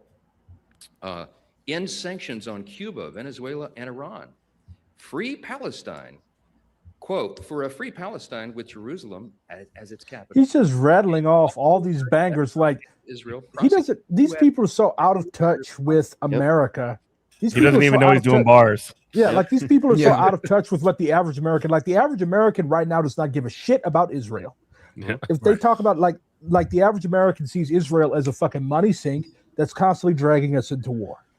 And the reason why gas is going up. That's all they know. Like it look like every time that we're getting ready to leave Iran alone, here comes fucking BB. Here comes Israel. Hey, we're gonna attack them again. Hey, you guys got us. You got us right. Like people are tired of that shit. Yeah. Sick and tired. Iran whooped our ass. Leave the people to fuck. These people have been fighting wars for 6,000 years. You're not going to beat them.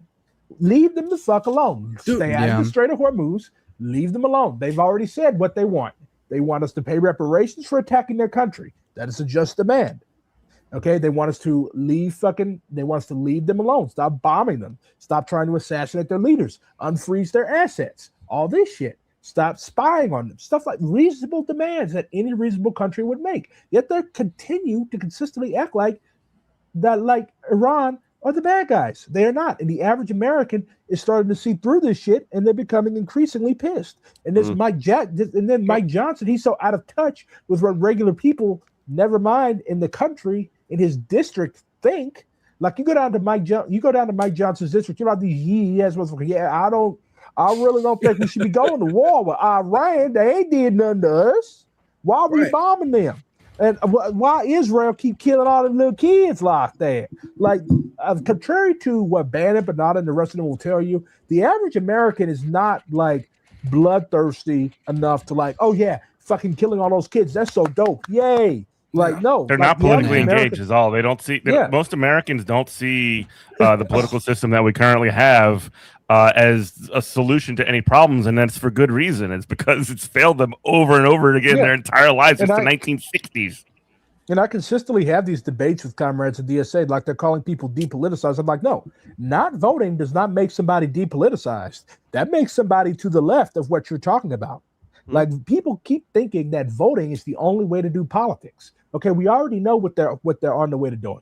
They're slowly, yet more rapidly, stripping away people's right to vote. So when you close one pressure valve, okay, if you close a pressure valve, what's going to happen? It's going to be an eruption somewhere. That was actually my question about the Louisiana thing, because I felt like when they did that, that was almost like they don't understand that that's going to have some major backlash. I guess we'll see. It was kind of the same way that they were trying to redistrict, where it's like, do they not see that this could actually backfire? A lot of people believe, and I'm rapidly becoming one of them. Like, this administration wants there to be, like, they're basically closing the pressure valve. They want this shit to blow up so that they can make the whole country Memphis or Minneapolis. They want to fill up the streets with troops. You see what they're doing in DC. You see what they're doing. You see what they're doing in DC. They've got National Guard there for no fucking reason whatsoever. They rolled it out in LA. Y'all remember when they sent the troops to LA last year? That's what they're gonna, and they want there to be. They want there to be troops across the fucking country. They basically want to put us under like low key martial law. Yeah. That's what that was they the want. idea. Yeah, it was literally. I remember like when they were out by Trump Tower. Yeah, it was like just all for photo op. How many people know? How many people know that the National Guard has shot 2 people in Memphis this month? Shot and killed 2 people in Memphis this month. Very, very little. Very few. People. Yeah, it's not that people are not giving a shit. It's that they want to normalize this. Yes, it's what. Yeah, just like this is going to be your average day. They want. I mean, I don't know if you listened to it, but this album, "Crybaby" by Vince Staples, I have not been able to stop listening to it since it dropped. Reaction on my channel, folks. But the last song, 7 in the Morning, it's all about troops, and he repeats left, right, left, about being in another country and the American imperialism, or here at home and hearing them outside walking down the street. Man, because like that is the goal. Dispatch. That is the goal. It is Dispatch to get has a song called "The General." By the way, you should check out. It is. I will check out that game. I've been looking at it. No, not the game. It's a band. No, it's like a folk. Because it's also a game forever. So it is. It is the they're trying to get their fucking lick back, which they didn't get licked in the first place. But in 2020, when there was the George Floyd protests globally. And they want to see troops in the streets mowing people down. That's what they want to see, because they have bloodlust. Yeah. If you see the fucking fascists, if you see the fucking fascists on Twitter, they're always talk. Oh yeah, this is what we voted for. This is what we voted for. They want Jakarta. They want Jakarta. They want Mexico City 68. They want there to be they're coming so hard at the DSA because they want to line up all 120,000 of us and blow our fucking brains out. That's what they want. BRG, do you remember 2014, the Bundy Ranch in Nevada? Mm-hmm. I'll never forget that. Those fundamentalist Mormons who were illegally grazing their cattle on Bureau of Land Management owned land the feds were like, hey, you need to move your cows. Like this is federal And this land. guy You cannot said, just my be-" grandpappy's grandpappy was here before there was a federal government. I don't got to do shit. And then Hannity and Breitbart and Daily Caller amplified this story. All these fucking gas station clerks from middle of nowhere, Alabama. They all got their fucking shitty Walmart bought AR-15s and ran up to the ranch. And they thought this was going to be the spark that lights the next civil war. People forget that the right wing has like the hard right, the fascists. They don't believe they don't believe in reforming shit either. No. Yeah.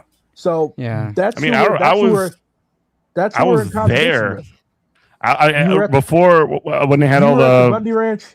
No, I was there when when I was going to talk about something a little bit different actually.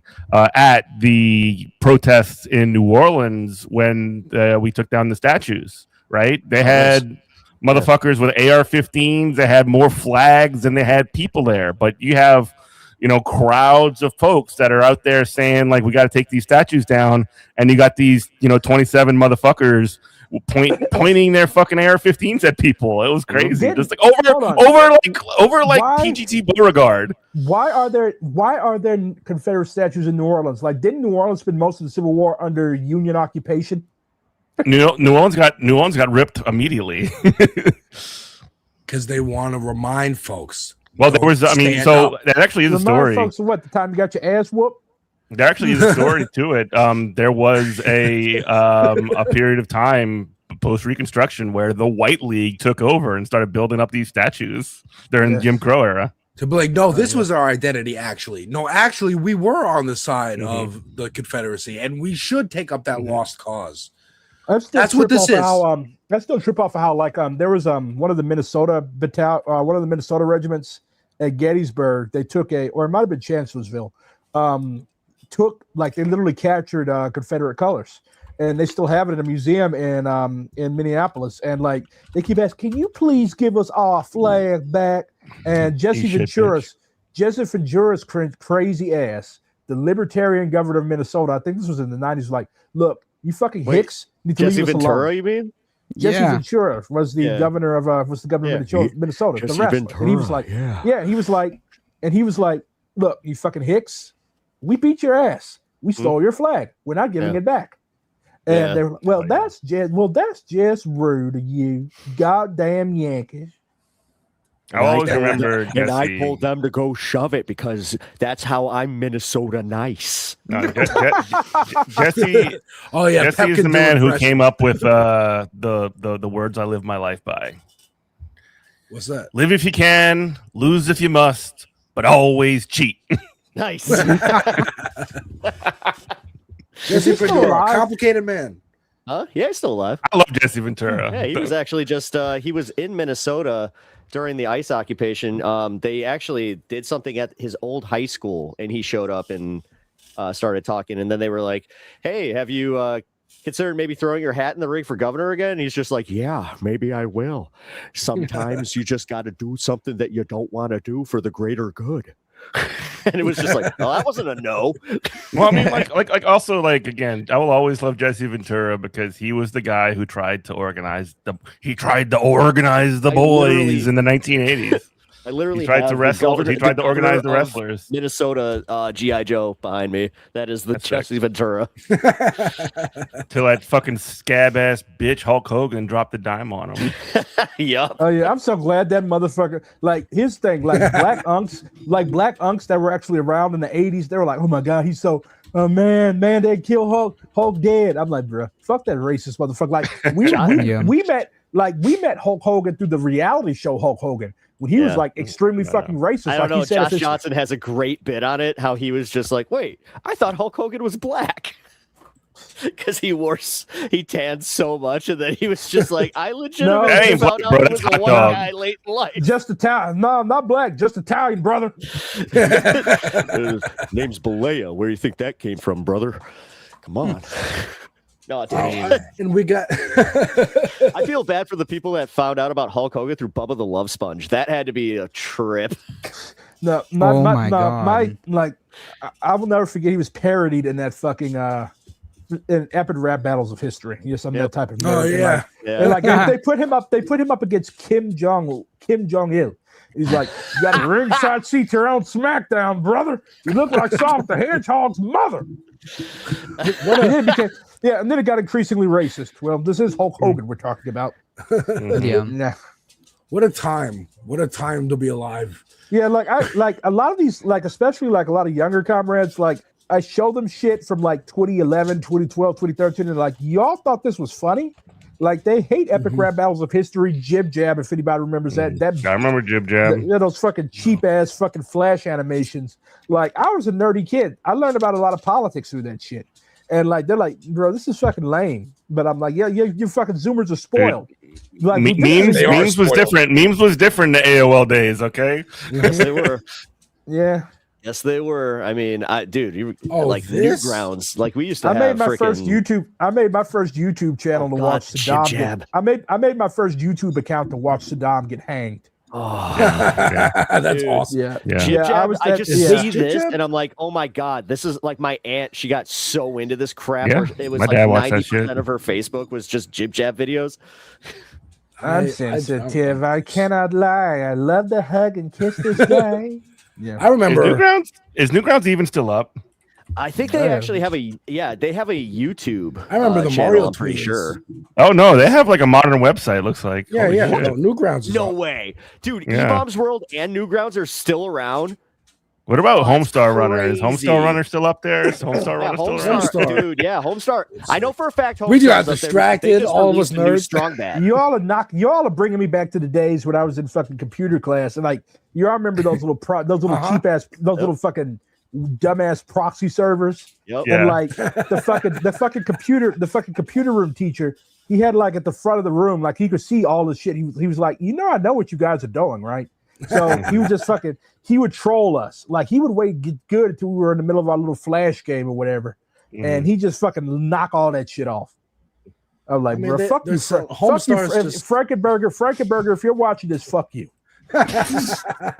Homestar just kind of that was his name. Selling Frankenberger. plushies. Bro, I'm from the Midwest. I'm from the Midwest. Like half of these white people I'm have from Chicago, dude, so I'm right here with you.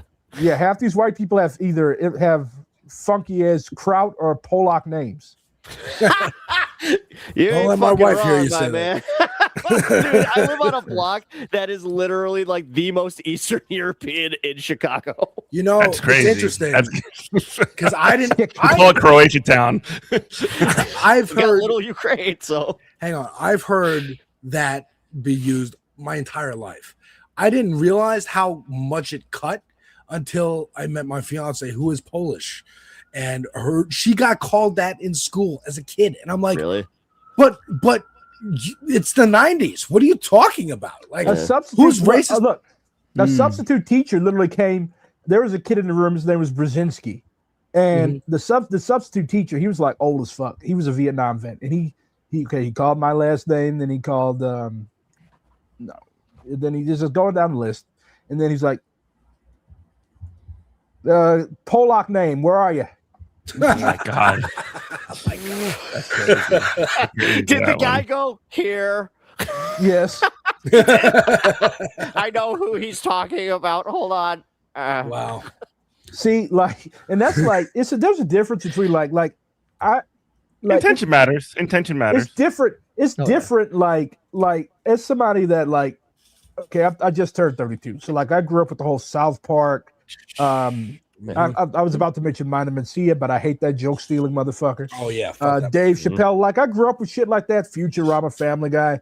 Like so, like that type of ethnic humor. Like it depends on like intent, and like there's a difference between like You kids are not old enough to remember when The Simpsons were good. Yeah, I was about to say. No. Yeah, you missed No, that. I was that was like before I was not allowed to watch The Simpsons. There's some fire on there. I was not allowed. You know what? The first TV show I remember watching, fucking Ren and Stimpy. I don't know why Really? my Wow. I don't know why my mom and my stepdad thought that was a good show for a like 2 It or was on 3-year-old kid to be Nickelodeon. watching.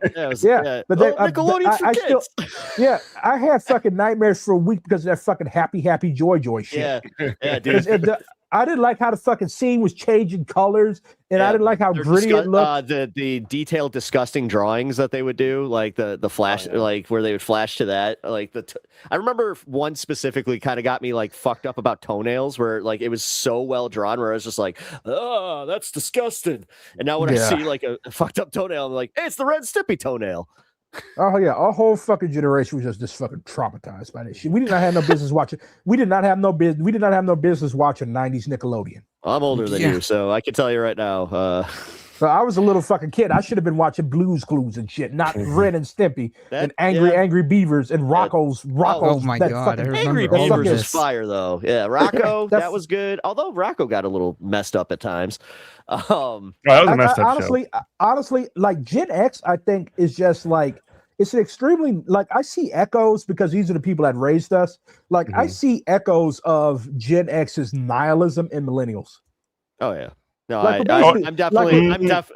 I'd say more in. So I'd say that there's hope in millennials.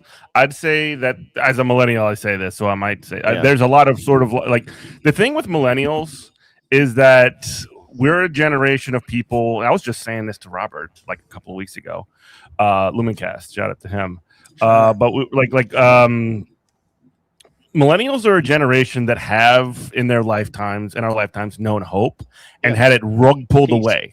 I was what 15, 16 years old when 9/11 happened. I was sitting watching that shit in like middle school. I was just out of college. I was 7. Yeah. Shut up. I was just out of college or in college when fucking Hurricane Katrina happened. See the government fail again, Iraq-Iran war, all that shit. Right when I get, out of college. George Bush. Right when I get out of college. Dude, yeah, I remember that when Kanye when was he said good. that. I remember when Kanye was cool. That was cool. He really was. I believe that was just a narcissistic move. That's okay. And it was using his narcissism for good for like 1 minute. Anyway, moving on. Like the next thing, 2008 financial crisis. Like all millennials have seen in our entire lives is fucking the society that we were told that if you just go to college and if you do what you're supposed to do and follow the rules, you're gonna be just fine. And that didn't fucking pan out. So like we have a whole society of jaded motherfuckers who know that this shit is fucked. Now I would say Gen Zers. I learned. You know what I learned? You know what I learned through coming to adulthood as a young black man. I learned that I'm not a big fan of white people. Okay. Fair. And so anyway, I was just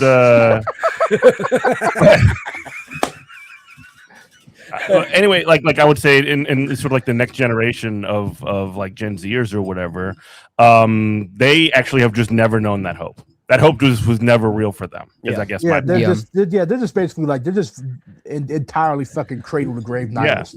Yeah. I mean, I'm getting to that point too with white folks for real. But I wanted to point out because I wanted to point out something. You were talking about South Park, and I can't resist to talk about my playlist of all these South Park episodes from last season. But where they went really hard at Trump, and because they're fucking pissed. They represented a kind of nihilism to me as a kid, which is Gen X nihilism of Reagan won and Reaganomics is happening, and that's just the way things are, and this kind of office space idiocracy, Fight Club kind of. Well, we all have office jobs and we can afford houses and have kids and families, but we feel still stuck for some reason. We feel like we can't express ourselves for some reason. And the hidden hand of fucking capitalism pressing everyone down, atomizing all of you, turning you into cogs in a much larger machine. That's what was unable to be articulated then. And I think through social media and the tools that the elites have allowed onto the public, thinking that they can maintain control, but we will use the tools how we see fit. Could I teach y'all? To Jeff's point, I just want to say that the other big difference is that we grew up without social media and not having phones all the fucking time. Like Yes. I think Some Jeff is things with me cannot. on this one. Some Where we things like cannot be forgiven. What's that? Some things cannot be forgiven. What are you talking about? Oh, Look at the apologies bottom to of the all. screen. Oh, I Some think he's things cannot be responding to a comment.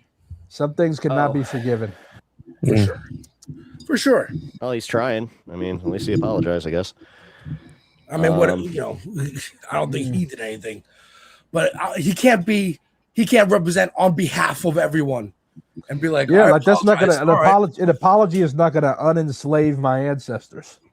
Yeah, I just found out where mine were held and like Oh, who yeah? held them and shit. It's fucking crazy to know. Yeah, It's crazy to know. it's fucking rough finding out shit like that. Like, but like back when we were doing those genealogy things.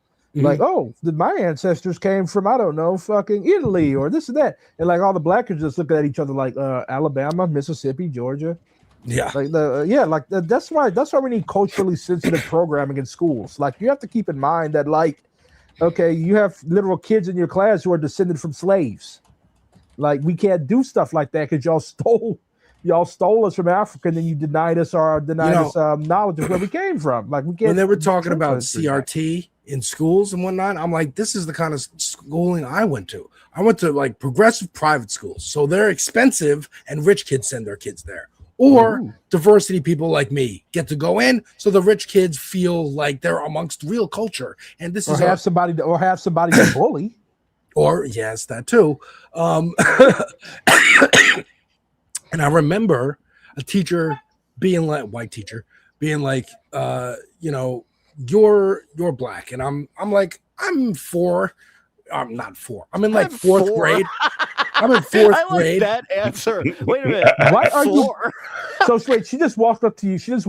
No, and like, this is a except the class, African- and I'm Oh my like, God. this is a class. She's talking about slavery, and I'm like, but my skin color is the same as everybody else, and they're like, well, the one drop rule, you count, and I'm like, well, why are you going by the slave owners' rules? Aren't we past that?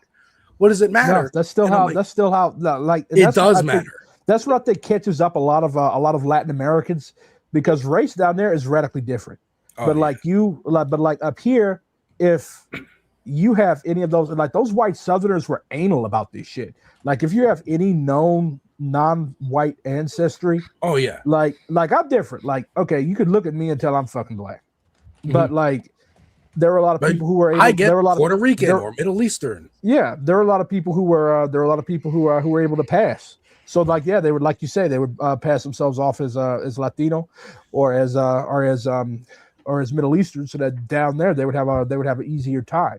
But like in Latin America, like a lot of people, like a lot of African Americans, like unless you're really really really dark skinned, like you would not be considered black. They have like 20 or 30 different racial categories down there. It's wild. Yeah.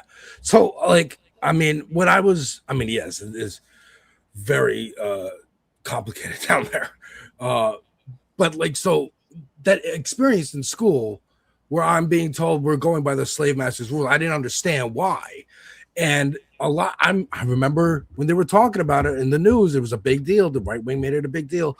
And they had black families coming on Fox News and being like, I don't want my kid coming home and being told he can't achieve his dreams or her dreams or their dreams because they're black. And that's what they're being told. And it's this fake concern. Just like the guy talking about, like you said, bringing a sheik onto Fox News and being like, why is the DSA so white?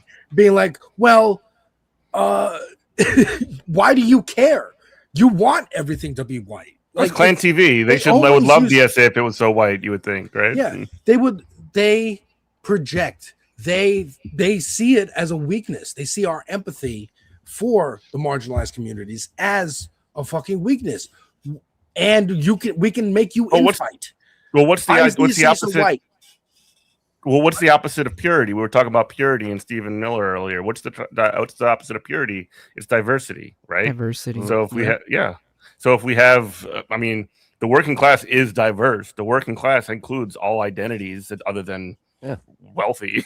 So I mean, again, the way that the way that they maintain control is by having a split and going into our little identitarian corners or whatever. And the way that we beat them is being on the same page and fighting along the lines that what makes us strong, which is our ability to, ability to do labor, because they ain't motherfucking doing it. Well, no, and they just don't care, like, to even try to get the working. That's what their role in society is not to do that. It is crazy to me how much they have, like, so much sway with the working class when they don't focus on the working class, and then they also get this like pass. Well, it's white working like we're living through it right now, where inflation is still hot, like everything still sucks economically, but somehow the pass, like. And I understand that it's like they're great on a curve, like as far as like the news coverage and shit. But the average American also seems to do this. So, like, do you think that the news coverage has any, well, not anything, but like a lot to do with it, or do you think that this is just organically how people are kind of viewing it just through their everyday lives? I mean, media reflect. Oh, go ahead. Yeah. I was gonna say media reflects media material conditions and values of society. We got to be dialectical about shit. Like the mistake that a lot of comrades make is they see everything as all one thing or all another thing, whereas in reality, shit's more complicated. Contradictions are always interacting with each other. Shit's always changing. Like we're all a nanosecond closer to death than we were a nanosecond ago. Like shit's always changing. So but people should just keep that in mind, and that's why people are always in these dumbass arguments and shit. Oh my god, you said so and so, you did so and so. I mean, it's like people don't like they're very subjective. They don't they don't try to be objective. They, like a lot of people who call themselves Marxists are like this, because Marx, Lenin, Engels, Mao, like all our teachers of this shit, like they taught us, look, don't just see shit as being frozen in time permanently. That's not how Marxists think. So I call a lot of these. It's not how the world works. Yeah, like I call them Marx fans. I call them fans because you all are not really applying the scientific method that was developed by our forebears. Like if Marx and Engels, like if Lenin had thought like that, if Mao had thought like that, Russia would still be under the Tsar, and China will still be under fucking the fucking KMT. So we have to be dialectical. We have to be objective in our analyses. You can't just be like, oh, it's just the media, or oh, it's just white people, or oh, these fucking black people are like, no. Like you have to consider how shit is always you have to consider how shit is always interacting with each other. The only constant of the universe is change. Exactly. Damn, you're a Maoist. You're a Maoist. I guess. Yeah. This clip, I mean, and these are stakes. Again, going back and forth between like the positives and the fucking terror that is on our necks. And apparently, Pep, there's a Trump speech about to happen at 9:00. It's at 9, yeah. All right, so maybe it's kind of unnerving. If I may, I think like pep talks, or you could stay on here and just keep going after we're done with this space station. But here's Tom Homan on with Laura Ingraham the other day talking about blood in the streets. But it all goes back to the Dems who want to continually attack ICE and tell people to evade them, tell people don't comply, tell people to resist. This guy looks like a fucking scrotum sack. Law enforcement safety. You and I talked about this a year and a half ago, Laura. He looks like Kane, like the Undertaker's brother. He does look like Kane. A little bit.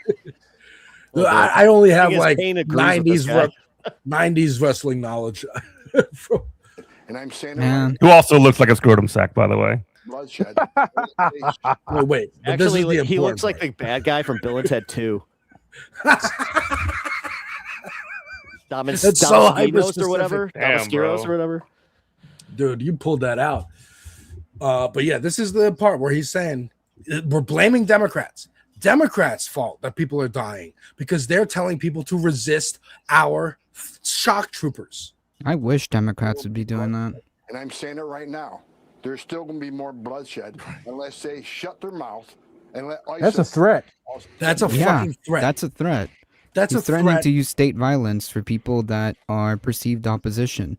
That's the whole thing with these people. They're fascists, right? That's why they like these videos going viral. They both are embarrassed and have to like. They're not embarrassed. They realize they have to like manage the whites and the elites and go, don't worry, it's not going to come for you yet. but you know it's happening, and this is for the people. The people should know that this can happen to you if you don't do what we say. You can be shot in the head. Your children can be shot in a Walmart because we don't give a fuck. You have to fucking comply. That's and the it'll be threat we're on. justified. And it'll be justified legally. It'll be justified forever because maybe the next president, Gavin Newsom, is going to turn the page again, and we're not going to prosecute anybody, just like Obama didn't prosecute anybody for Abu Ghraib or Guantanamo. And it's because of this platform. Freedom to flourish, healthcare for all, housing for all, freedom of reconstruction. Like, this is what they're afraid of. Fairness. They're afraid they won't be able to step on people and get away with it. They're afraid of getting smacked in the face for walking around with swastikas. This is what they're fucking afraid just of. as effective as them, where that platform would be literally our Project 2028. You know, It is. Well, I mean, they're scared of platforms like this because they know that it threatens the capital order, at least in their mind. I mean, like, I guess you could technically have a lot of these things under quote-unquote capitalism. You can have a universal healthcare system under capitalism. You can have all this stuff. But it does threaten the capital order because if people start thinking about another way, like, wait a minute, if we could do universal healthcare, if we could do universal college, if we could do, like, public housing, if we could do, like, I don't know, public groceries like Mamdani's trying to do in New York, what else could we do? And that's the problem when people start thinking like that. I mean, speaking of Mamdani, you took the words right out of my mouth. Mamdani announced his first ever NYC Parks Parents Night Out, giving parents a much and caregivers a free evening off, free babysitting. That's stuff like that. Yeah, here's Zoran going to Rikers He won't Island. pick a side in the World Cup final. Though. Here's Mamdani going to Rikers Island to watch the World Cup games, to highlight Rikers as a place that needs to be closed. And we talked about 66. You have one star only. You can see it there. And 3. I talked about this when I spoke to Danielle Welch, who ran for Congress against Tom Suozzi in the primary, and she's working on closing Rikers. We talked about how Zoran has closed a couple buildings, is starting to move prisoners into different jails so that Rikers can be shut down. Who you guys work for? I hope that this shares with people who are incarcerated here on Rikers that they too are a part of New York City. The World Cup has been a magical moment for the entire city. These are New Yorkers, and they will be New Yorkers when they get out of Rikers. They're New Yorkers today, and I wanted to make sure that we can celebrate this moment together. Humanize everybody. That's the key. I was thinking about this the other day. You know, there's a right-wing meme of like the oppression Olympics, and who's the most oppressed? There's a disabled black trans woman who's a Muslim and gay and a lesbian, and that should be who we fight for the most. Because if you improve that person's life, then you improve everybody else's life. That's why race and class, it's all tied together. It's intersectional. It's more complicated than just, we got to get this demographic to vote this way, and the 18 to 34s. It's about uplifting everyone from the bottom up. I mean, they're kind of right when Reagan was like, trickle down. It's the opposite. It's always projection. Trickle down. No, bottom up. Bottom up. You help that person's life. You help everybody else. The only thing that trickles down is piss. Piss. Yeah, seriously. Yeah, we got pissed of course. Of course. Like, a trans person's fight is all of our fights. A black person's fight is all of our fights. Because now you're going to have, you didn't want trans people in girls' sports? Well, guess what? Now you're going to have general inspectors at fucking elementary schools. Congratulations, people who voted because of that issue. You know what I mean? Well, I mean, this is good luck finding any empathy from anybody on that side with that stuff. Like, it's just the fact. Again, we don't have to appeal. It's so fucking deep, and we couldn't get past and just. We don't have to appeal to them. Yeah, fuck them. Yeah, I got to dip, y'all, but this was amusing. I actually enjoyed this. Good. I'm glad. Awesome, dude. All right. And hopefully, See y'all next week, folks, you will see him as a regular host on this space. Yeah, I got a dip next too. week. But check out Good Morning Comrade Saturdays. Mondays at 10 a.m. Central Time. You can also check our YouTube, our TikTok, all that stuff. Good Morning Comrade. And BRG, where can people find you? You can find me. I am OG Black Red Guard on Twitter. I am Black Red Guard on YouTube, and I'm OG Black Red Guard on Twitch. So, yeah, see y'all next week, comrades. Hell yeah! Thank you so much for joining us. Of course. I have more of the RNC promoting DSA ideas and candidates. Here is the RNC official Twitter account. So you want me to pull you off the screen, BRG? Yeah, that's fine. I got you. So RNC research, Florida Democrat congressional candidate Elijah Manley tells Hassan Piker he wants to abolish and prosecute ICE. Ooh, Scary. Can't have that. Oh, ICE no. brought it up earlier. Do you support the abolition and the prosecution of ICE? Yes, abolition and prosecution. Okay. I think it's What important. about Debbie Wasserman Schultz?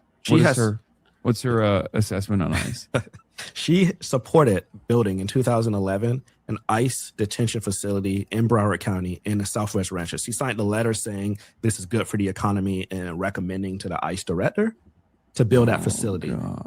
Speaking of ICE, So again, just the RNC doing our jobs for us, promoting our ideals and our platforms. And I don't think, especially with every instance of these violent actions, I don't think more and more people are seeing that this is not only reasonable but necessary.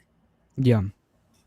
And if I may, I think also like it's important to point out like not just to say like abolish ICE, but like why we need to abolish ICE, because first of all, like it's not necessary. We have been, as far as I remember, a country for quite a while, and we haven't had ICE until very recently, so we don't need them.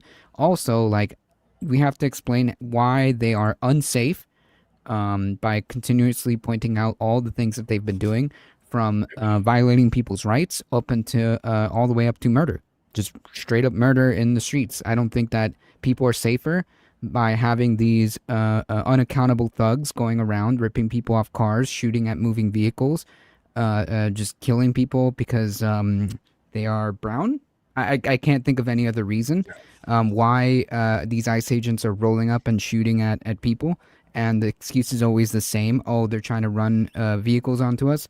It's always the same nonsense, and then video comes out and it turns out to be false. So yeah, I think it's important to elaborate and explain. I mean, this is like an RNC cut, so we're not going to get the full context, but I think it's always important to point out like why it's important to say we need to abolish ICE. They are literally killing people on the streets, violating people's rights. It's only a matter of time. It is happening to citizens. Yeah. So yeah, it's important to point that out. Absolutely. All right. I mean, that was a good conversation. I'm very happy with how the space station is going so far. We're going to go extra long today, folks. First episode, premiere episode. We're going to go extra long a little bit.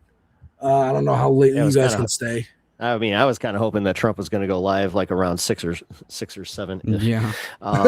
But yeah, if he's going on at 9 Eastern, that's a little rough. Yeah, unfortunately, I can't stay for very much longer. But I also want to say, like on that, if you're gonna stream it, Pep Talks, I highly recommend folks to check that out, because like this is one of those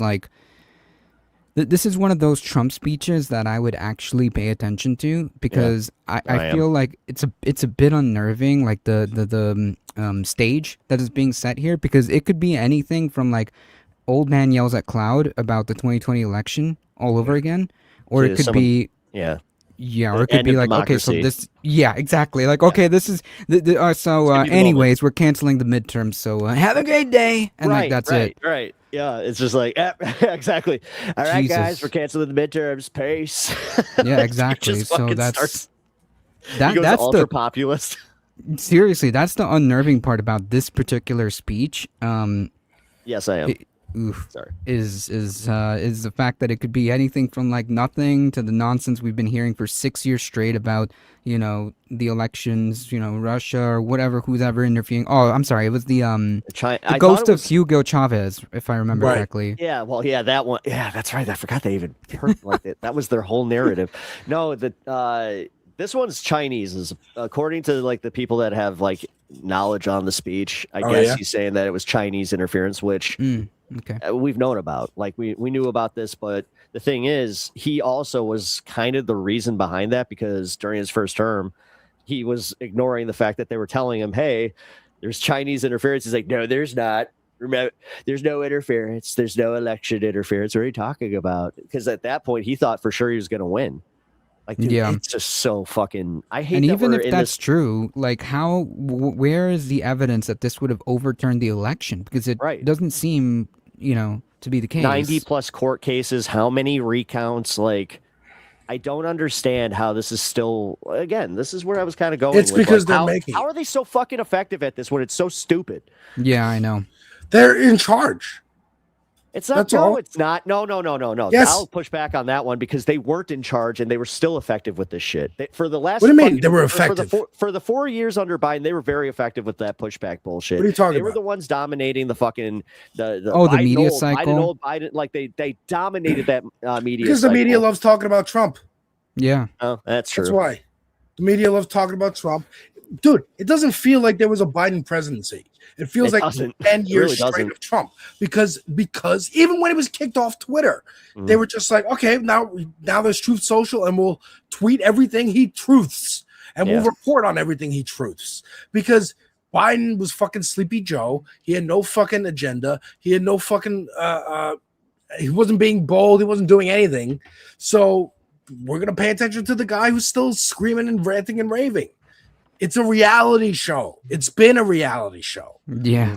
So it's not that they convince people or they're good at it. It's just that they're fucking annoying and funny to laugh at and make fun of. But then you're amplifying it.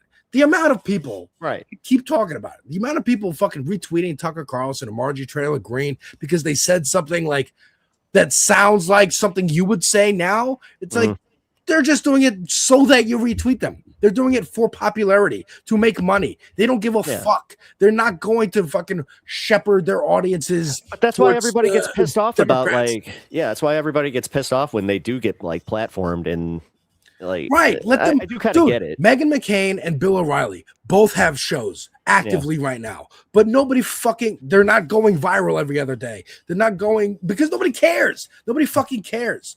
But Tucker and Marjorie, or for some reason, still like paid attention to. I mean, Matt Gaetz even went away. Like, well, you kind of nailed it, because these motherfuckers, like they're saying the things that we think or they think right. we want. So to it hear. catches someone like, I'm sorry, fucking Ryan I mean, Grimm or Mehdi realistically, Hassan or whatever. Propaganda. This is them trying to do the third party push with America First. Like I'm telling you, like I called this shit when Tucker and MTG announced that third party thing. I have been saying this for the past almost year, where I'm like, they are like whenever MTG like left Congress, that's when I was saying, I'm like, she's either gearing up for a presidential run or she's going to push a third party. And she like went and she started using the America First language. That's when I was like, they're doing the third party. They might, but no, they are doing it. They already said that. Like, this is something that they're going to try and push for. And like the thing is, I would be remiss to but they're going to split their own vote to ignore this, because like it could actually, because like everybody did that with the Tea Party. Everybody ignored the Tea Party. But they ran Everybody on the thought that it was Republican just a bunch ticket. of fringe idiots that had like some But that's the wacky thing. ideas. They ran on Republican tickets and they won. Like that's why they're scared now, and they're doing all this shit. The same thing. This is where about I the got into a DSA. big argument with somebody about that, about infiltration politics, and they were telling me how that doesn't work, and I'm like, that's bullshit because I've literally watched it work. It's working just, right now. It might not work for us. I don't know why, because we can't conceptualize it, or maybe like because these people are so fucking evil that they're like, this is the evil plan. Just abide by. Like, look at the Federalist Society. The Federalist Society's the whole thing has been going on since like what, pre 9/11? I'm pretty sure that it was like right after Clinton. And they they played the long game, and now we're at the end of their long game. And there was shit before. Like they've been since forever. There's been groups in smoky rooms with leather chairs going, how do we fucking keep our hold on shit? How do we the rabble is getting rowdy again. How do we calm them down? Ply them with social safety net shit or fucking shoot them. And that's or some kind of in between, but it's always management of the proletariat, as BRG and Jeff were saying. It is maintaining the status quo of capitalism. Well, and beyond that, it doesn't matter. It doesn't matter to them. That's why. That's where, like, unfortunately, they're given that's where I was trying to legitimacy. articulate that, and not very well, I'll admit, but like that's where I was trying to say that, unfortunately, the 89 million people in America that don't vote, you know, they tune out the second that you start going at them aggressively in any way with your policies at all. And that's why it's like they tend to kind of like focus on a single issue and then just latch onto that. Like, I can't tell you how many times in Illinois here where I was surprised to hear somebody, because like Bruce Rauner, our last governor, was such a piece of shit, and he was so bad that he had Republicans even saying like, you know what, we're out. Like, even if we're not going to vote for you, like just plain and simple. So by merit, they kind of did the thing where it's again, like, well, I guess I'm going to allow JB Pritzker to take over, but they have to be somewhat respectable to each other. Like Trump was a fucking he's new money, he's nouveau riche, like he was looked down upon by the old money elites in New York. That's true. But now he's in charge, so they all got to come kiss his ass.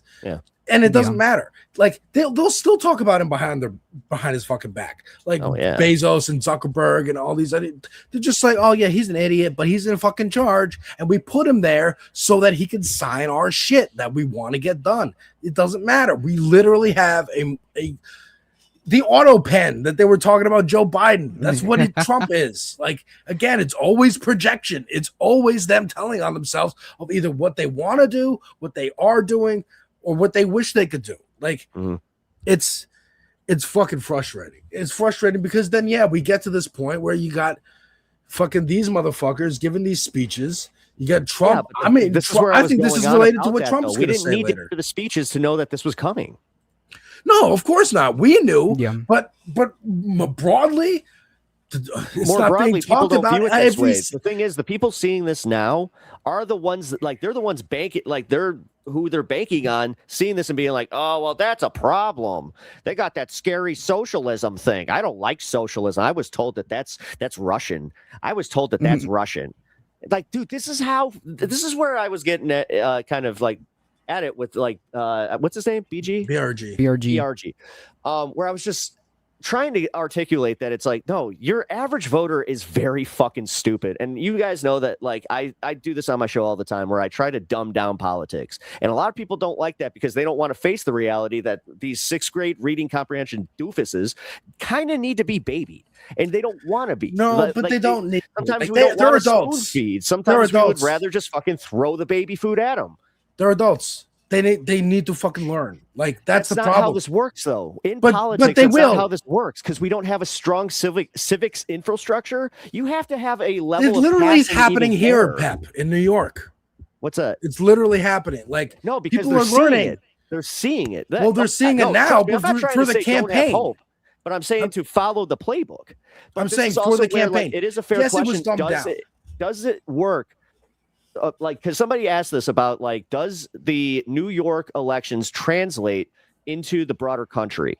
And that is a good question, which I do think that in Michigan, and then the last wins, God, I forgot which other state it was, but it was actually surprising where it was like, oh shit, think it was Colorado. Yeah, it's Colorado. Yeah, it was Colorado.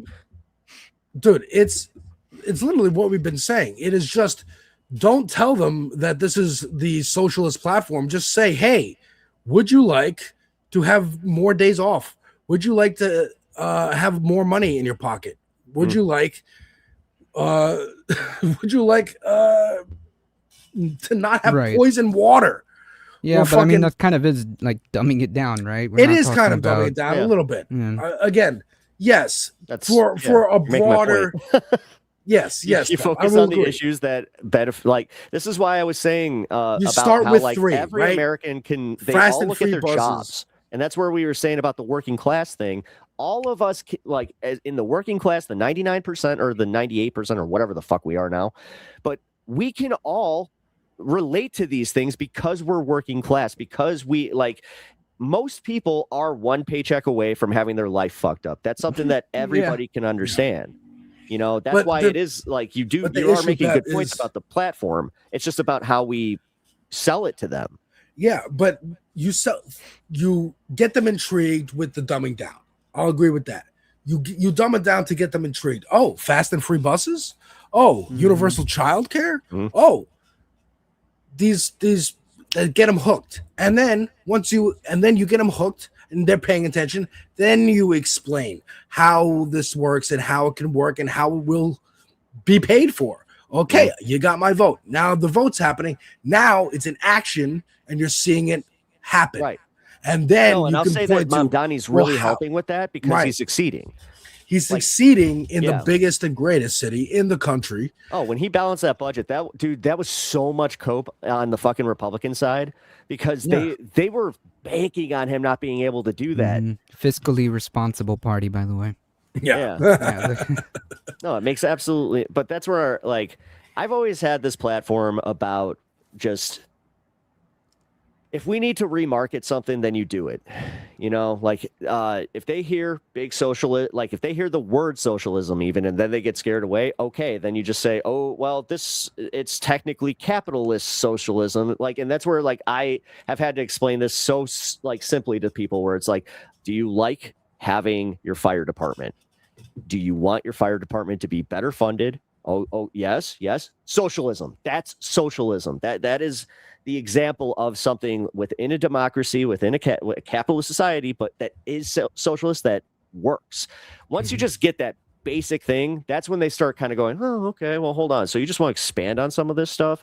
And you kind of nailed it, Alex, about like, they care about like, well, how are we paying for it? And that's where I say Mamdani did a really good job with that, where he broke it down and he was just like, no, we're going to get this program to pay for this program. And then this is the money that we currently have to pay for this program. Like, he's the master at that shit. And that's where I'm saying, like, if we can take those examples, put them on the national platform, but also not be so stringent in our ideas that we cannot kind of pivot in other ways. Like, so for instance, I had an argument about how the Democratic Socialists, you cannot really win a lot in a very deep red area with just those two words alone. That's why like America First actually stands a chance in those like deep ass red areas. That's where I was like, shit, could we like trick them into voting third party with us or like? Yes. Dude, fucking, you can run as a Republican, register as a Republican, run in the primary on that platform as a Republican. Keep saying you're America Kowalski. First.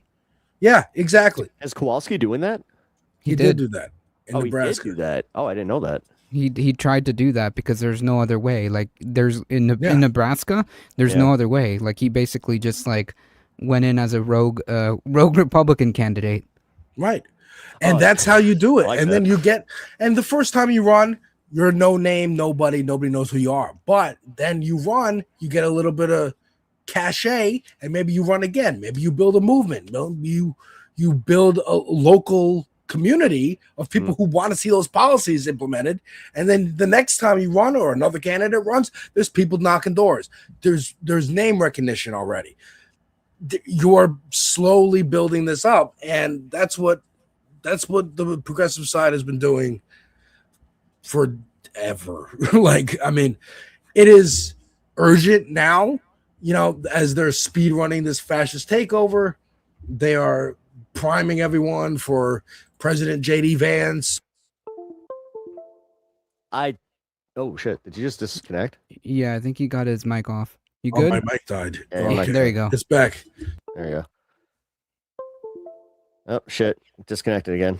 I know this one. My cat likes to play with the connector on my cable here, so I know that one all too well. Make sure it's plugged in.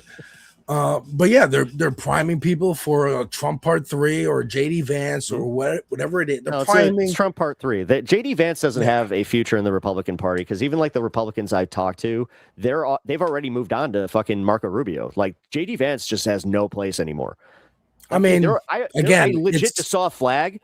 It was in like the not rural part, but it's like the suburban part of Chicago. That already had Trump Rubio 28, and I was like, "What the fuck?" Like, God damn. How does I had Marco that moment where Rubio? I'm like, "Fuck, they're fast." How does Marco Rubio get more like points than Vance? He's like the most. Because I don't know who's more. He literally speaks like a fucking adult to Republicans and has just the right amount of fucking like Trumpism to him, and also because he did like take all the little Marco stuff that now they are just like, well, if Trump likes him now, even though he called him little Marco and they're they're buddies, maybe I could trust this guy. Like, dude, it is I bad. don't know. We'll find out. But like it is scary. It is scary, but there is hope. Again, everyone join DSA or get involved. Oh yeah, no locally. doubt. Like this is what I say all the time. Is like all of this is all this entire timeline is unnerving. It's it's anxiety inducing. It's nightmare fuel. All of it, but that's okay. Grab that energy because we're gonna need it and push it to where it needs to go. Right? Like understand. That's why I really like what Hassan's doing with it. Like, articulate that, accept that this is how you feel because it's natural and human to feel despair in a fascist, dystopic, society. But now that we've acknowledged that, we accept it, it's here, it's real. Let's kind of gather that energy and push it to where it needs to go. Yeah, I mean, absolutely. Well said, Carlos. Yeah, and there's hope. There is hope. None of this is forever. I don't feel the thing is, you kind of said this about tonight, man. Like, this is the reason that, like, I do feel hope, but I'll give you a little insight. I was talking to my therapist about this and how I'm working on this idea of always having like the hovering, like the other shoe is always looking to drop. So I'm always like peeking up, just like, but now I'm trying to like work on that, not always be like so doer, but I also want to be prepared. So it is kind of one of those like, where's the fine line here? Yeah, but that's the thing. It's okay. It's okay to accept that, right? To accept that feeling and then just go, okay, well, now what? Yeah. I mean, dude, it does suck. Of course. Yeah, I mean, every once in a while, it does make me go like, I need a vacation. But again, they gave us tools. The elite gave us tools. They gave us social media. They gave us the internet, and they don't know how we're using them. They're trying to wrangle us now, but it's 25 years too late. It's too fucking late. They can buy TikTok. They can buy Twitter. They can buy all the platforms. We'll find other platforms. We'll be on Discord. We'll be on your platform still organizing, figuring it out. Communication is the rebellion. Being able to don't tell them that. Spread give them ideas. The printing press, making it more accessible for people to print the pamphlets like the Communist Manifesto and spread that around. That's what liberates, is the information, people understanding. I'm sorry, what? We are the printing press. Each one of our channels. Are the fucking printing press. Exactly. Oh, God. Yep. It's the whole point of this space is to bring us all together, and we may have disagreements here and there, but we all have the same goals. That's the point. Yeah. No, trust me. As somebody who's, I could argue, is the most disagreeable person probably on the entire platform of this space. Which, you know what? I'm here to upset the stat. Yeah, you want to talk about status quo? That's what I'm here to do, baby. That's all good. I'm here to ask the hard questions, and sometimes just I do hate the fact that I do this so much, but I almost take it as like my lot in life where it's like, no, I got to mediate for the idiots because I know so many. I work with these. I'm friends with them. I work with them. Just your average Joes, and holy shit, the way that these guys talk about politics, it really will like it's almost soul dampening where you're just like, oh my God. Yeah. It's like they're never going to engage. I mean, yeah. But again, we do what we do to help as much as we can, and we're all struggling. This is a working class collective, folks. We are all struggling under capitalism. So the best I can do, the best I can do. Oh God, Alex so next people will be like, "Oh, he's this space's Joe Rogan." It's like that's not a compliment. That's not a compliment at all. The Trud Whisperer. Oh, I see. That's really funny. I mean, unfortunately, I do. If you're the furthest right person on this space, fine. Good. That's pretty good. That's pretty fucking great. Actually, I would argue between me and AG, I think even he's a little bit like to even put it on the right of a spectrum. It's not fair, but I will just say he's got I got inspired by his like no bullshit takes on a lot of this stuff because I was like, no, like I've had so many fights about like where somebody's hammering me with theory, and I'm like, I've already like what you don't want to accept is that I've already tuned out. And honestly, this is I can like I at least can feel confidence in being like, and I'm pretty sure that like 98% of the electorate also agrees with me, where it's just like if you can't package this in a clear, concise manner, then yeah, that's. I'm in the same boat too. Like I don't know nothing about this theory or any of the Marxist, Leninist, Maoist. I don't know the fucking difference. Right. But like, I don't want that to be conflated with like me personally not being open to learning about this stuff. It's literally about how it's like you have to think of like these broader movements. If you can talk to somebody in literally 90 seconds and you can just kind of give them that little like plant that seed where it's just like, oh shit, you know what, I guess that is kind of a interesting idea, and give them something to go off of or look like a channel or something. I think that's what we do have the benefit of doing is like, oh, check out my channel, come and see some of the discussions. But and our tuned out. We all have different lanes, like you guys. That's what I love about this place. Yeah, I love like the fact that you're talking about wrestling. I love the fact that I'm probably as I said, like I'm probably the dumbest person on this platform. I'm okay. I would argue about that. But, I'll fight you on that one. I'll fight you. We're both dumb. Fucking take this one. I'm gonna hit you with my squeaky hammer. But just again, like my lane of this fucking the nerd stuff and talking music and movies and stuff. Somebody's got to be on that front. Somebody's got to be on the front like Carlos, making videos every fucking day. Here's what's happening in the news. Spread this shit. Spread this on Facebook. Here's a video package. Are you clipping your live streams, Carlos? Or are you putting those out? Like, are you like clipping your live streams, or are you like putting out these videos like independently of your show? Oh, I'm like the worst social media person on the planet. Me too. I am a terrible printing press because like the live shows. The live shows are the YouTube videos because like it just auto saves and like posts it. I'm like, okay, perfect. On occasion, if I get lucky, I'll be able to get like some clips out. Yeah. But I am very terrible at that. My main thing is just to like, hit the live button and like just start talking about the most important stuff that's happening throughout the day. How long are your streams usually? I try to make it like about 2 hours. Nice. It's like just enough. I think like 2 hours is like that sweet spot. I would argue that I do too much. So yeah. Yeah. I mean, to me, it's 8-hour streams. 2 hours of just the news. Oof. Yeah. I mean, that's why you gotta flip it around. I mean, when I stream, which is inconsistent, but I'm trying to do it more. When I stream on Twitch or YouTube, I'm either, if I'm streaming from the PlayStation, it's just gonna be a game. And I might be talking about the news and whatever's happening, but I'm playing Crimson Desert or I'm playing whatever, Bloodborne or whatever.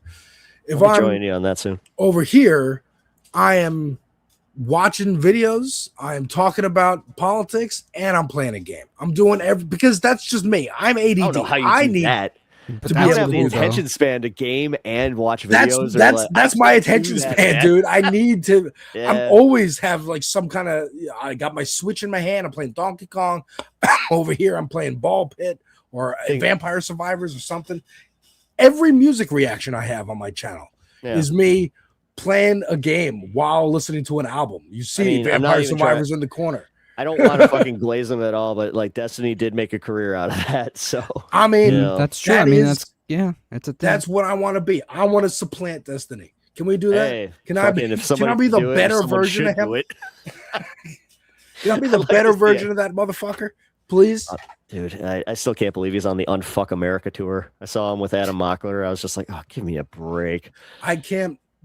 Like, I hate the fact that he also makes good points. It really is. Well, here's the thing. So bothersome where you're like, I don't think he does. I don't think he does. Fuck. I mean, like he's like anti-MAGA right now because like he'll switch. Because I remember like he was like attacking the left a lot for a while for like no reason in my opinion. But now he's back on like the anti-MAGA stuff. I'm like, go with God. That's what I was gonna say. You know? One, he's a weather vane, so it's popularity like every other, like Tim Dillon or Joe Rogan or whatever. But also, it's his personal problem with another streamer. The fact that Pep, me and you watch all these comedians and have seen now the effects of their audience on the fucking broader society, which is crazy. Now we're seeing the effects of streamers on broader fucking society. Hassan and Destiny have a fucking years-long beef, apparently. I watched a fucking Hassan video explaining it. That beef is the split. Like Destiny supporting the fucking establishment and Hassan supporting the insurgency. That's it. If you want to boil what the fight is, where they're getting these clips of Hassan to smear them, it's Destiny's fucking fans. That's what it is. And it's fucking crazy that they can have this much influence over a political party, but that's where we are. Again, they gave us the fucking tools of the internet, and this is how some people are using them very effectively to change national politics. Well, within a beef. I also sometimes think it's so disingenuous. Dude, this is again my put on the tinfoil hat. When Destiny, Vosh, and like BreadTube were all going at each other, I started having this moment where I'm like, this feels like an op. Like this feels like a way to to get us to disengage with each other because the audiences were agreeing on too much. So then they made it about like, purity politics with the person. And then they like literally use that to divide everybody. Yeah. I do kind of still feel that way where I'm like, well, I think back to it. It was like randomly timed and just yeah, I think that's kind of sad because like there was a brief moment on the internet where like quote unquote BreadTube had basically like a opportunity to be like a force like maybe even bigger than your Daily Wires. You know what I mean? Like there was a window back then where the left, broadly, people called BreadTube had that opportunity to become a Daily Wire, just obviously a media apparatus that would be able to influence in the same sense that the Daily Wire. But here's the difference: the Daily Wire had fucking backers. Like, 100%. Investors and shit. Like, 100%. A lot of it's My Left Eye for the raid. Appreciate that. Heck yeah. They had AstroTurfed that they willed that into existence by AstroTurfing with billionaire money. But BreadTube didn't. BreadTube was genuine. BreadTube had people like really following these content creators, really like engaging, and that's the important part. And there's like just this one brief moment. Close is crazy. Yeah. And we could do it again. We could do it again. That's where I'm kind of so, like with the chorus thing. That's where I was kind of like starting to get to it, where I'm like, all right, like I also think that was another. It felt psyopy because it was a way to stifle us from getting funding. You can argue about some of like the shady money part of it, but like I'll be honest, the fact that it was Taylor Lorenz making these arguments and then she was being very wishy-washy about her own funding on certain things, like that just felt like it was again woke scoldy bullshit where it's just like, okay, like the bottom line is, do you not agree with these people's politics and think that they should get paid or not? Like this idea that everybody that would take money from Chorus would somehow be influenced by that money, and like then all of a sudden change their views, because like I think that's what a lot of people were saying was that it's just like, oh, there's they're an pay announcement to not be pro-Palestine. It's like, well, there's an announcement. We got a Discord server coming soon. This Space Social for fans of this space, and the hosts can join for free. It's coming soon. We will let you know. Host Sorry for free. Everyone can paying for it. Wait, everyone can join for free. I was about to say, wait a minute, are we doing a freaking paywall? I think it's a grammar thing, right? I think it means that it's for free. Yeah. So yeah, no, I think, I mean, the chorus thing, like, again, some people on there who like sure want to like change things and push a more status quo-y kind of thing, but I don't care. I fucking applied for chorus to see if I can get paid for making my YouTube videos. I'll apply again. I don't give a fuck. And if they want to pay me, good. If they start paying me and I say something they don't like, they can stop paying me. I don't give a fuck. I need this is a hobby for me. That's my where I'm freedom going with this, because like I guess I should just make an announcement. No, I'm kidding. I mean, that's my thing is like, for right now, this is a hobby. This is fun for me. Oh yeah, no, I do this for the love of the game. Doing these streams, yeah. None of us would get like making a living off of this. I mean, let's put it this way: I make enough so I don't need to go get a second job. Well, there you go. Have made enough that I don't need to go get a second job. That's great, and I would love I am to be able to on do that that one. here in New York, but it's going to take a long time. I want a solid job that pays me a fair fucking wage, so I can live in my fucking city and do this kind of art for fun and maybe for profit and make a little extra money on top of that. That's good, but it's about this is what I like to do. I like to talk this is politics. it or but. Like, this is all I offer. Like, I can offer this world entertainment and, some random thoughts and maybe a few laughs. But realistically, I'm like, no, this is pretty much it, folks. If I don't do this, then I'm, it's pretty much like failure city. And I'll just be sitting in my cubicle when I'm fucking, 60 something years old, just waiting to die. Yeah. And we don't want that. We want work you can be proud of, part of that platform. Work that doesn't suck you dry. Work that doesn't make you dread the end of the weekend. True. Right?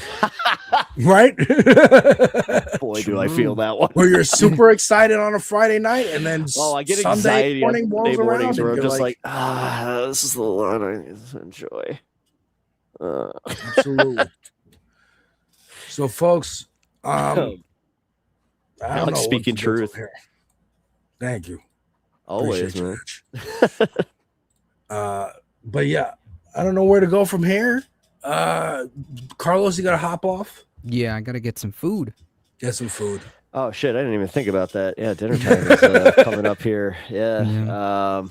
Pep, are you gonna be just stick here on this space? I or wanted to on stick your own around channel? for this space, or like just do it. Like again, if he was going on at 7, but 9 o'clock, that's almost 2 hours away. And I also should probably eat, so I think I might do a little intermission if you guys want to join me on my channel. Please shout yourself out, because that's I think we all want to be there. Come check out my. We could rate Pep. Oh, that'd be awesome. Can you set up the upcoming thing? Shit. Let's see. I don't know. We'll see. That? I don't want to do this live because I do this on my own show where I'm just like, all right, technical stuff. Oh, hey, look at that guy. That's me. And difficult truth. Oh. No, put it all that together. Is not Carlos. Put it all together. Yeah, put it all together. I'm sure.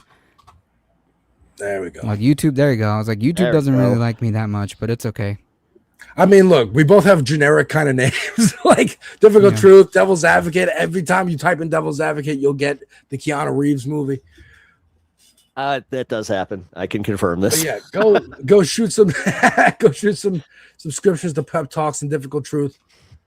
He'll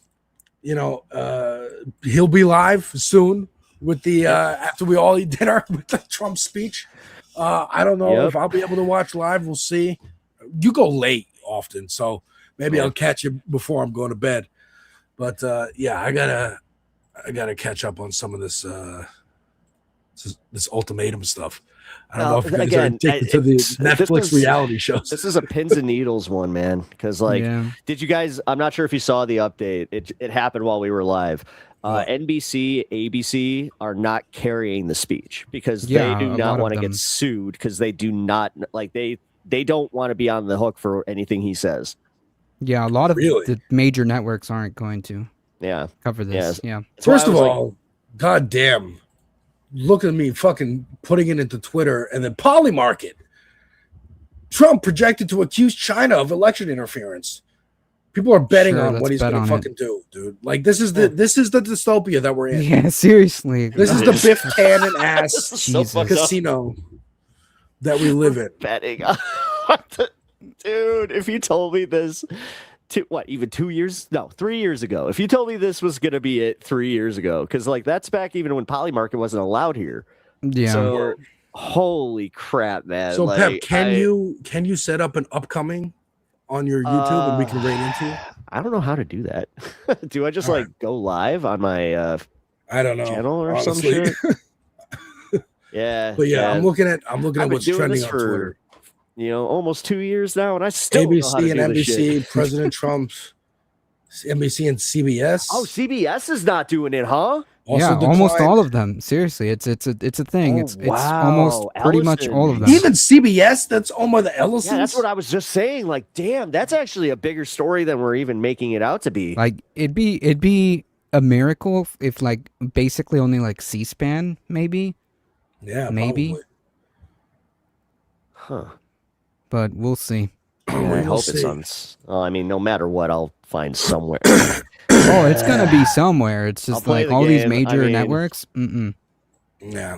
Well, if it's not, then I hate doing this, but I know for a fact Brian Tyler Cohen will be live, and I know also for a fact that he does not like DMCA people. So fuck Brian Tyler Cohen. Our girl, who was supposed to be on this show, Christina. From Cosmopolitics is going to be on Leftist Mafia tonight. Oh yeah, so that's true. they'll be live, probably maybe watching it live or talking about it. I hope so, because that'd be great. So that'd yeah, be great. folks, I'm glad she's on there too. Pep Talks or Leftist Mafia. I am going to, I guess, wrap up the first inaugural episode of this space station or the space station. Dads. All right. That's hilarious. And do the welcome Three Amigos thing. The announcement of our upcoming public Discord server, the announcement of our possible new host contributor. I am working behind the scenes to get people to be hosts or come on, and I hope everybody else is too, because I want this space to grow. I want this space to be what we want it to be, the 24/7 fucking news. If you don't know who's live, this space is live. That's what I want it to be. That's what I want it to be. So, folks, thank you, Carlos. Thank you, Pep. Thank you, Jeff. Thank you, Black Red Guard. Follow everybody. Yeah, folks, take care. Hope shout out mods. Go to World War III tonight. All right, guys. Catch you guys later. See ya.